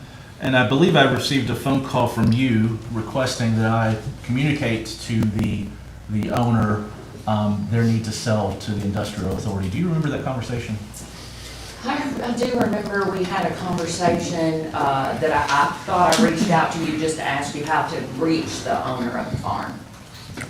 I don't recall it that direction, but okay. What did you recall? What did you think? I believe the request from you was to ask me to talk on your behalf to the property owner to sell the property to the industrial authority specifically. If you remember that conversation the way I do. I don't, but I mean, I'm not saying that that didn't happen. I can't imagine it, but it's a very long I have. Okay, that's all I have. Thank you. One brief explanation of something you said for me. You said there were 3,000 acres potentially economic development or industrial development land in the county if it had infrastructure. Part of it already has infrastructure. Part of it does, but it's correct. not zoned that way yet. That is correct. And some of it has infrastructure. The infrastructure that is needed is either available to get to the property or is actually in the future plans to be run. Those future plans can run 20 years. Yes, sir. You are correct. And the infrastructure is currently available on Duncan Road. That is correct. No, that's it. Any other questions from the court? I just have a general question in regard to how is determined like the highest and best use of a piece of property? Because I think that's a value question that may help all of us on the court as things come before us, typically for rezoning purposes. And I'm gonna just layer on top of that, we did talk about Hardin County and Franklin County. Franklin County has 208 square miles. It's the 97th smallest county in the state. Hardin County is the 4th largest at 3 times our size of 630 square miles. Most of it's flat. Just in case nobody's ever been out to Bald Knob, you should make a drive out there and try to understand how many industries will not be coming to Franklin County, unfortunately, because of some of the topography that we have here, unfortunately. So my value is always on highest and best use. So that's my question to you. So we look at a lot of things. Cost of services would be one. I believe manufacturing is the least cost of service per acre of any sector: ag, manufacturing, residential, commercial. And so for us, you get most bang for your buck. Remember, again, we, KCDC, are created as an industrial development authority, so for us, our focus is in industry and commercial, large commercial use. We look at the number of jobs that can be generated in the smallest space, and so if you have a manufacturer that is in a 100,000 square foot building with 400 employees, we would rank that in our wish list far higher than one that has, needs a 200,000 square foot building and has 7 employees. But we would also recognize that there are other things that benefit our community as far as the facility goes. And I'm using bourbon manufacturing bourbon warehousing as an example. The revenue that would bring to the county, although it doesn't have the large number of jobs, would weigh very high for us. So in short, where you get the most bang for your buck would be, that would be my answer in short. Any other questions from Court Blackburn? Yes, Ms. Bradshaw. Does KCDC have an account for funds designated for land development? Yes, sir. How much money is in that account? Right at $1 million. When was the last time y'all developed land? Industrial Park 3. How many years ago was that? That's what we're at. I think it was 1999. But we ran out of property. We sold the last industrial property in that industrial park was pre-pandemic or right at the beginning of the pandemic, so 3-ish years ago. But I can assure you, we can't develop an industrial park with $1 million. No. That's our dilemma. And there are some funds out there that we have pursued and will continue to pursue for that. So we've been sitting on about $1 million for 24 years. Oh, no. We built it up to $1 million. Okay. Yeah. Okay. All right, thank you. When I got here 8 years ago, it was about 500,000. maybe 400,000. Thank you. Any other questions from the court? Staff, do you have any questions from Ms. Bradshaw? No questions for the witness. All right, anybody in the audience have questions from Ms. Bradshaw? Please step forward. Ms. Bradshaw, do you remember in 2020, oh, excuse me, in 2019, having a phone conversation with me? You were out of state. It was a phone conversation. We talked and then you accidentally butt dialed me. We finished our conversation about the house. Do you recall me asking you if Mr. Tierney had plans to keep the house, tear it down, and the importance of it being on the National Register? Do you remember that conversation?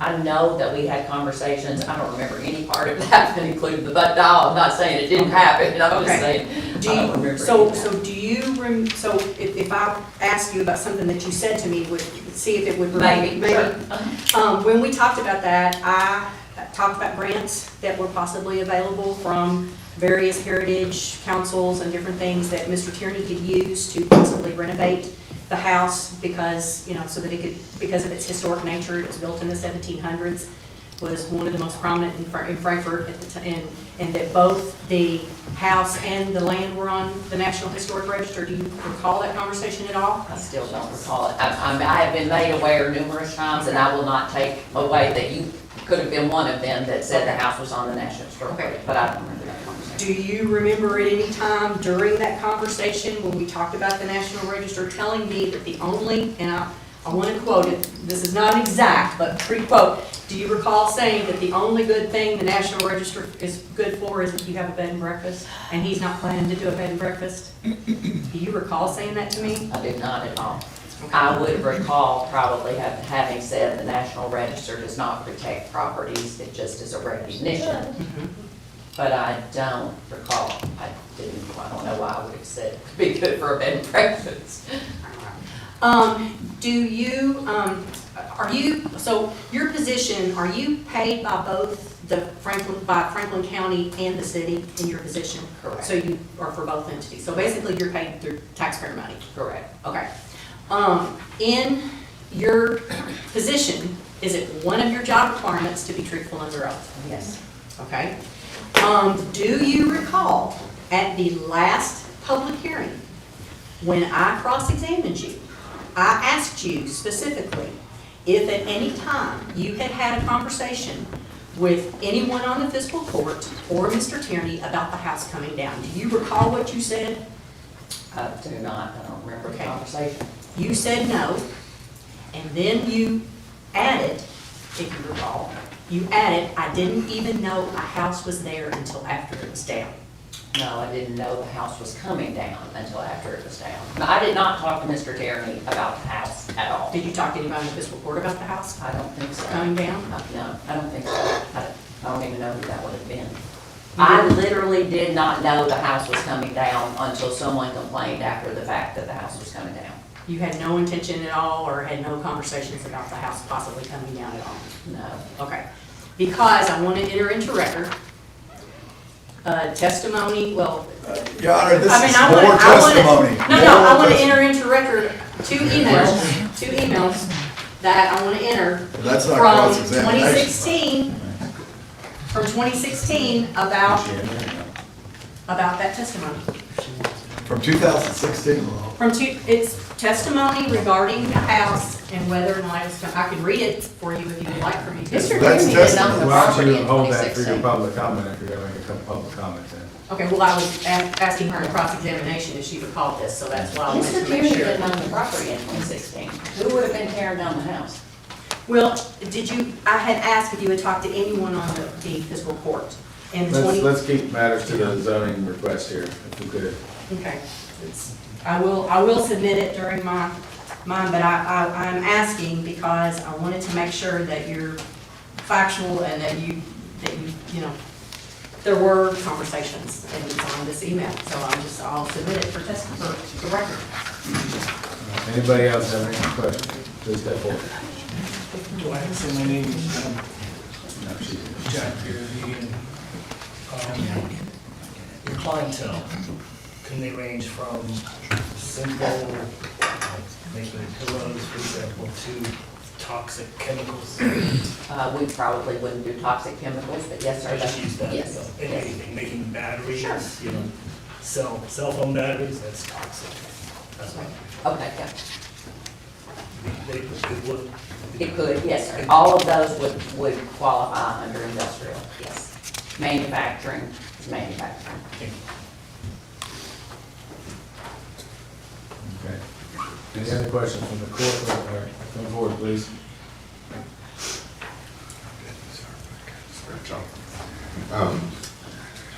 John Carlton, by the way.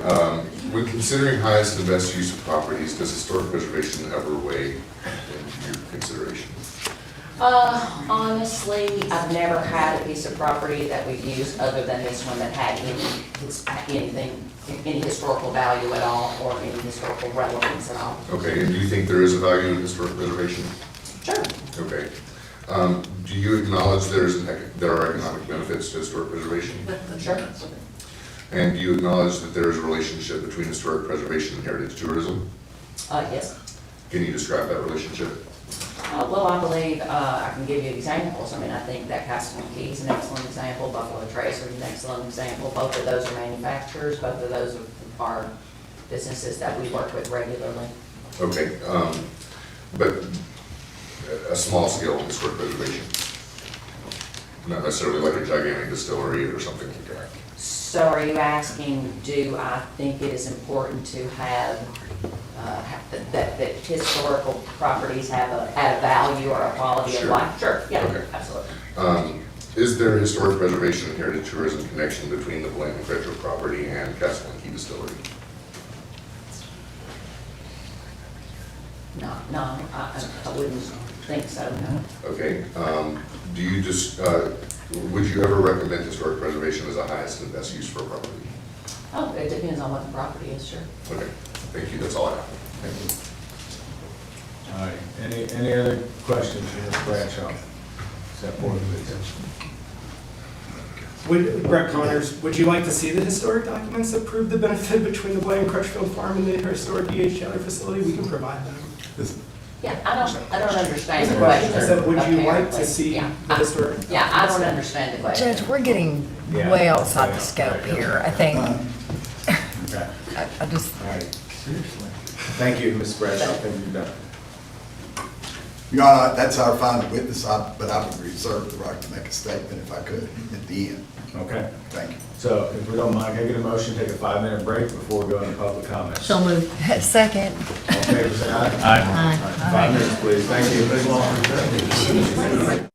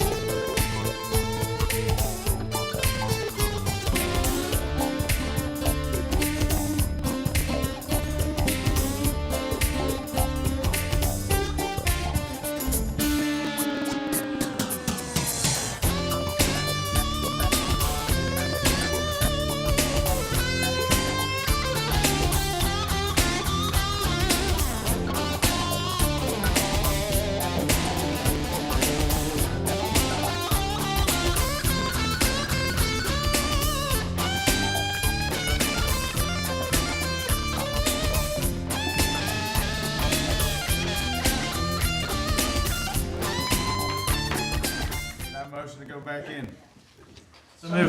Second. All in favor, say aye. All opposed, say nay.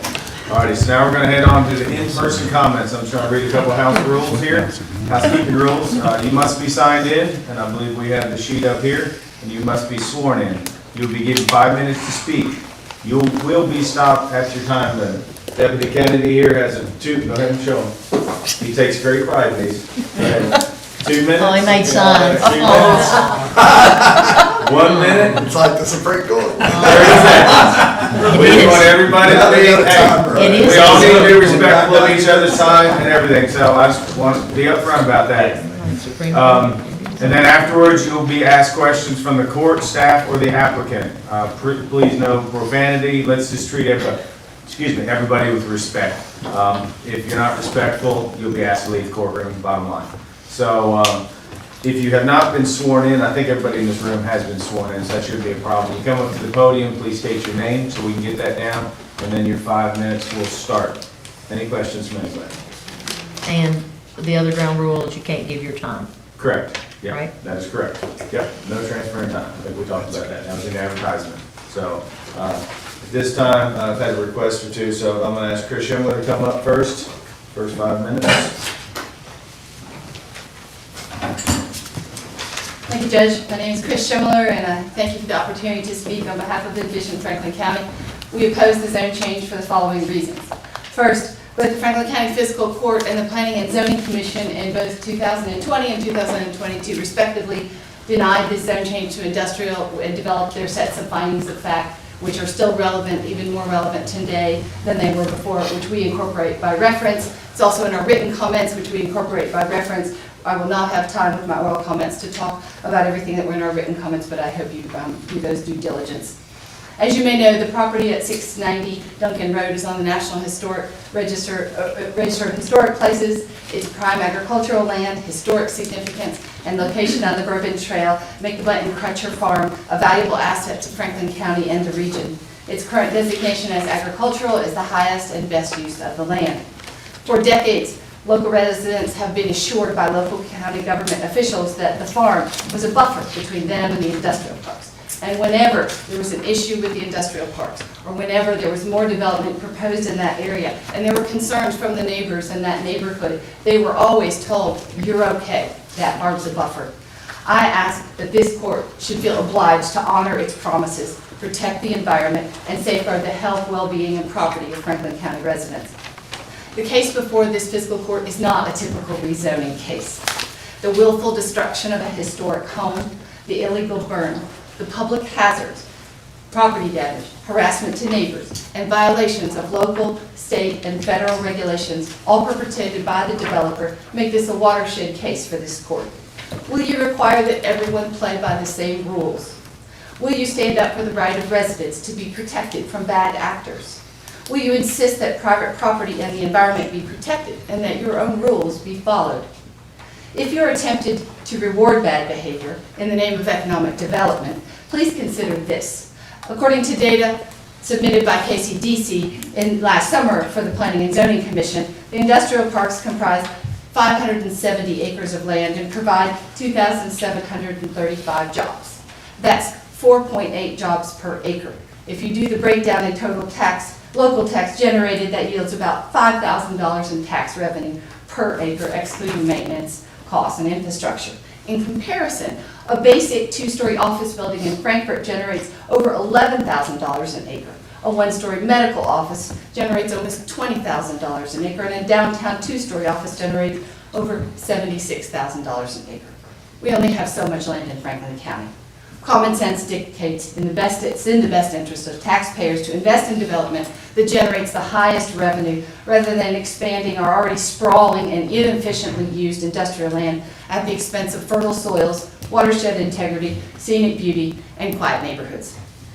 The warehouses the applicant proposes to build will create a handful of jobs, and you have heard testimony. You will hear testimony from the perspective of people that think this is an economic development must. I think we can do better with economic development than warehouse jobs. Plus, they come at a cost. This court should assess the economic liabilities of the zone change. What will downstream flooding, cost and property damage, roadway repairs, public hazards, and destruction of the scenic corridor. Who will cover those costs? What about the neighbors and businesses who have lived and invested in the area? Will the court be liable for damages if they have a catastrophic loss associated with impacts from the zone change? On a map, the properties and their boundaries look neat and tidy, and the Blanton Crutcher Farm looks like an easy addition to the adjacent industrial parks. But every piece of land, no matter where it is part of the hydrological system that filters and drains water. And in this case, this farm is a key greenfield absorbing and slowing runoff from the intense development of the industrial parks and the highway commercial areas at the head of the watershed. This means that the Blanton Crutcher Farm is performing critical natural infrastructure functions and protecting the Glens Creek and the Slipaway Branch watersheds. Thankfully, this service can also be performed by providing scenic view sheds and agricultural productivity and quality of life, which are economic drivers in their own right. You will hear numbers, have heard a little bit of numbers about the millions of dollars of investment that will be lost if rezoning doesn't happen. I just ask you to verify those numbers and make sure that you are basing your decisions on accurate information because there has been inaccurate testimony in the past in this case submitted. We submitted written comments. I hope you look at those. We ask that you deny this zone change on the grounds that it does not meet the comprehensive plan, and that's detailed in our written comments, and because of the other reasons presented today. Thank you very much. Thank you. Hold on a second, please. Does anybody from the court have questions for the speaker? No questions. Staff, do you have any questions for Ms. Schindler? Staff, Robert? Do you have any questions? All right. Does the applicant have any questions? Seeing no questions, thank you. Is Nash Cox still here? She did leave. Okay. Tom Goddard, I think, is sworn in, and he was gonna read her statement for her. Okay, well, I was, Tom Goddard. I think he's sworn in.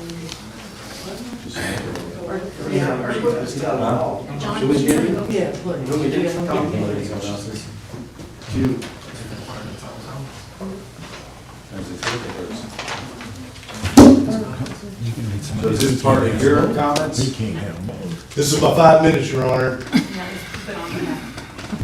That's what- this is on behalf of Nash Cox. She said, I've asked Tom Goddard to deliver this because I feel sick. She said, I just think that's one of the things we talked about. So if you want to turn that in as evidence, oh, okay. fine. Yeah, Okay. then we'll share it with the court. Okay. Thank you. So I'm finished? Here? Yeah, until I call your name. Yeah, I was gonna have Mary. Thank you, Your Honor. Thank you, sir. Mary Canty Hall. And if I didn't say that right, I apologize. Totally fine. Was that close? Yeah, I assume it's Canton you're having trouble with. Yeah. The rest is really common. Okay. Okay, first off, I would like to be sure that everybody looked at the drone footage of the farm. My husband did it and it's submitted. It's a case of you believe your eyes, and I'll leave it at that. Secondly, in order to make this little speech understandable, you have to know that Mr. Tierney put up a sign at the entrance to the farm that says Tierney Farms. And that sign has continued, at least until recently.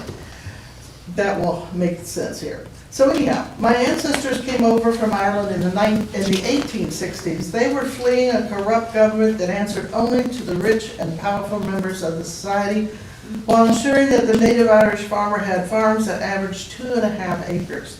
They came to Kentucky and settled into this area and bought farms as soon as possible because the Irish treasured the land, and it was their dream to own farms.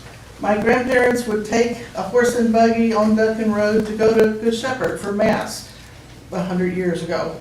And I've been on Duncan Road for almost all my life. I can well remember when there wasn't a single business on Duncan. Much has changed since then. Slowly but surely, industrial buildings, restaurants, service stations have been built, often with little attention to the safety of the drivers and homeowners along Duncan. The farm in question was bought by Mr. Tierney about 4 years ago, and we have watched with great concern the development of that farm. Based on the sign indicating this was the property of Tierney Farms, let me give you a short history of that farm. First, Farmer Tierney decided that the historic mansion on the farm was unusable, so it came down without permits or oversight. But that's okay because farmers have more leeway in respect to their property. Next, Farmer Tierney brought down the tobacco barn, then the hay barn and the silo. But that's okay because farmers have more leeway. Then there was a lot of bulldozing, removing trees, a pond, and burying the remnants of the building. But again, that's okay because Mr. Tierney is a farmer. Soon the terrain was completely altered. The good topsoil was bulldozed off and piled next to Duncan. No doubt Farmer Tierney had a reason to destroy the terrain so that no crop could be planted. Then gravel was brought in on flattened hilltops so they would be ready for the next development. Though there is no agricultural use for gravel except for farm roads.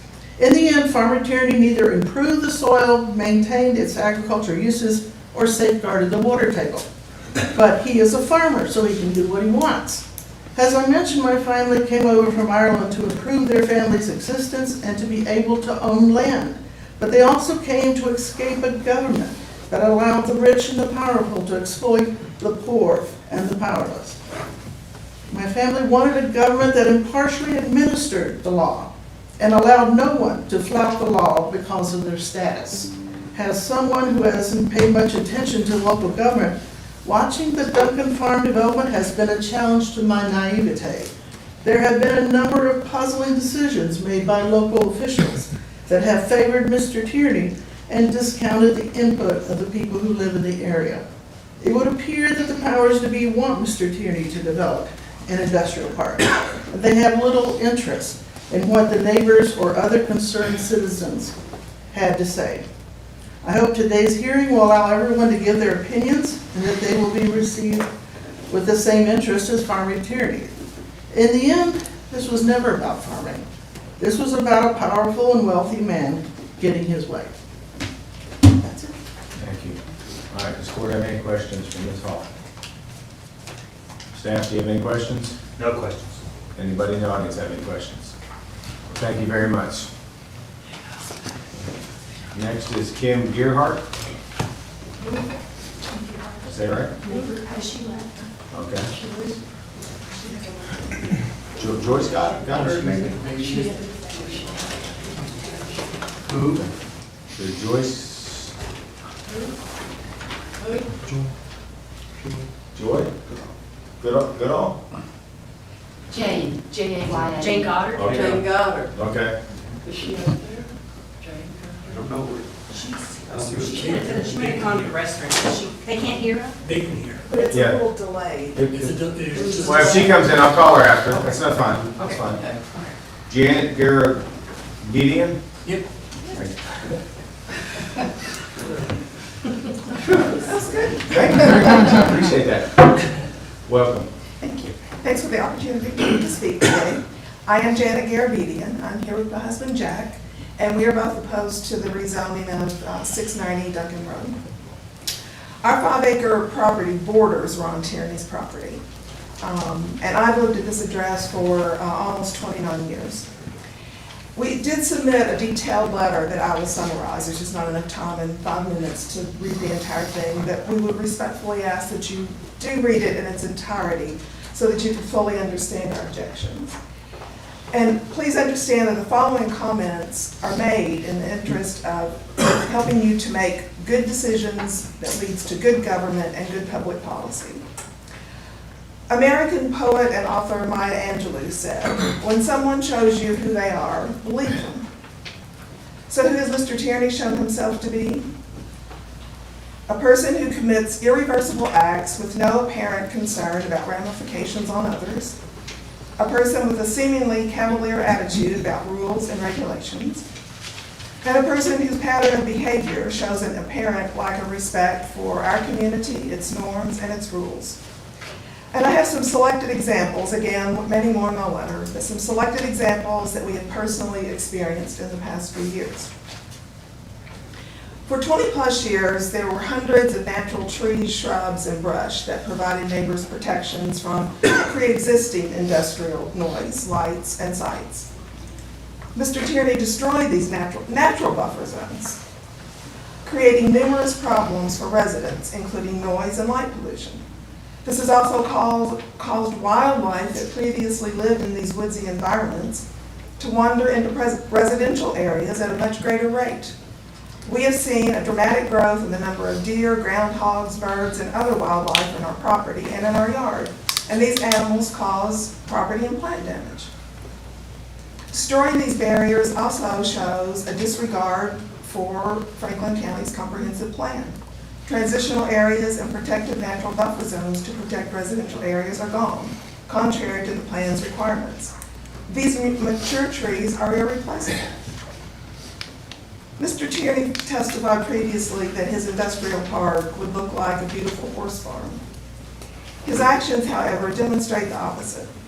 In October 2021, he started building a huge mountain of dirt just yards from our property line and visible from Duncan Road.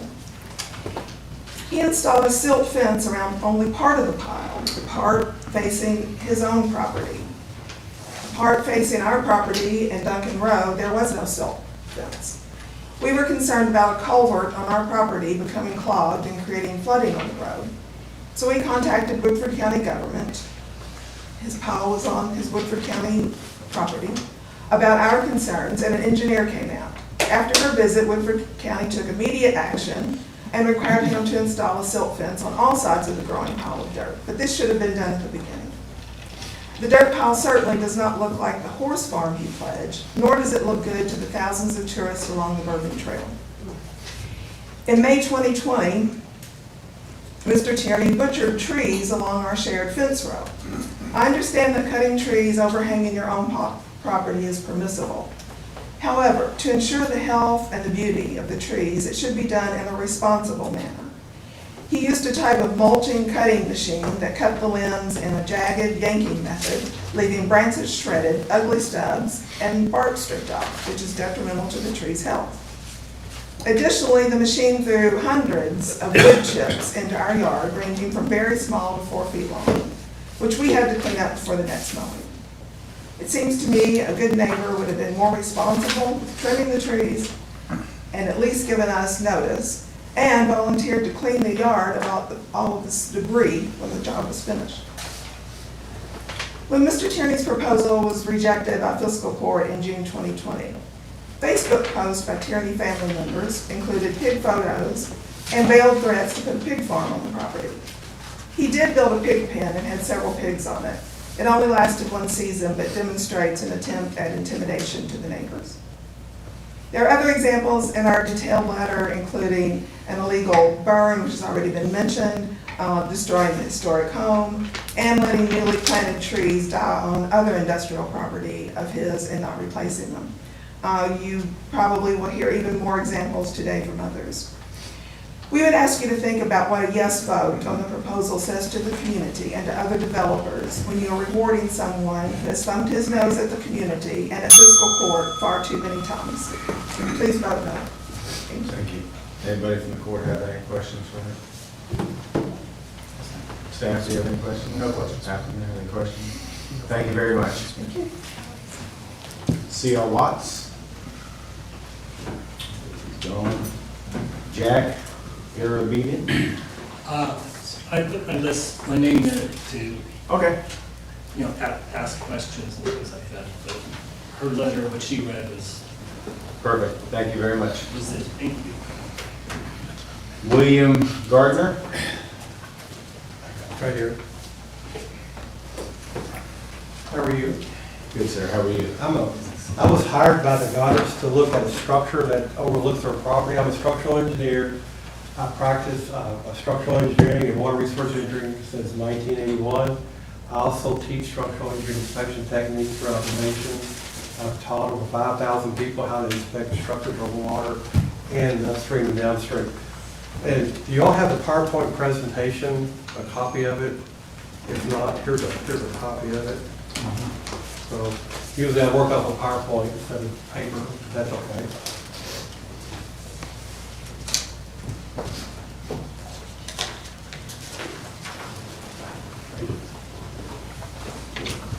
Go ahead, one time. Okay, yeah, I'm sorry.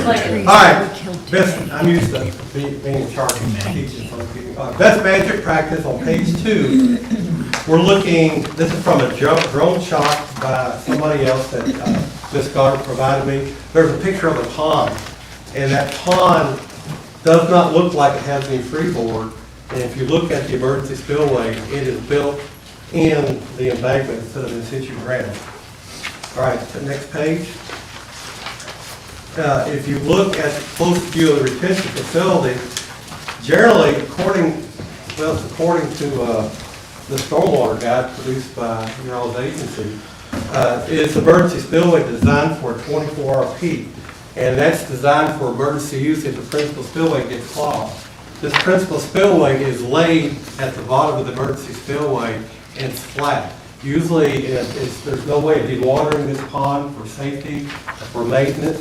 This structure, we did not measure the structure. Everything was done on Susan Goddard's property across the fence. So my viewing was from here to the wall, probably the closest I had. Structure's over between 400 to 500 feet long, and it's between 35 and 40 feet in elevation on the downstream toe. Upstream elevation, I don't know, because I wasn't able to access the property. Does this propose a hazard classification? I don't know. The other thing is I hear this is a fishing pond, a detention. I don't know is this a farmer's pond? Is it part of the sediment retention plan? I don't know. But if it's a retention plan, is it collecting the post and pre-development? I mean, are you reducing the flow to what it was before development? The other thing is, when we talk about slickway branch, usually the controlling factor is the culvert right there at the highway. Usually, when you look at a development plan, the developer is going to take the drainage away from the smallest conflict. So I'm assuming a lot of this drainage will be diverted into this larger retention basin. The next page, you see what says detention basin design elements. I only observed a foot of freeboard. Generally, there's a bigger freeboard for emergency detention. This structure, if it's detention, is supposed to dewater within 24 hours. If it's a retention, there is exception for a normal pool, but there still should be facilities for retention. This is straight out of the stormwater manual that you all provide. And what is the low pool? What is the factor over top? What are the design characteristics for this structure? Next page on the spillway, I realize we have a short time. There's a spillway, and like I said, we shot it from here to the wall, maybe 100 foot away. There's no visible discharge coming to the spillway.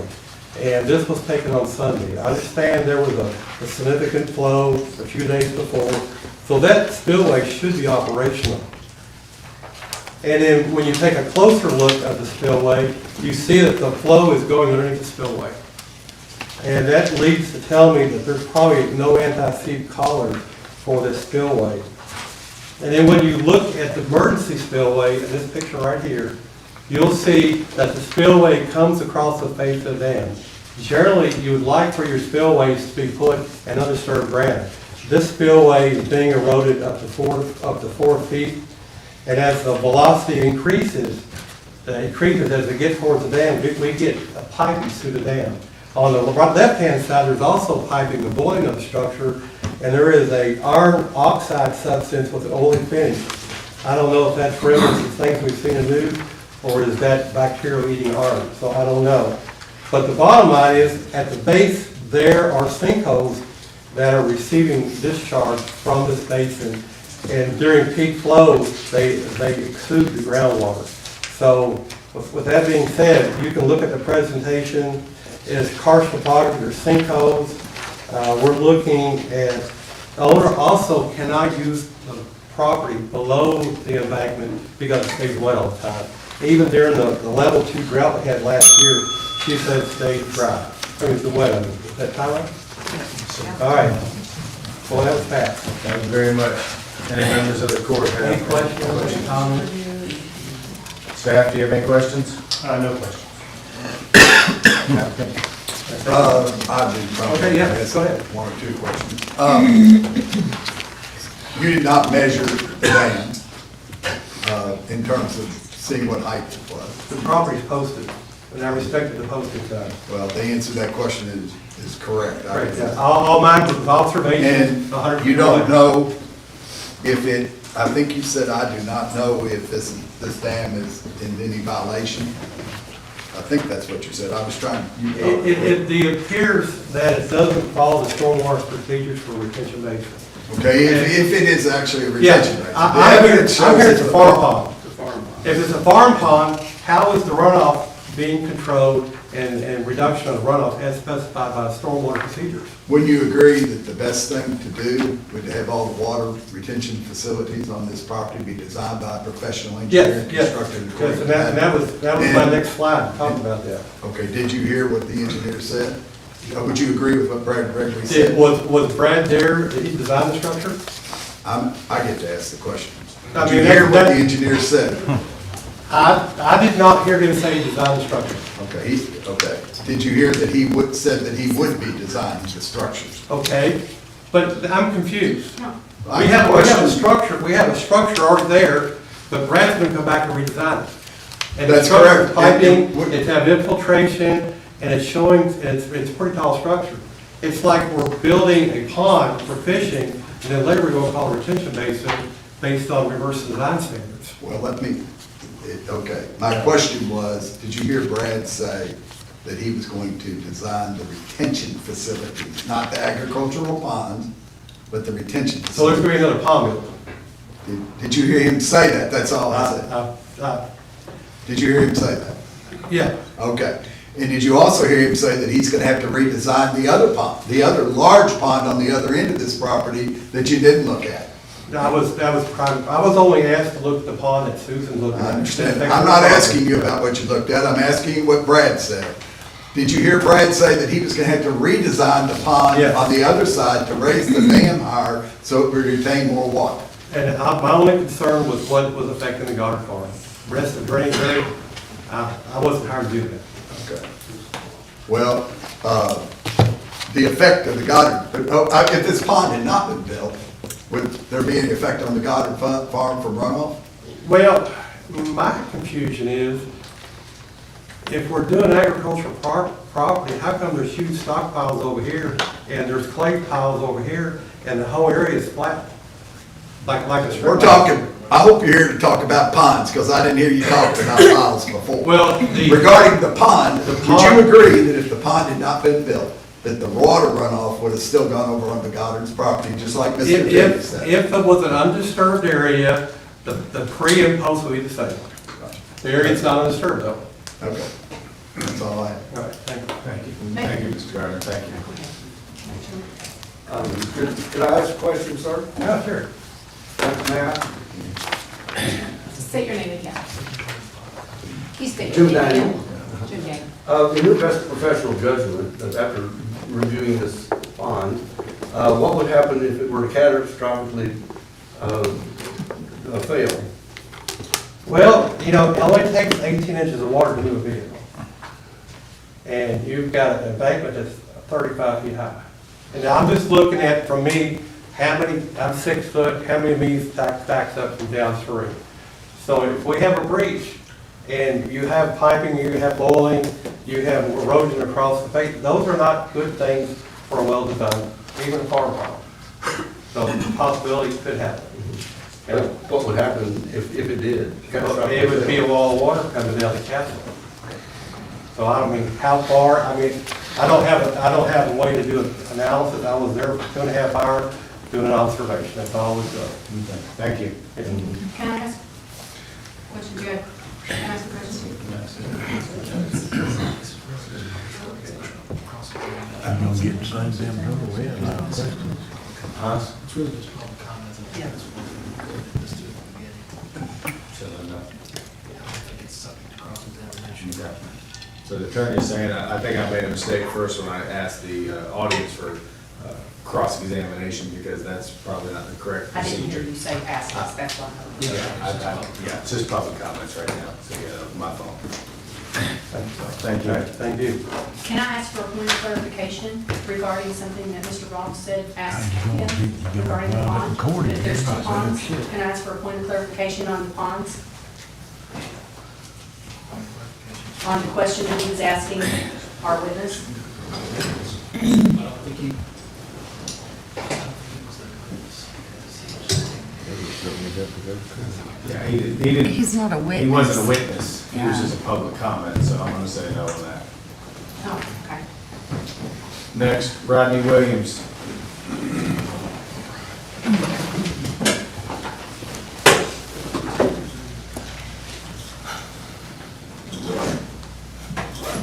My name's Rodney Williams, resident of Frankfurt. Good afternoon, thank you for the opportunity to share some thoughts with you. A couple of things I wanted to point out, and it's relative to, I think, Ms. Bradshaw's testimony earlier. Make the comment that Franklin County Fiscal Court, Frankfurt City Commission, the Joint Planning Commission, the Frankfurt Plant Board, the Frankfurt Sewer Department, and every other interested party in the community, I think should be embracing people like Ron and Patrick Tierney. Because they're willing to take the risk that you all have chosen not to take to this point. I think you can make decisions and make plans for future development, for job opportunities for our community, but at this point, Frankfurt and Franklin County has chosen not to. And the testimony, I think Mr. Blackburn asked a question about KCDC's land again. It's got a balance, I think Ms. Bradshaw said about around $1 million. I can assure you that you can't leverage $1 million to develop much of anything, industrial or otherwise. So if you would like to plan with the city of Frankfurt and other interested parties to gather funds, make commitments, even make public statements that your interest in both purchasing and or optioning land that you can later develop for industrial growth. I think that's a route that you can choose to take. But to this point, you've chosen not to. So in my opinion, I'm here to state publicly that I support the Tierney's application for a zone change. I think it's to use an athletic analogy, pretty much a layup, a wide open layup.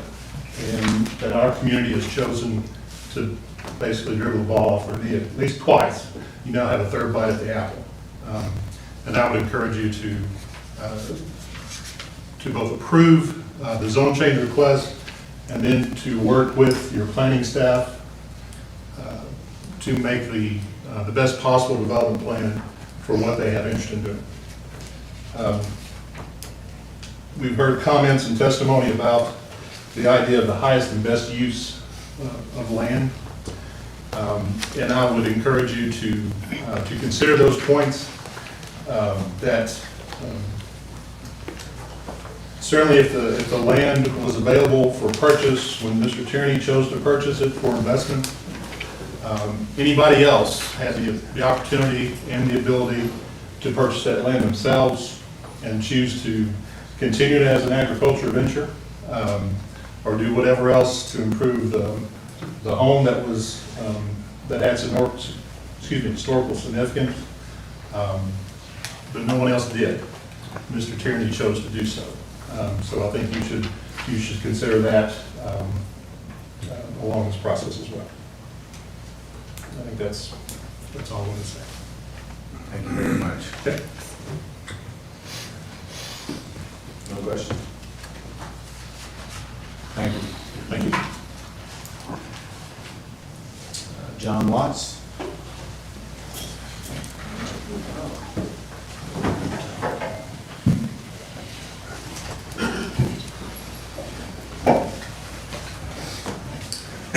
Thank you for this opportunity.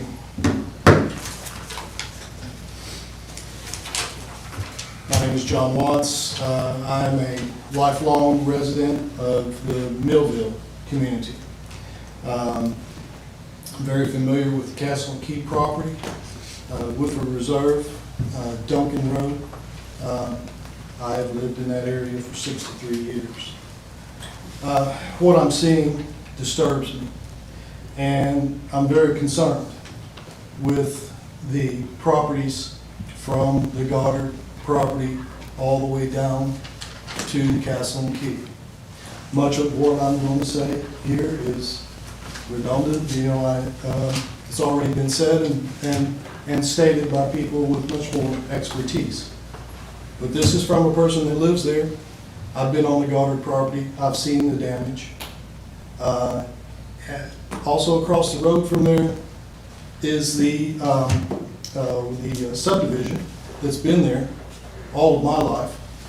And I'm very concerned about property values, about this whole area with how it stands right now. I don't know what intentions are or what will be done to help ease this pain of absolute property devaluation.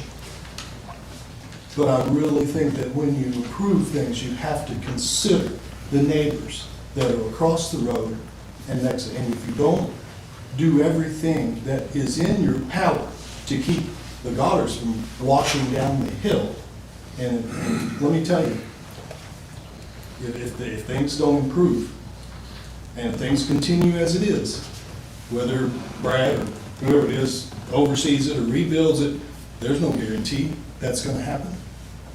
Who's going to watch? Who's going to make sure that happens correctly? I trust Ron Gardner's opinion. I know Ron. He's meticulous. If he says he is scared of what that looks like, so am I. And I'm scared for everything that comes down the creek.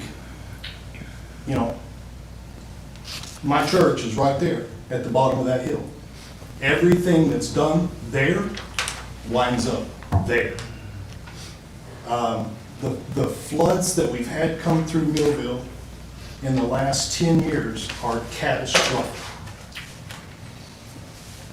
compared to the rest of my life. And you've all seen this water, this volume of water. We can't stand anymore in Millville. So we got all the plats and all of that explains everything. I get it. I get it. But you know, I've been in industrial facilities for 40 years. Frankfurt, Versailles, Lexington, Danville, Harrodsburg. I've worked in all of these places. Most of the industrial parks are not in a residential, not right next door to somebody's house on a hill. But I think Susan Goddard and Tom Goddard would welcome you to come to their place and see what's going on.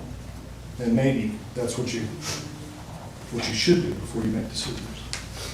Thank you for your time, I appreciate it.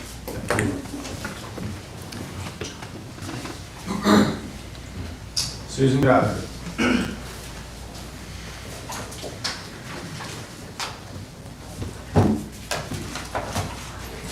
Just for the court, I have 3 color copies. Sorry, I couldn't give more, but that's all that my printer would do and all the toner I could afford this time.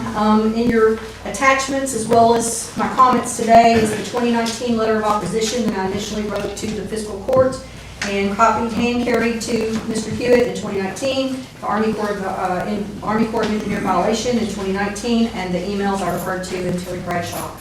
My name is Susan Goddard, and I live at Scenic Spring Farm on 1300 Duncan Road, and our farm spans both Franklin and Woodward counties.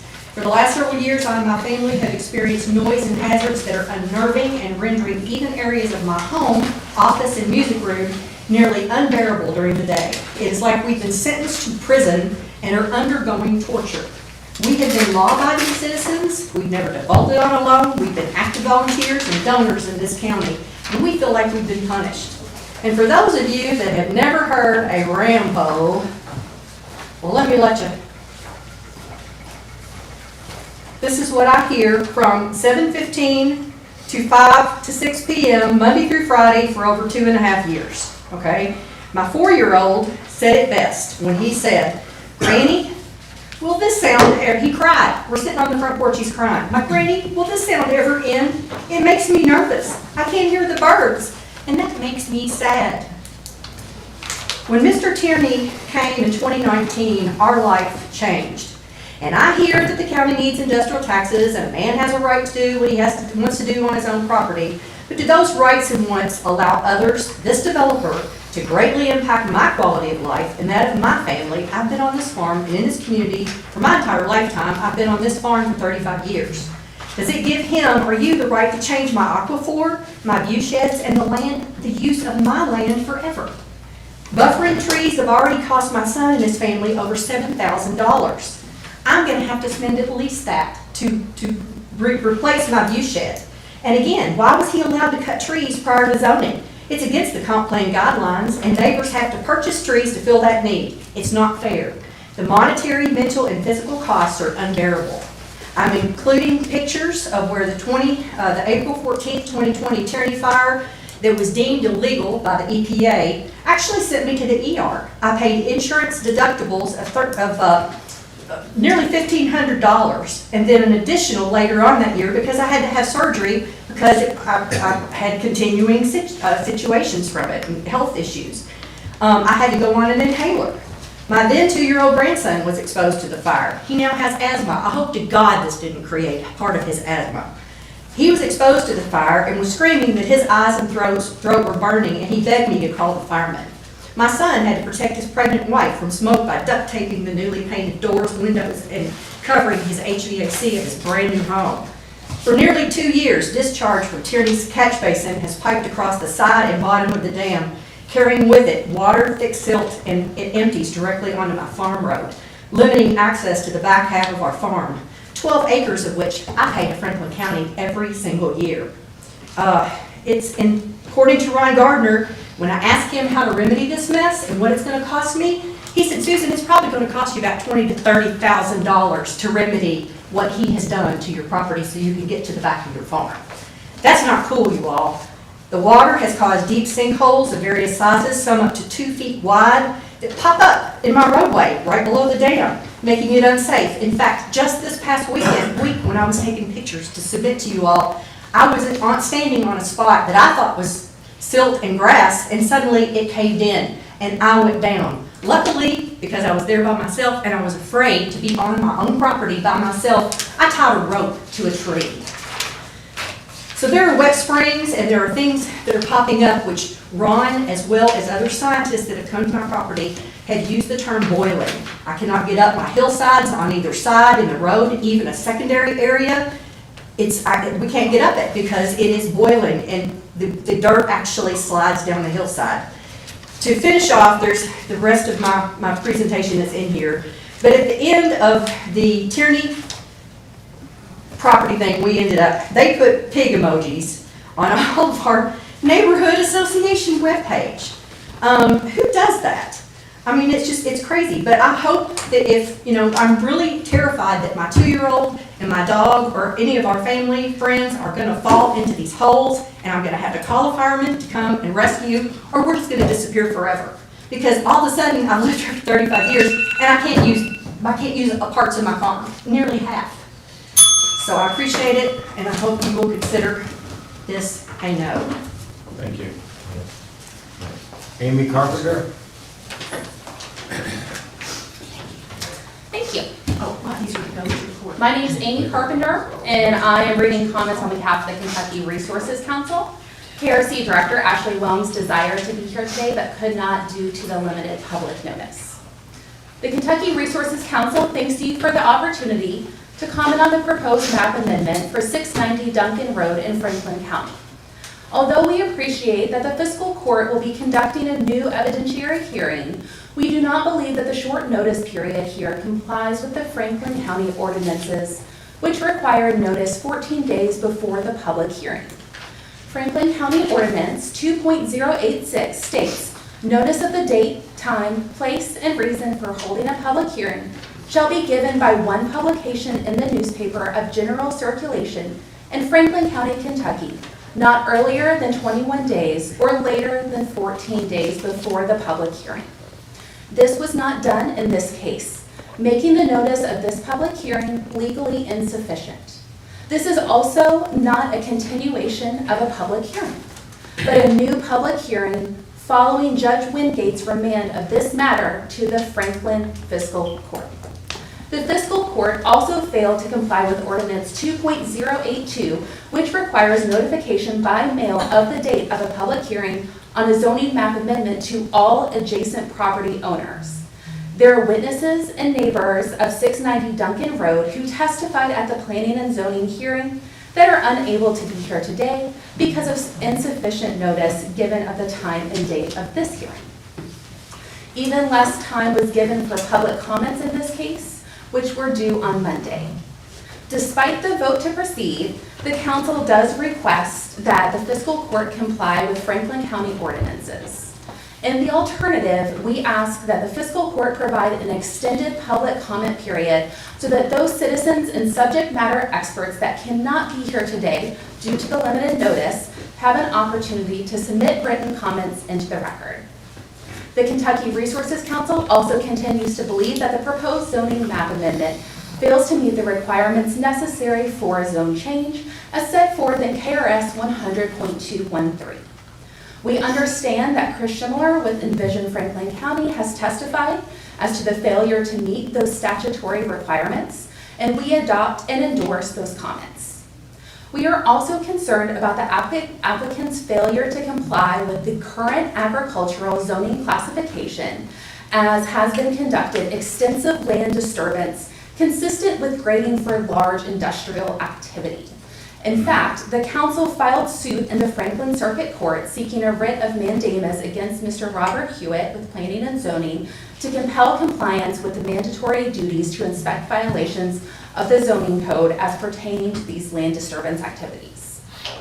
The track record of the applicant displays a disregard for the planning and zoning ordinances and the neighbors of this area.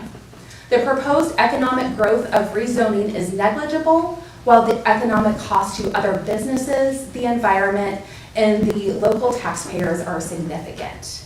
We therefore request that the zoning change to industrial for 690 Duncan Road be denied. Thank you. Thank you. Next is Mr. Tierney, but I'm sure you're good. I'm good. All right. Terry Bradshaw. She's good. She's good. Brett Connors. Connors. I think he spoke a little bit earlier. He's here. He's coming. He should be. Brett? Are you guys ready?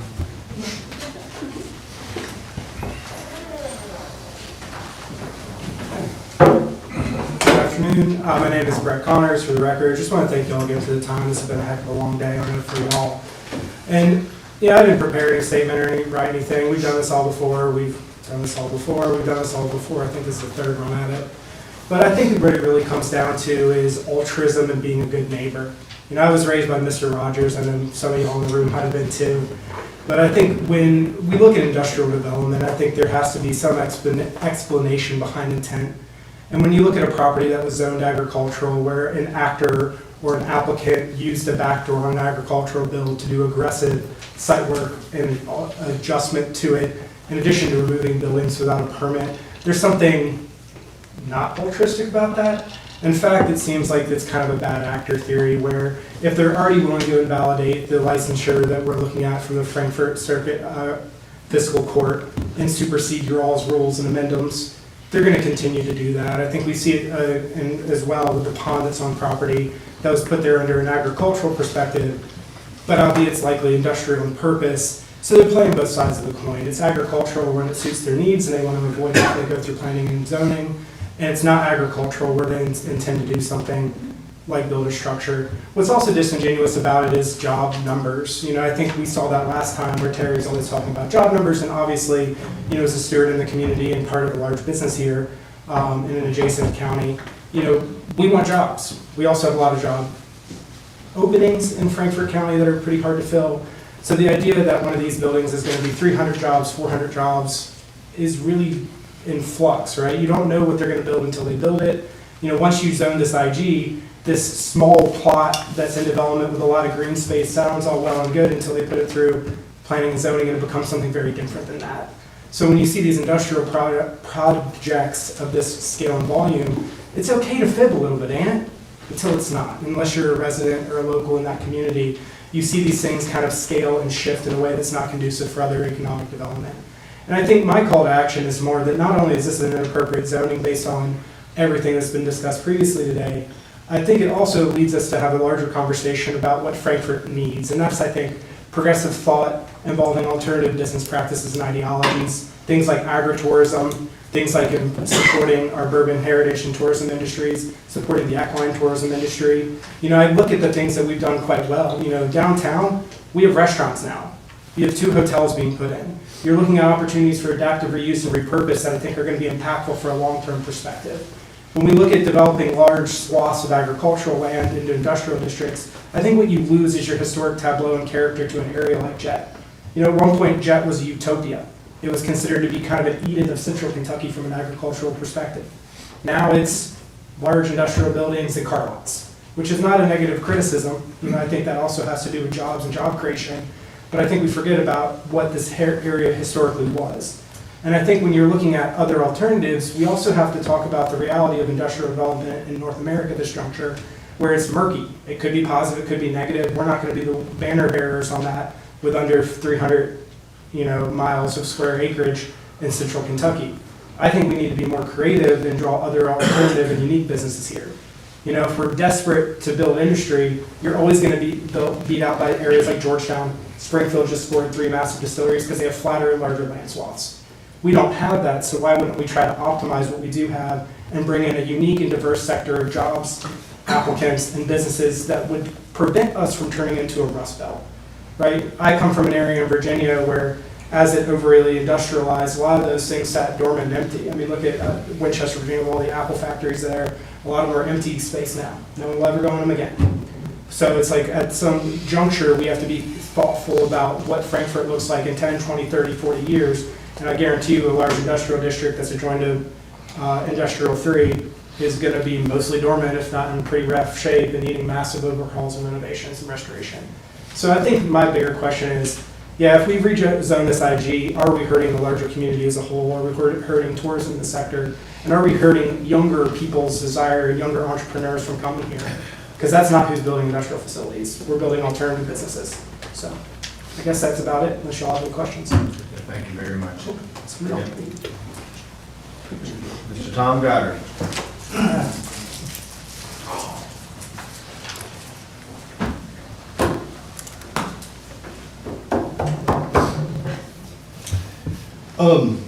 Judge, Squires, Jack. Can't get to the back of my farm. It's blocked off. I had me a back way I could use too. That's blocked off. It's a mudslide tractor. Can't even get there with a tractor and water. Why is this? Because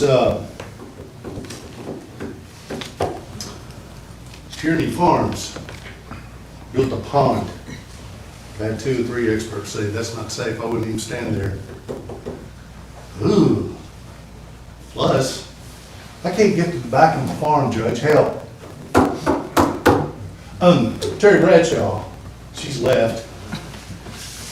I've heard her say twice on 2 different occasions that, and I quote, she said it twice and I kept thinking, oh, I hope I get in a situation where I can come and talk to that. She said that Mr. Tierney has more skin in this game than anyone else. Yes. Y'all heard that saying? Yes, she did. Absolutely. Yes, she did. Yep. I'm gonna come to the way. I think she meant that Mr. Tierney has more money in this than anybody else. Yeah. I think that's true. The Millville Road, Hilltop Neighborhood Association, we don't have a lot of money. That's the most money I've got trying to get my life back. But we do have is skin. It's our community's skin is at stake. That's all I've got. How about that? You don't have to hold up those red things. God's honest truth. I've sworn in. I'm telling you the truth. And I don't want to they're my neighbors. I want to be friends with these guys. you know? And I brought this up, I met Mr. Tierney in fiscal court with everybody there and said the same thing about my farm. And he started telling me what I needed to do. Need to put in a pipe and this, that, and the other. Well, is that what I need to do? Anyway, any questions? Anything? Thank you for being my magistrate, by the way. I have a question. Yes, ma'am. Are you sure? Yeah, I am sure. Can you briefly tell me what it is they could do? What can they do to make this work? And I'd be willing for them to come onto my side and just, he's right to the pipe. And they've got every machine in the world. It's a wonderful, it's a kid's dream, every machine. We're gonna go back to court. Is to, I'll pay for the pipe. Pass it on. But if Y'all y'all gotta got hush these the machines, hearing. I need that built up. I used to drive a Lincoln Continental in the 90s, and I could drive it down that road. Build it up and do what they think needs to be done, is to build that up so I can get to the back of my farm. I need some help. And that's what they could do. And you're right, don't complain about anything unless you have a solution. Always bring a solution. My sixth grade teacher taught me that. She's a wise woman. She must have been a social worker. In between whipping my behind. Pull out Douglas tire. That's all I've got. Thank you. I appreciate all of your all's patience. Thank you. Cassidy Bryce.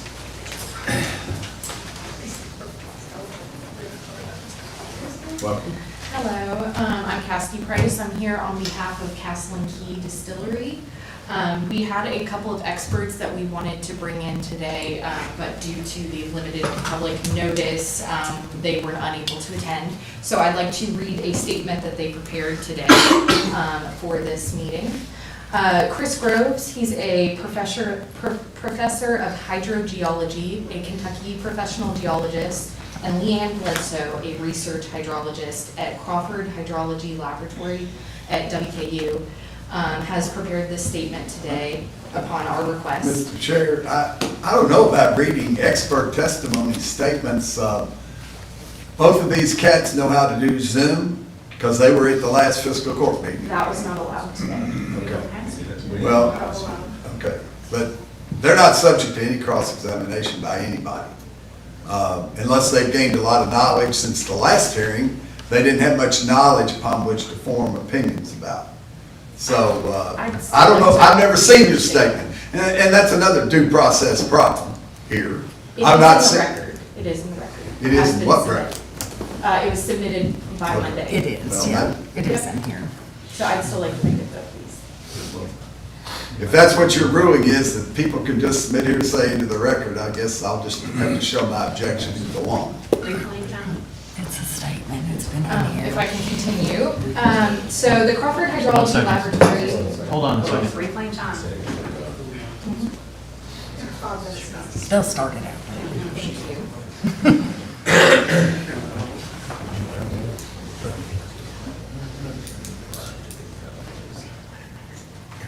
I think you gotta be consistent. You can't use that word.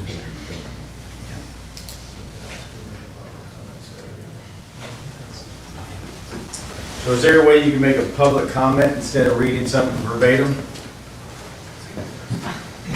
I would like to be able to read this.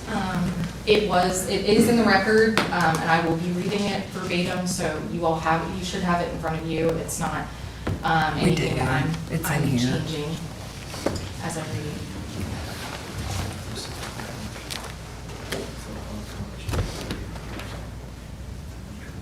So just for the record, I object to the submission of expert testimony, whether it was submitted by 4:30 yesterday or whatever, into the record in consideration by the fiscal court with no right of cross-examination. Y'all can do what you want to do, Your Honor.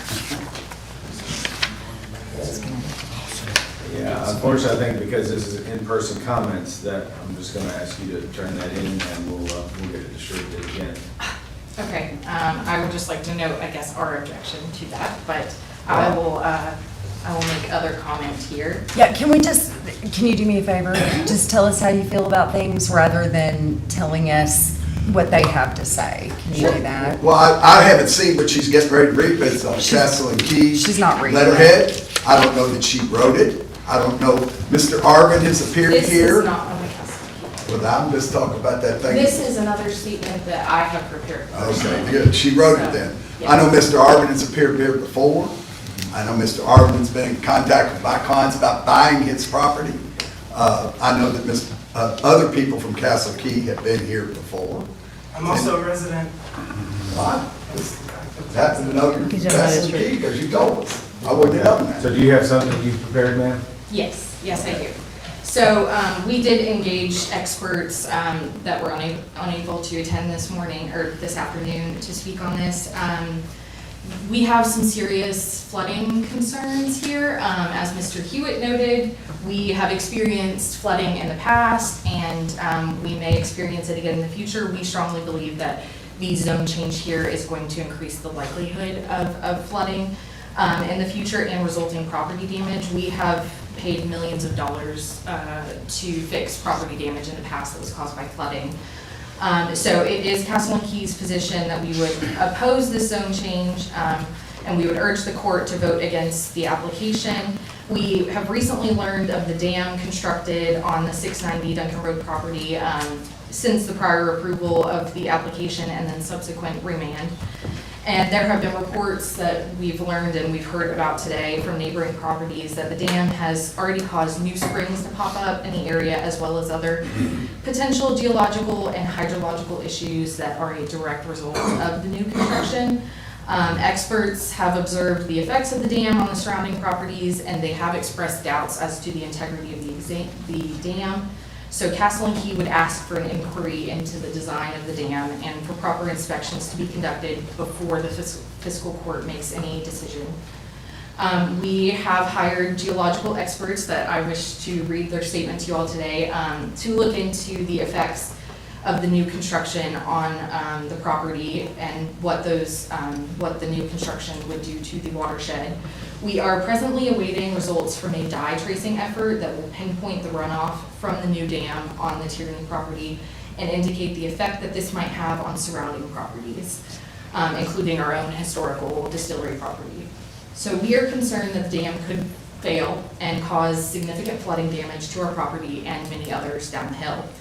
Castle and Key's property has already experienced significant damage due to flooding. Failure of the dam now would be detrimental to our business, our property, and most importantly, the well-being of any people in its path. Additionally, Castle and Key has learned that there could be a pollutant flowing out of the dam and into the runoff that comes down the hill, causing oil slicks and leaving behind a red substance. Experts are collecting samples of that to test, and we would request that test results be reviewed before a decision is made to rezone.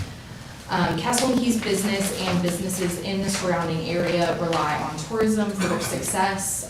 Castle and Key has invested millions of dollars to resurrect our distillery property, and it attracts tourists from all over the world. We hosted over 100,000 guests just last year. Part of our business's success, we believe, is dependent upon the agriculturally scenic drive entering McCracken Pike via Duncan Road before guests reach our distillery property. So yet another industrial development along this corridor will forever erode the scenic and unique aesthetic that draws visitors to our unique and beautiful area. We would implore the fiscal court to consider the unique character of the scenic area that would be negatively impacted by the addition of industrial buildings. So for the safety and continued success of the community, we firmly oppose this amendment, and we believe that the dam that is already constructed at this property is affecting the neighbors and could cause lasting geological disruption and detrimental damage. The loss of the unique and aesthetic scenic Finette farmland will negatively impact tourism to the area. So Castle and Key urges and implores the fiscal court to vote to oppose the pending application for the proposed zone change along the Duncan Road and McCracken Pike corridor. We would also go ahead and adopt the Kentucky Resource Council's position on the notice requirements here. So I would like to note that. Thank you all Do y'all have any questions? Thank you. Thank you. I have one question. How far is Castle and Key from this property? Miles. How do you get there? You drive down Duncan Road. Duncan Road. So you've never made an observation about how far it is? Of the exact mileage? No. Approximately. I could not tell you. Oh, is it 40 miles? It's within a couple miles. A couple miles?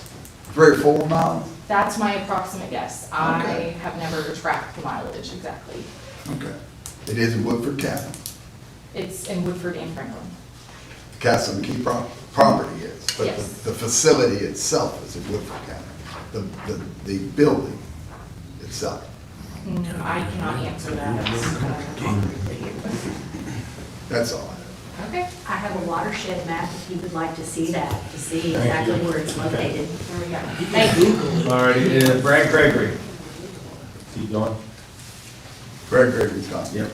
William Harvin, Will's gonna be here in a few moments. He's coming down the hill now. Jim Daniel. Thank you. I'm Jim Daniel, and I am a retired Department for Environmental Protection enforcement agent for both the divisions of water and the division for air quality. For the last 12 years of my employment, I served as both the division's environmental crimes work group representative. I work criminal cases directly with the FBI, U.S. Attorney's Office, Kentucky State Police, Kentucky Attorney General, and U.S. EPA Atlanta Region 4. We only dealt with knowing and willful violations or environmental crimes. In this case, if this case had come across my desk when I was working, I would have definitely taken it to before the environmental crimes work group for criminal investigation and prosecution. But these comments are my own. When developer Ron Tierney initially filed for zoning change in the early 2020s, he had already been cited for illegal open burning violations and construction without a permit by our local and state regulatory agencies. On April 4th, 2020, the Franklin County Fire Department responded twice at approximately 10 a.m. and again at approximately 1 p.m. To local residents' complaints of heavy black acrid smoke that burned their eyes, nose, throat, and lungs. Mr. Tierney gave no notice to the surrounding neighbors before he lit the match early that morning. When the fire department first arrived, Mr. Tierney lied about an apparent attempt, in an apparent attempt to conceal his violations when he told the responders that he was only burning brush or tree stumps. It proved to be a ruse. But since the smoke at the time had diminished to what was described as, quote, gray and minimal, end quote, the responders deemed it an illegal burn and left the scene, only to have to return 3 hours later when the acrid smoke was again heavy and black. This prompted a closer inspection of the fire pit, divulging the remains of numerous illegal items. As a result, Mr. Tierney reluctantly admitted to adding more debris from the demolished house, at least one tire and metal to the burn pile. Mr. Tierney's lying to officials at the scene reveals that he knew what he was doing was wrong, and that the fact that he continued to do it after they left was willful. An act that is, quote, knowingly and willful, end quote, if completed voluntarily and intentionally with the specific intent to deceive. As an experienced developer in Franklin County, Mr. Tierney should have been well versed with our permitting laws and have known better. The last thing that we need are miscreant developers who flaunt their disrespect for the law for monetary gain. On April 16, 2020, the Division for Air Quality issued Tierney a notice of violation in relation to 2 illegal burn piles on the property, citing 401K 63005, which prohibits illegal open burning with fines up to $25,000 per day because of the serious health risk, especially for children and elderly who were present at this very time. Burning this trash releases high levels of toxic pollutants such as dioxins, lead, and mercury. Dioxins are highly toxic and can cause cancer, reproductive and development problems, damage to the immune system, and can interfere with hormones. The NOP recited the contents of the burn pits as various metals and an axle with at least one tire attached, brick, roofing shingles, painted wood, and portions of a radiator. They are all prohibited for open burning in Kentucky. Tierney's plea that he was ignorant of Kentucky's burn laws is not plausible or an valid excuse, as you have to know the applicable laws that pertain to your business. The ancient maxim applies here. Ignorance of the law does not excuse, especially when it involves human health and the environment. There was already a state county burn ban imposed by the Kentucky Division of Forestry for February 2020 and extending through April 30th, 2020, making both incidents illegal. This was reported to Judge Wells by Chief Hutchinson on April 14th, 2020. By regranting the industrial zoning, the Fiscal Court would be inviting chaos into the regulatory process by rewarding Mr. Tierney's bad behavior and removing any deterrent effect, holding him and others like him accountable. It would send a mixed message to the rich and powerful that it's better to ask forgiveness than to get permission up front. In considering the quandary before us today, it's important to note that zoning is the only thing that the government still has to hold him and others, developers, accountable. That's my bill. Thank you very much, Mr. Daniel. Next is Brian Irwin.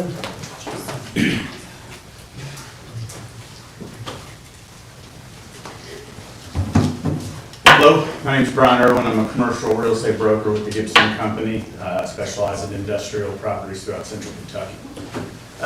As Terry Bradshaw was mentioning earlier, the need for shovel-ready land is important to bring in outside business. But she deals with 40-acre, 50-acre, 70-acre users. I talk with more local businesses that need 2 acres, 3 acres, 5. I want to give a couple examples that we've seen recently that show just how difficult it is for a business to grow inside of Franklin County. We've got a business, been here for 25 years, started in 12,000 square feet, expands to 25. They see on the horizon they need to expand, so they buy some land about 5 years ago. They're successful enough to where they now cannot fit their production facility on the land they bought, and they're forced to look elsewhere. There's no land, and so they were forced to buy property that requires a zone change. It costs 2.5 times per acre what their previous land cost them. So not only do they have the cost of land, they've got the long, drawn-out process of the zone change. Another example, a large manufacturer here in town, you get a new contract, have immediate need for 50,000 square feet. Where are they gonna go? We haven't had 50,000 square feet available in over a year, and it leased up in less than a week. Their only option was 12 miles away, so they've got additional costs of transportation and fuel, and the likely new jobs are gonna come from the adjacent county. Thanks to the Tierneys, we were actually close to wrapping up a deal where we made a creative structure to terminate an early lease, and we're gonna be happy to be able to keep them in Franklin County. 15 to 20 jobs per shift for 3 shifts. You know, that is the type of thing that makes them such an asset to the community, because they're able to provide product that will allow businesses to come here. Even if we have shovel-ready land, that does not make it good for every business.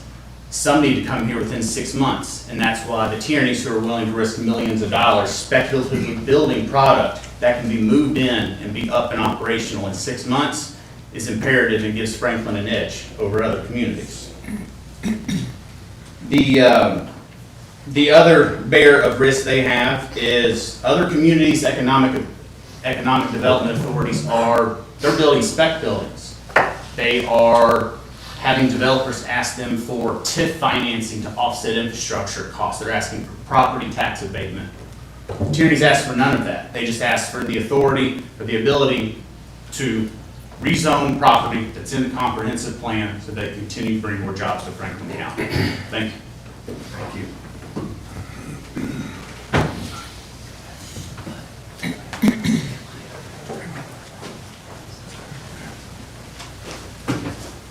Mr. Arkin, will you go ahead and come up? Judge, thank you very much. A long day. Thank you for your patience. And go ahead and say your name, please. For listening to this testimony. My name is Will Arvin, and I am. Can we go ahead and swear you in if you don't mind? Yes, sir. Because I don't think you were here earlier. Do you promise to tell the truth, the whole truth, and nothing but the truth? I do. We have 5 minutes. Thank you. Thank you. Again, my name is Will Arvin, and I'm the owner of Castle and Key Distillery, which is located at 4445 McCracken Pike in Frankfort, Kentucky. I purchased this property in 2014 when it had fallen into ruin and left to be dismantled piece by piece by an out-of-state salvage company. At the time of the purchase, I knew that this had been a once special place, but I had no idea how much of our local history and culture there that stemmed from this location. What was left of the improvements there were mostly buildings in complete ruin, no roofs, no windows, lots of asbestos, and absolutely no infrastructure. I took a huge risk in purchasing this property that had been on the market for over 3 years with no takers. Since purchasing the property, I have invested many millions of dollars to bring the property back. We are currently producing bourbon whiskey, have a vibrant gift store with tours and events regularly booked and scheduled. Our history has truly come to life. The reason that I am here is because this distillery property sits at the bottom of Duncan Road, less than a mile from where the property that is proposed to be converted from agricultural use to industrial use. I strongly oppose that application. My basis for opposition is as follows. 1, the requested zone change will increase the propensity for flooding in the immediate and surrounding area. The property at issue is located at the top of a major watershed area. Rain and storm water flows from this property directly down the mountainside into the heart of the distillery property. Castle and Key resides in a toilet bowl of sorts as it receives a direct punch from anything that flows from the top of the mountain. Just recently in 2018, we experienced a major flood event. Castle and Key had 4 feet of standing water inside the distillery, shutting down our operations and creating major damage to our facilities, both inside and outside. The damages exceeded well over $1 million. Importantly, this flood from the storm did not occur from the waters of Glynn's Creek. The flooding water came from the top of the mountain shed and washed over McCracken Pike into our property. Allowing the construction of warehouses on the subject property will create greater water velocity from storms that we will have and that will flow directly into this mountain runoff area. This proposed development, if approved, will undoubtedly cause catastrophic damage to the distillery property and to many others who live and work at the bottom of this watershed area. Number 2, this zoning amendment will or would negatively impact the tourism industry in our local Franklin and Woodford County communities. Castle and Key has invested millions of dollars to resurrect the iconic Old Taylor Distillery. This distillery operation and its grounds attract tourists from all over the world. Last year, we welcomed over 100,000 visitors to our site, the majority of whom were traveling from out of state to see the majestic corridor of Duncan Street and the distilleries that lie just below. There are other surrounding businesses in the community engaged in tourism that will also suffer from the zoning amendment if approved. Part of our business's success is dependent upon hospitality and an agriculturally scenic segue entering McCracken Pike via Duncan Road before guests reach our distillery property. Yet another industrial development along this corridor forever destroys the very aesthetic that draws visitors to our unique and beautiful area. There are numerous other infill areas in this county that could be utilized for industrial use that would not create stormwater disasters and that would not impact adversely the unique character and nature of this scenic area. I took a huge risk in coming to Franklin and Woodford County to start a new business. I have invested everything I have to make the resurrection of Castle and Key a reality. The weight on my shoulders is large. I now have over 130 employees at Castle and Key, and they, along with their families, most of whom reside nearby, depend on me and this business to make sure that we make payroll every period. Castle and Key unlike warehouses, is a business that generates jobs and also pays a tremendous amount of taxes as part of its business operation in support of this county.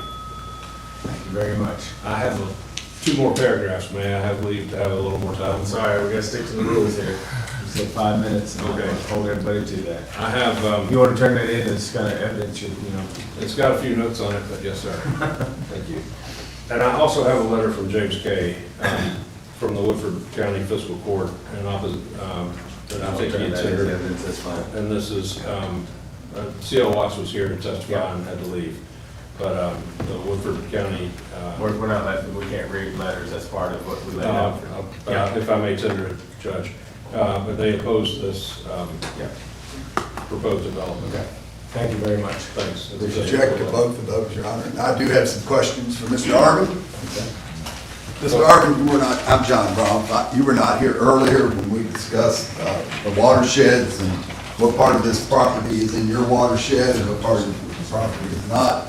This is a map that was drawn to show the 690 Duncan Road, and it also in red shows your facility down here, shows that watershed, and shows how much of this property is actually drained towards Castle and Key. Are you aware of that? Was I aware of what I? Of that only that much of the 690 Duncan property, 20 acres of the 114 acres, I guess, or 102 acres drains to your property. Were you aware of that? Well, I haven't seen that before. That's the first time I'm seeing that. We have hired engineers that I think testified by letter today as to the specifics of that. But what I can say to answer your question is, when we had that flood that destroyed our property, I was there, and I saw the water coming down Duncan Street, and I saw the water originated at the top of that hill, and I saw the water destroy. You saw the water on top of it. You were up on top of this hill on Duncan Road? Yes, sir. Yes, Up on 690 Duncan Road?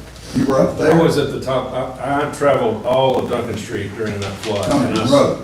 On the road. And I saw all of the water that was coming off of that ground, flowing down the stream, down Duncan Street, into the creek, that filled the creek, and then I saw the water coming off of the mountain and the mountain shed, flowing down into the what we call the moat around the castle. I saw the water coming across the parking lot from the mountain shed. I gather you're not going to concede that only this much of 20 acres of I'm going to this defer to the farm. experts and. You're not going to concede, you don't agree with this map, I assume. I don't understand that map. It's the first time I've seen it. I can just tell you what I saw anecdotally when I was there for that god-awful flood that came from the top of that And mountain. it came down this watershed here, and it's printed on this map. Yes, sir. Okay. I watched And only, I watched the whole thing formulated at the top of the Right. hill. and all of this over here, and all of this over here, and all this development over here is feeding that watershed. And only 20 acres of vacant land there was feeding out of Duncan Road. There's nothing there right now, 690 Duncan Road. So what you saw in 2018 did not come from 690 Duncan Road. That's not what I saw from my eyes.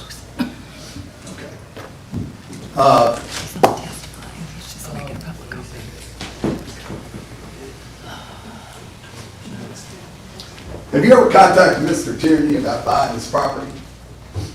Not that I recall. No conversation about that at all? Have you ever had any interest in buying this property? We looked at that property probably close to 2014 as a possible expansion area, but we never made an offer. Well, that was before Mr. Tierney. Have you made any type of inquiry about this property since 2019? Not that I recall. You can't say for sure, you just can't recall it. I remember it was, that property's out of our price league. Okay. Even before Mr. Tierney bought it? Yes, sir. Thank you. That's all. Sorry, thank you. Thank you. Janet Beach. May I have my watershed map back, please, that I Sure. showed you? I want to submit it to the court.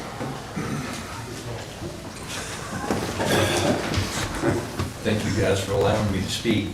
My name's Chad Peach. I've lived in Frankfort for my entire life, Frankfort, Woodford County. I've been here for 57 years. My family has developed land been builders, farmers all my life. And I always like to say to my family, we're farmers first.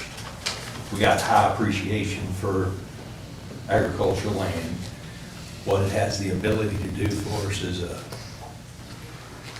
society. But there's been a lot of conversation today about highest and best use. You know, what's the highest and best use? So we look at that with what its potential is, more for the community, probably than us as builders, developers. So then you take into account, and I think, Squire, you were the one that brought up highest and best use first. Kind of an environment that you gotta have location, you know? In real estate, it's location, location, location. Kind of the second really vital part to the equation is infrastructure. You know, this property has location. It's got the infrastructure. I've heard several people comment today that it's not on the comprehensive plan with the IG designation. It's been on the comprehensive plan for over 20 years as IG. I've testified a couple of times in support of, and I've got to back up because I understand the emotional issue that gets into this discussion. I understand the sensitivity. But this guy sitting right here, for you guys' sake, as a body, an educated planner, is going to protect you and us as a community by the regulations that we have as builders, developers, that we have to follow for stormwater retention. It's kind of an environment that, for you guys' sake, honestly, it would be better to be developed, because then you're going to have a form to take care of that problem. And it's more restricted today than it was 10 years ago, 20 years ago. Now we're forming detention ponds that we have 100-year flood that we have to respect. Then you're going to tack on 25% on a release basis, which they're in agreement to do. I'm not going to say that they didn't make some bad decisions, but being a farmer, when we buy a farm, you know, you go in and you start clearing land. You got to have crops. So you clear land, then you turn around and you start building roads, because you got to be able to access them. So it's kind of an environment that I think he's got every legal right to do what he's done out there, because he owns it. He bought it. And that's not to be a negative, hard-hearted person. It's just fact. I never knew that it stayed on the market for 12 years. But I've driven past it my entire life, and it was never cropland. At best, it was cattle and hay. It's unfortunate about the old house. We tear down structures because they've lived their life. They're past their time. It's not cost-effective or practical to put the money in. And when Robert made the comment that there's a tree growing through the middle of it, I've torn down structures on my mom and dad's farm that I was born and raised on because they had lived their life. It wasn't economically practical to update them. Structurally, they become unsafe. You as a body are all about safety, welfare, and making decisions for the best for us as a community. This farm, in my opinion, is located right. It's on the comprehensive plan. Your planning director has recommended it. Your economic development person, Terry Bradshaw, says there's a need. So then that becomes the hard part of you all's job, to make the decision what's right. I appreciate the opportunity to talk to you guys. Everybody has an opinion, and just do the best that you can. You know, it's a tough road to travel. So I see all sides, but I do support the development. Thank you, Mr. Peach. Jane Julian.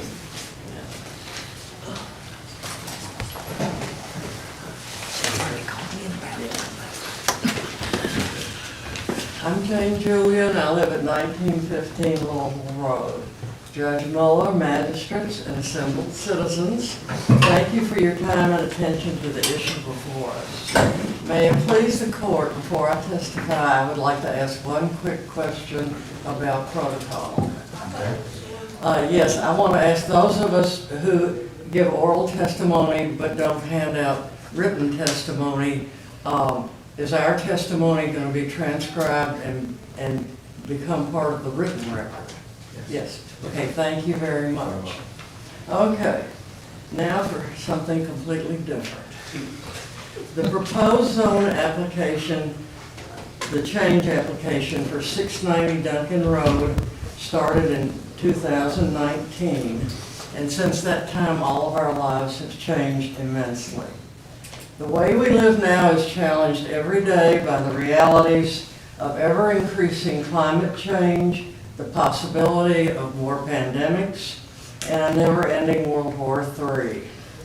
We are all, therefore, called upon to search for a new vision of what kind of world we want to design and build for our community.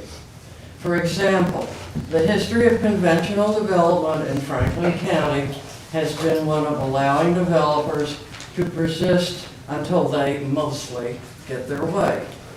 This situation has led to the destruction of many valuable and irreplaceable buildings, stone walls, old roads, outstandingly good land, valuable waterways, and so forth. Considering the present state of the world, it is time now for all of us to work to make sure that the destruction of an historical property such as the Blanton Crutcher Farm never happens again in Franklin County. This day, you all have a great opportunity to use our comprehensive plan and our planning and zoning process to make an important decision that will signify that Franklin County is happy to set an example of visionary planning in our new world. I am therefore asking you to reject the proposed zone change for 690 Duncan Road. Thank you very much. Question? Okay. Thank you very much. John Carlton.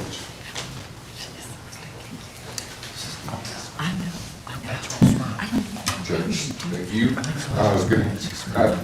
Good evening by now. My name is John Carlton. I'm a resident of Franklin County, the current Vice President of Envision Franklin County, a current at-large member of the Comprehensive Plan Advisory Committee, and the past President of Franklin County Trust for Historic Preservation. And I spent last night downloading and reading more than 40 State Journal articles, guest columns, and letters to the editor, a National Register of Historic Places nomination, a civil complaint and subsequent opinion and order, and the results of several open records requests, which included emails of the planning department, the applicant, a scathing and instructional letter from Otis Engineering alleging a plethora of potential violations, site development determinations from inspectors, and notices of violations from the Department for Environmental Protection, and more. And then I put them in chronological order and reread them. Yeah, I didn't go to sleep last night.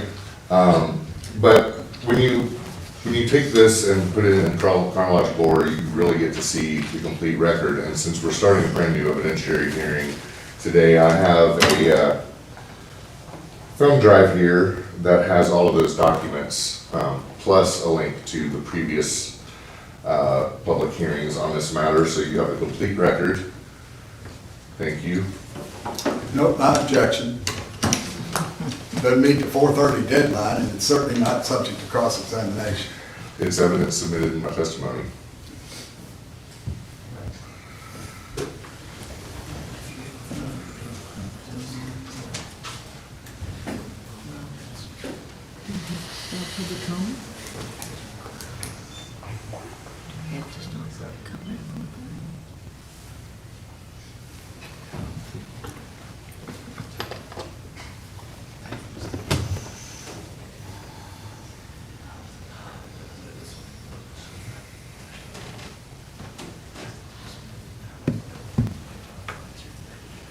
I don't understand why they wouldn't let us submit the whole records. Makes no sense. Not being part of the public comment, I'm not gonna let that be turned in because it didn't meet the deadline. Okay, they were referenced in my public comment and in my cross-examination, however, so. Anyway, Ms. Goddard is my aunt. I have, before she owned the property, my grandparents owned it and I have seen firsthand for the last 25 years, promises made to this community and not kept. That the urban development boundary was to remain at I-64 while the outskirts were to remain rural. It all mostly started in 1997 when the Bizacs bought the land for Cracker Barrel. The community rose up and the late Alice South Hume was still suing the county over it in 2004 all the way to the Kentucky Supreme Court. As a result, Cracker Barrel didn't even get to open until 2011. As you can see now, the community was justified in their fear. It was never going to end with Cracker Barrel. Since then, there has been an insidious encroachment by development on the last remnants of the historic agricultural horse farm corridor of Franklin County and a small community once called Jettown. And there's still pressure to build big box developments on Versailles Road while we still have 16 vacant storefronts in the Dick's Sporting Goods Mall at Jet Boulevard, while East Frankfort Shopping Mall and Century Plaza are desolate, and after we just approved another big box development on the west side by the Administrative Office of the Courts. The Blanton-Crutcher Farm is still on the National Register of Historic Places. However, the register is only a ceremonial designation and comes with no protections. And county planning, zoning, and ordinances do nothing to help with that, and that needs to change. The National Register form says the house and outbuildings were significant for their architecture, and the farm is significant for its continual agricultural use for over 200 years. The nomination reads, quote, "The soil of Franklin County, located in the bluegrass section of the state, is extremely fertile because of the underlying limestone rock which replenishes the soil. Most county farmers continue to grow tobacco, hemp, wheat, or oats. The land also lends itself to stock raising, producing fine cows, horses, and sheep." And that was the connection to Castle and Key, by the way. Those crops were helped make their bourbon historically. Continuing the quote, "The Blanton-Crutcher farm and dwelling are good examples of the evolution of the farm and farmhouse in Franklin County. From the time Blanton settled the land to the present time, the farm has been continuously worked. The latest methods were used as they were developed, making a productive and efficient farming operation. The evolution of the house from a simple early two-story structure to an elaborate Victorian mansion, now somewhat modernized, this is in 1970-something, reflects the continuing prosperity of the farm. While all of that was burned to the ground without the necessary zoning and environmental permits to do so, entire books have been written about this area of Franklin County and this little town named after the descendants of Hiram Jett. But since the house is gone, the integrity of the entire listing has been compromised and will most likely warrant removal from the National Register. Historic and heritage farms and structures are disappearing at an alarming rate, just like the rural community of Jett has. In some communities, demolition of a historic or landmark property without a permit would result in fines, penalties, mitigation costs, and even forcible rebuilding of the structure exactly as it was in some communities. In other communities, unpermitted demolition results in a 2, 5, or even 10-year moratorium on development by the owner. Had the county had preservation policies, a landmarking program, and preservation incentives, someone may have purchased the property to save, utilizing federal and state tax credits available to National Register of Historic Properties.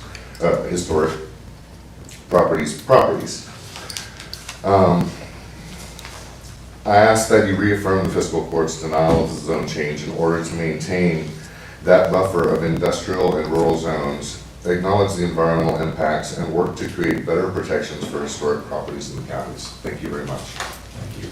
If you'd like to turn any of that in, you can. If not, that's fine. I would have to remove some of those copies. Is there? She got it. Okay. Thank you. Just want to make sure. Thank you. Mary Palumbo. Judge, may I ask a question? So, our last individual to testify had indicated that he had a flash drive to turn in, but then I heard that we're not accepting documents after 4:30. Is that correct? So do the people who are about to come up and speak know that whatever they're bringing with them, they can't hand in now? Do they know that? But if this is part of their, basically what they're turning in is their public comments. That's different than evidence. Were yours I'm just trying to make sure that that I understood. Is it more than Mine was- 100% public comment? I'm trying to understand that, They that's were all. supporting documents and evidence, supporting my position. Okay. It was everything that's happened up to this point is what he is on his flash drive. The record, yeah. Yeah. Okay. I'm just trying to make sure I'm Yeah. understanding the distinction, Yeah. that's all. Thank you. Right. Thank you for the Mrs. clarification. Palumbo. Hi, I'm Mary Palumbo, and thank you for having me today. I'm here to outline some of the reasons why I think you should support the zone change for 690 Duncan Road. Being last or near the end of your people testifying, my points will serve more as a recap of what you've already heard.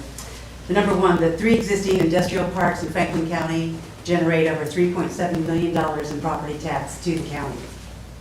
These same 3 industrial parks provide more than 4,500 jobs. Their total salaries are $240 million, which provides over $2.4 million in occupational tax. With more pressure on the county budget before you pass any tax increase or cut services, I think the fiscal court should support projects that generate millions in additional tax dollars by making land available for future industrial growth, this one in particular. The comprehensive plan land use map designates the property as a future employment center. This property is surrounded on 3 sides by industrial zones, making it practical and feasible to rezone this one as well. We only have 3 scattered industrial zone properties that total less than 70 acres in the entire county, none of which are built or shovel ready. The Tierneys have been trying to get over the finish line for more than 3 years now, and they are willing to build out this property on Duncan Road to meet all the requirements that the Franklin County Planning Department has issued. The companies that will eventually build there on this property will generate additional millions of dollars in property tax and occupational taxes over the years to come. KCDC is turning away companies wanting to do business here because we don't have an adequate supply of industrial property. Our governor is encouraging communities to develop land and buildings for industrial projects. He recognizes that the available land is the most important aspect in the site selection process for developers. Developers want a site that is already zoned for their ultimate use, in this case, industrial. We need to repair our reputation among developers and companies by taking steps to say that Franklin County is open to business. This court can start to make this happen by approving the rezone request. If you support this rezone request, more capital will be invested in Franklin County. The vision statement in the current comprehensive work plan states that we want a healthy and public and private economy, one that supports strategic and sustainable growth, one that includes quality jobs, diverse industries, an expanded workforce, desirable housing options, and community facilities for present and future generations. To accomplish this, it takes money. We need an ever-growing tax base to improve our schools, parks, riverfront, health department, roads, bridges, just to name a few. With all this under consideration, I strongly urge you to vote and support the rezoning of 690 to stimulate local economic growth for years to come. Thank you. Thank you. Brant Swagger.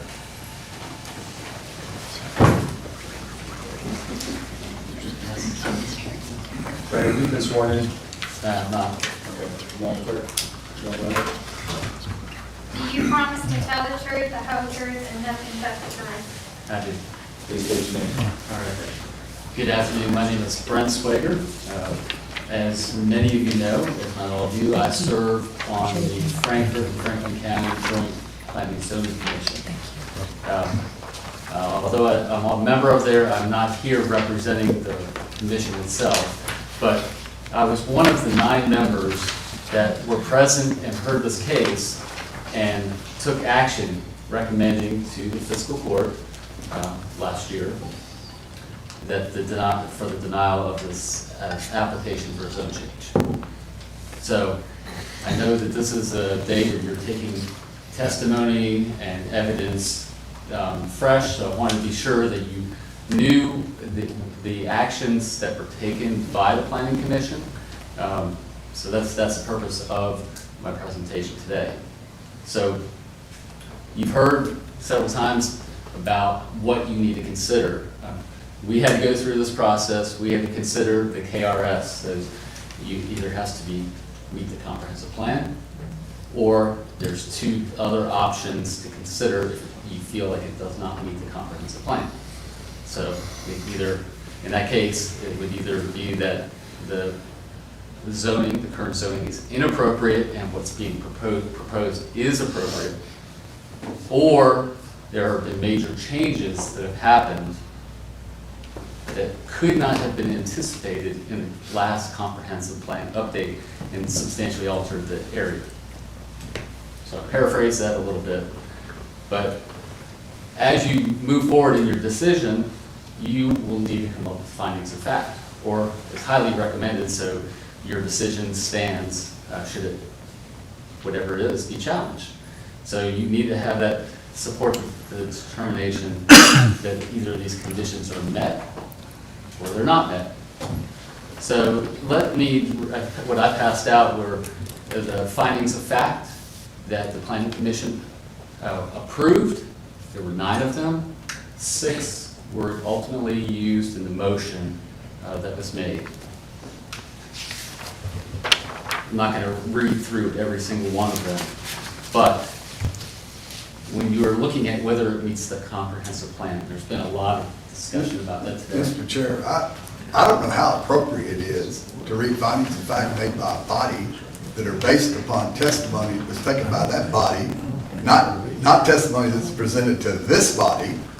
So I don't know that it's appropriate. That's the reason. I mean, it seems to me that they can make their findings of fact based on what they heard, but this body needs to make the findings of fact based upon what was presented here today. So I don't even know whether Mr. Swigert was here all day. I've been listening and here all day. Okay, I didn't know that, but Yes. in any event, I don't think it's appropriate for him to pass out the findings. I mean, he might pass his own opinion about what a finding ought to be based upon the evidence he heard today. I'm just simply going to say what the findings are, and they can either be accepted, rejected, ignored, and the Fiscal Court has an opportunity to do what they like with them, I think. And reclaim time. Can you put this in your own words and not from the Planning Commission? Sure. Yeah. I think that would be more proper if it comes from Brent Swigert and not from another body. Yeah, well, and that's what I intend. I'm not speaking on behalf of the commission. This is just simply me. So. Reclaim his time. So he paused the time. Thank you. Thank you. So you have about 2.5 minutes. Okay. So the first thing you have to do is figure out whether this meets the comprehensive plan. Typically what we do is we look at the future land use map, then we look at the whatever that is designated, then we look at the land use guidelines, and then we also look at the goals and policies. We've talked about this property has been either a commerce center or an employment center since 2001 under comprehensive plan. Now, there's also, within those, we also have the zoning which they're asking for is industrial in general. These two things, the future land use categories that have been on there, are not compatible with industrial. There's a little bit of an overlap in things that are allowed, but there's a lot of other uses in the industrial that are not in the land use guidelines for the employment center. So that was really, in terms of meeting condition 1, it was hard to justify that that was met. So we considered the other two things, looking at agriculture. Was that appropriate? Or was that inappropriate use? So one of our findings dealt with agriculture was something that was not inappropriate for that area. So then we looked at the last opportunity, and that was, were there major changes? And the commission found that there were no major changes that could not have been considered or could have, could have been considered in the comp plan that were missed in 2016. So I wanted to share with you those. Obviously, you have a big decision, and you have to sift through all this testimony. Obviously, there's a lot of conflicting statements, things that you can consider, but it's a big decision. I wish you luck. And having been in the similar chair, I'll just say I wish you luck, and thank you for the opportunity. Thank you.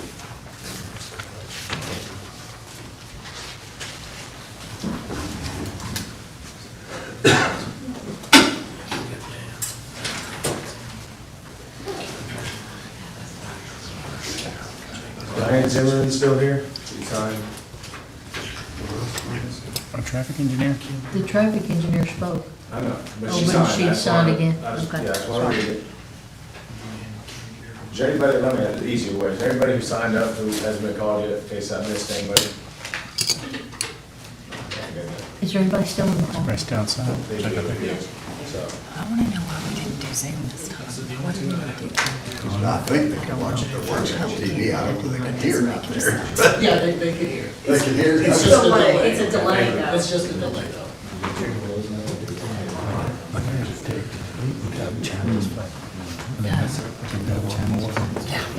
Yeah, they move around, and you hear them. You're on the sheet for public comments. You wanna- I just want to, I reserve my comments and I'd like to make them and I'll try to make it for 5 minutes. Okay.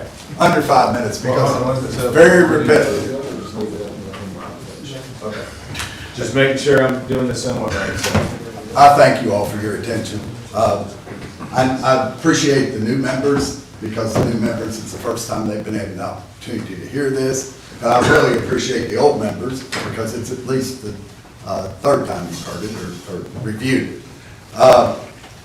It's confusing what's happened here. So, I'm just going to refer you to the ordinance that I tendered back at tab 5. And if you want to know what happened here, I tried to recite in the ordinance the procedural things that happened and the dates that they happened. But this is the fourth hearing we've had here.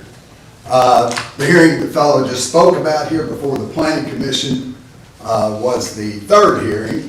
And what he forgot to say is the fiscal court did not consider those recommendations, but they considered the testimony and made their own findings of fact about the matter that's before you today.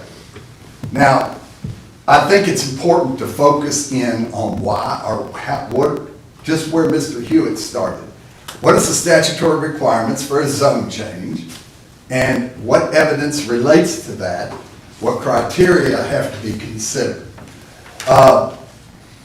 We've had a lot of testimony about Mr. Tierney and what a bad actor he is. Well, that is, I don't see that in the statute.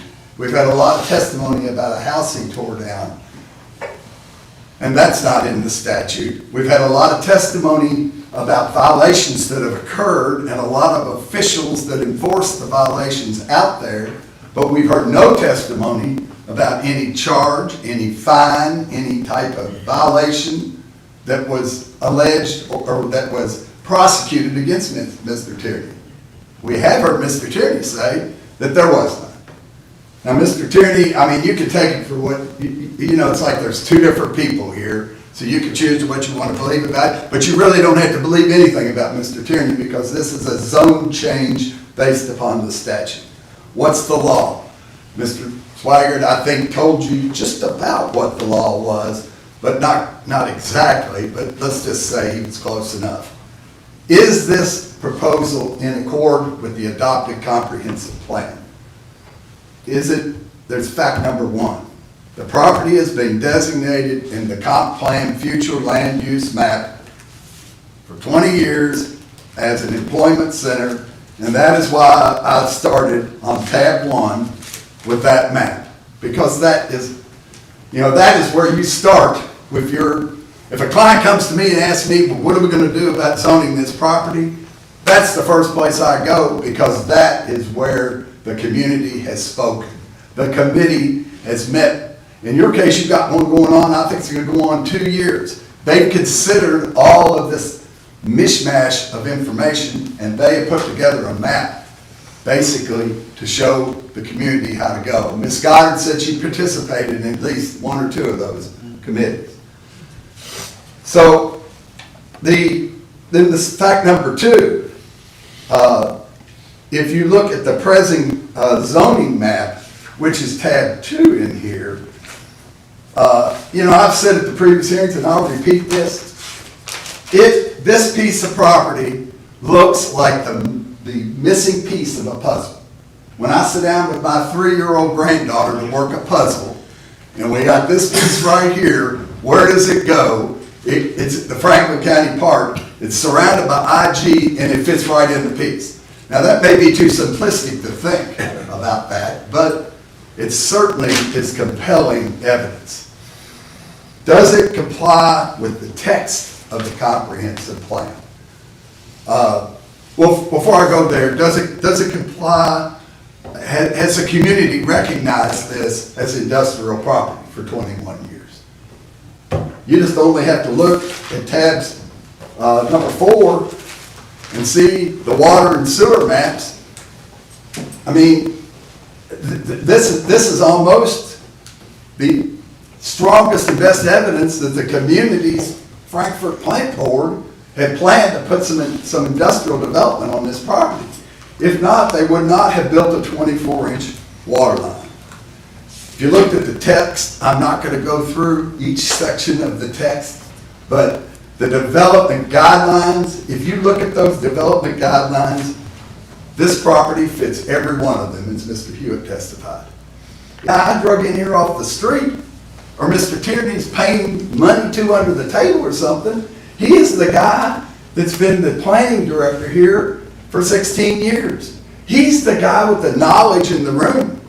And he has recommended that this zone change be approved. He's presented compelling testimony concerning how it meets the goals and policies of the comprehensive plan. Now, will it have an effect on Castle and Key? They've been at every hearing. They talk about how much money they've spent, and one of them turns around and tells Mr. Tierney that he's the money man, and then Mr. Arvin tells you that he spent tens of millions of dollars down there and it's 100,000 people visit. Well, I don't know who the money man in the room is, but it's not what's to be considered in this forum. What's to be considered is you all, as the elected representatives, need to make a determination whether this application is within the comprehensive plan or it's not, or whether the appropriate use of this land that the Frankfurt Plant Board has put up on their, if you ever watch Chicago PD and how they put the pictures up on the bulletin board of the things that are important. Well, Frankfurt Plant Board, they've got this on their bulletin board in their conference room as a potential industrial use of piece of property. So it's not about all those things. What it's about is, does this piece of property that's been designated in the future land use map complies with the general guidelines of the comprehensive plan, complies with at least 4 goals of the comprehensive plan and policies thereunder, that's been recognized by the county and city for 20 years as industrial property? Is it within the comprehensive plan to rezone this property? We submit that there's no question about that. We would ask you to look at you can adopt them if you want to, or not. And you probably won't. But back at tab number 5, I'm almost finished, Mr. Blackburn. All right. Back at tab number 5 is proposed findings. If you adopt these, then your decision will be upheld by the Franklin Circuit Court. In Mr. Hewitt's report on page 19, he has proposed findings. If you adopt those, you won't be reversed by the Franklin Circuit Court. So just remember that your job is serious, and whatever decision you decide to make findings of fact that will support it. Thank you. Thank you. Sorry. No, I started a minute late. Oh. He's loaded a little bit.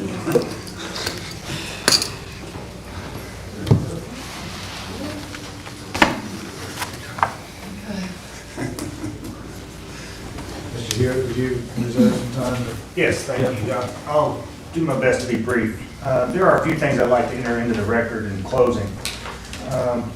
The first two items are notification letters from me on county letterhead to the planning director for the Woodford County Planning Commission, as well as the plaintiff in the Wingate case from Kentucky Resources Council. So that's probably above and beyond, but I thought it was the right thing to do. So I wanted to enter those in the record. Additionally, on one of my display boards that had the conference of plans there, I showed the cover sheet and the text of the three plans, you know, the 2001, 2010, 2016. What I didn't show was the readoption of the 2016 because it just got readopted. We didn't revise the cover sheet. So what I'd like to submit into the record is the staff report from both myself and the City of Frankfort Planning and Community Development Director Eric Cockley, along with minutes from that planning commission, which they formally readopted the 2016 comprehensive plan. That way, the record shows that it was formally adopted by that body in accordance with KRS. All right. And then lastly, as I've indicated on page 18 of my staff report, I've provided 8 findings of fact in which I strongly believe I've provided not only testimony but actual evidence into the record to support all 8 of those findings. And I believe based on those findings, you could support this request. Is my recommendation and support the criteria in 100.213 item 1. And if you don't feel comfortable with that, then I think my findings also will support subsection A of item 1. So it can be your pick, but I believe that, well, I know I've spent a lot of time on this. This is my 4th public hearing on this item. And each time it occurs, I dig deep and I learn more information and I do my best to present factual information to this body so you can make the most educated decision with the information that you have available. I do want to thank you for allowing the opportunity for the public to participate in this hearing and once again for you all, because the comprehensive plan and these decisions are about the community's request. It's what, you know, the document, the comprehensive plan is a community-based document. And we always stress that when we're revising the comprehensive plan and also when we're doing an action that refers back to the comprehensive plan. It was based on the wants of the community and formally adopted by the Fiscal Court or the legislative body. So thank you once again for the public participation in the planning process, and with that, I'll release the rest of my time. Thank you. Thank you. Judge. I just wanted to clarify, if I could, quickly from earlier today. I got a copy of the National Register that I was going to enter into the record earlier today, so I wanted to submit that. And to clarify, I was mistaken on my memory of the map that I referenced, the agricultural map. It's actually our own comprehensive plan, page 85 of the digital document, that references land in this area, including the subject property that is of statewide significance. So it's, again, page 85 of our own comprehensive plan. And it's not, there is an external agricultural map that I've seen as well, but this was the document that I saw, and I brought that up with Mr. Hewitt at lunch. Thank you. Judge, would you make sure that there's no one else signed up to give public comment? Anything else? Any person signed up to give public comment at this time? Last call. Anybody else? All righty. Do I have a motion to cease public comments? So moved. Second. Clerk, please call the roll. Squire Ashton, Yes. Squire Blackburn, Yes. Squire Dykus. Yes. Squire Tracy, Yes. Squire Tanner, Yes. Squire Wisdom, Yes. Judge Miller, Yes. Do I have a motion to accept written comments from the public that were received by the 4:30 deadline, either by postal mail or email address set up specifically for this hearing? So moved. A second. All in favor, say, I'm sorry. Clerk, call the roll. Squire Ashton, Yes. Squire Blackburn, I want to comment. I think with on the adoption of the codified ordinances, some language was changed, which I was unaware of. So I would have liked them to have had more time. So I'm a no. Squire Dykus, Yes. Squire Tracy, Yes. Squire Tanner, Yes. Squire Whitman, Yes. Judge Miller, Yes. Do I have a motion to close the public hearing and to table the item until a transcript of the public hearing can be prepared? Judge, I'd like to make a request before we do that. Okay. Might we consider, because there was some variation and even in my understanding of when public comments were due, that we could continue the acceptance of statements by email until 4:30 tomorrow?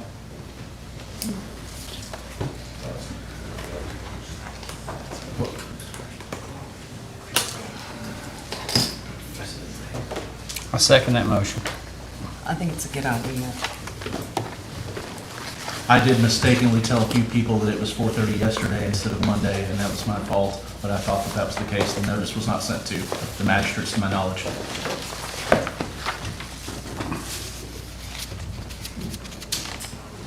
And so your motion was to accept public comment, but it was not anything further than just comment? Just through tomorrow. Comments through tomorrow at 4:30. Just don't know how we can do that if the legal comment that we ran in public in the newspaper said otherwise. I don't know how we could go. All we're doing is extending it. I'm We're not opposed. shortening it. I'm It's a- Max's call. It should be here today, 4:30.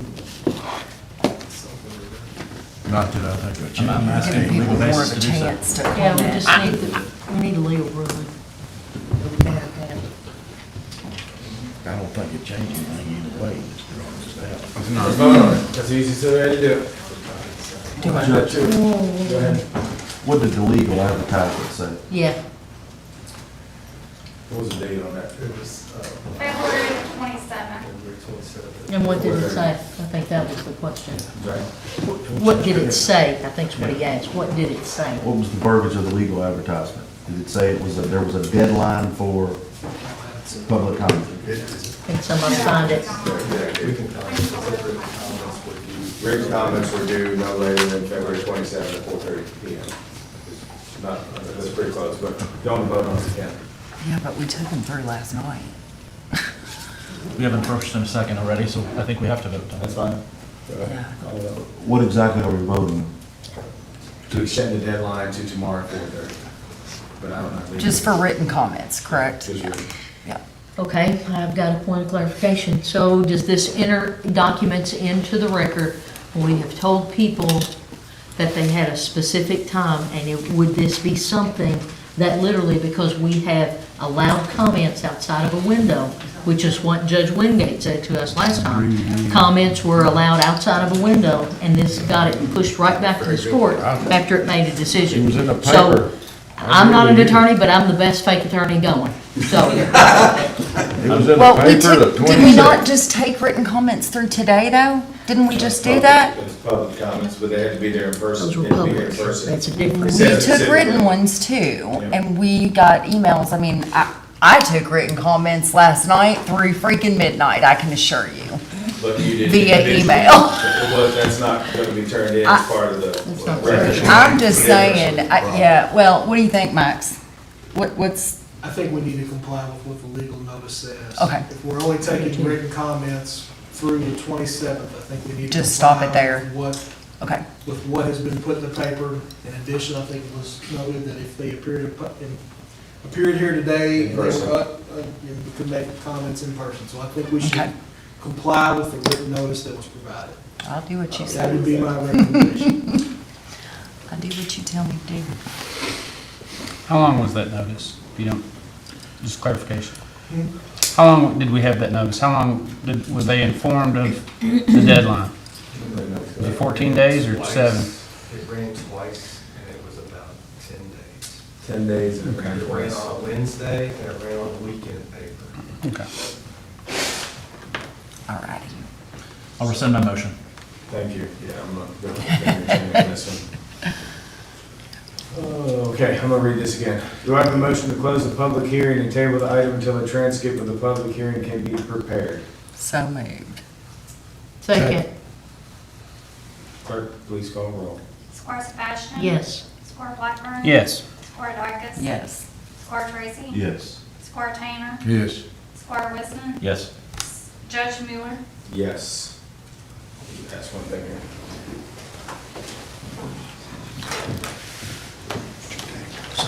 You think that would take tomorrow, next day? Next week?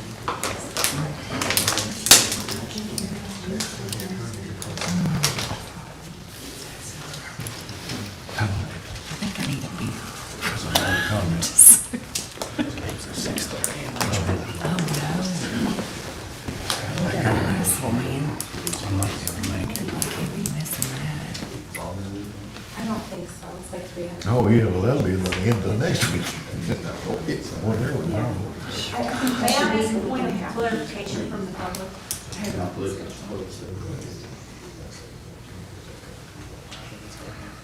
It's too close, I can tell you right now, it's too close. So, my question, judges, is when will we get the transcript? Because we will need That's- adequate time. that's where I'm headed. To review the transcript Yeah. as well as other, Yeah. because, drone footage, I heard about that today. Yeah. We need to look at that. So, I mean, it's not just reading Right. documents. There are a variety of methods of transmitting information to this body. Yeah, no, I agree, and that's what we were just checking there, because I originally had a date here, but I'm afraid, I don't want to jump the gun on anything or promise anything, so I think the way we leave it is that, we will announce when the findings of facts, for the second reading of the ordinance will be at a later date, once we get all the transcripts and give everybody adequate time to read over it, so I think at this point, we're just going to leave it open until we go from there. Is that okay, Mr. County Attorney? 3 weeks Are from we now. gonna meet the deadline? All right, anything else before we, May I ask a point of clarification for the public? okay? Are new hearings normally posted at the property, telling the public the date and time of the public hearing? Because it was not in this case. I just wanted to ask that question, so that you know what's before you. As we stated before the hearing started, I believe that the notice requirements were met by the court. Okay, Thank you. thank you. I just wanted that clarification. Thank you. All righty, do I have a motion to adjourn the meeting? So moved. Second. No? All good? We didn't close the. We did. We did. We did. We closed it. Who's second? Right here. Everybody. Your Roll famous call. first and Second. second. Clerk, please call the roll. Squire Sebastian? Yes. Squire Blackburn? Yes. Squire Lightfoot? Yes. Squire Tracy? Yes. Squire Tanner? Yes. Squire Wisman? Yes. I should have Judge voted no. Muller? I just want to thank everybody that attended. I thank everybody that presented. I think it went well, and I'm proud to be sitting up here with everybody, so I'm a yes. We're adjourned.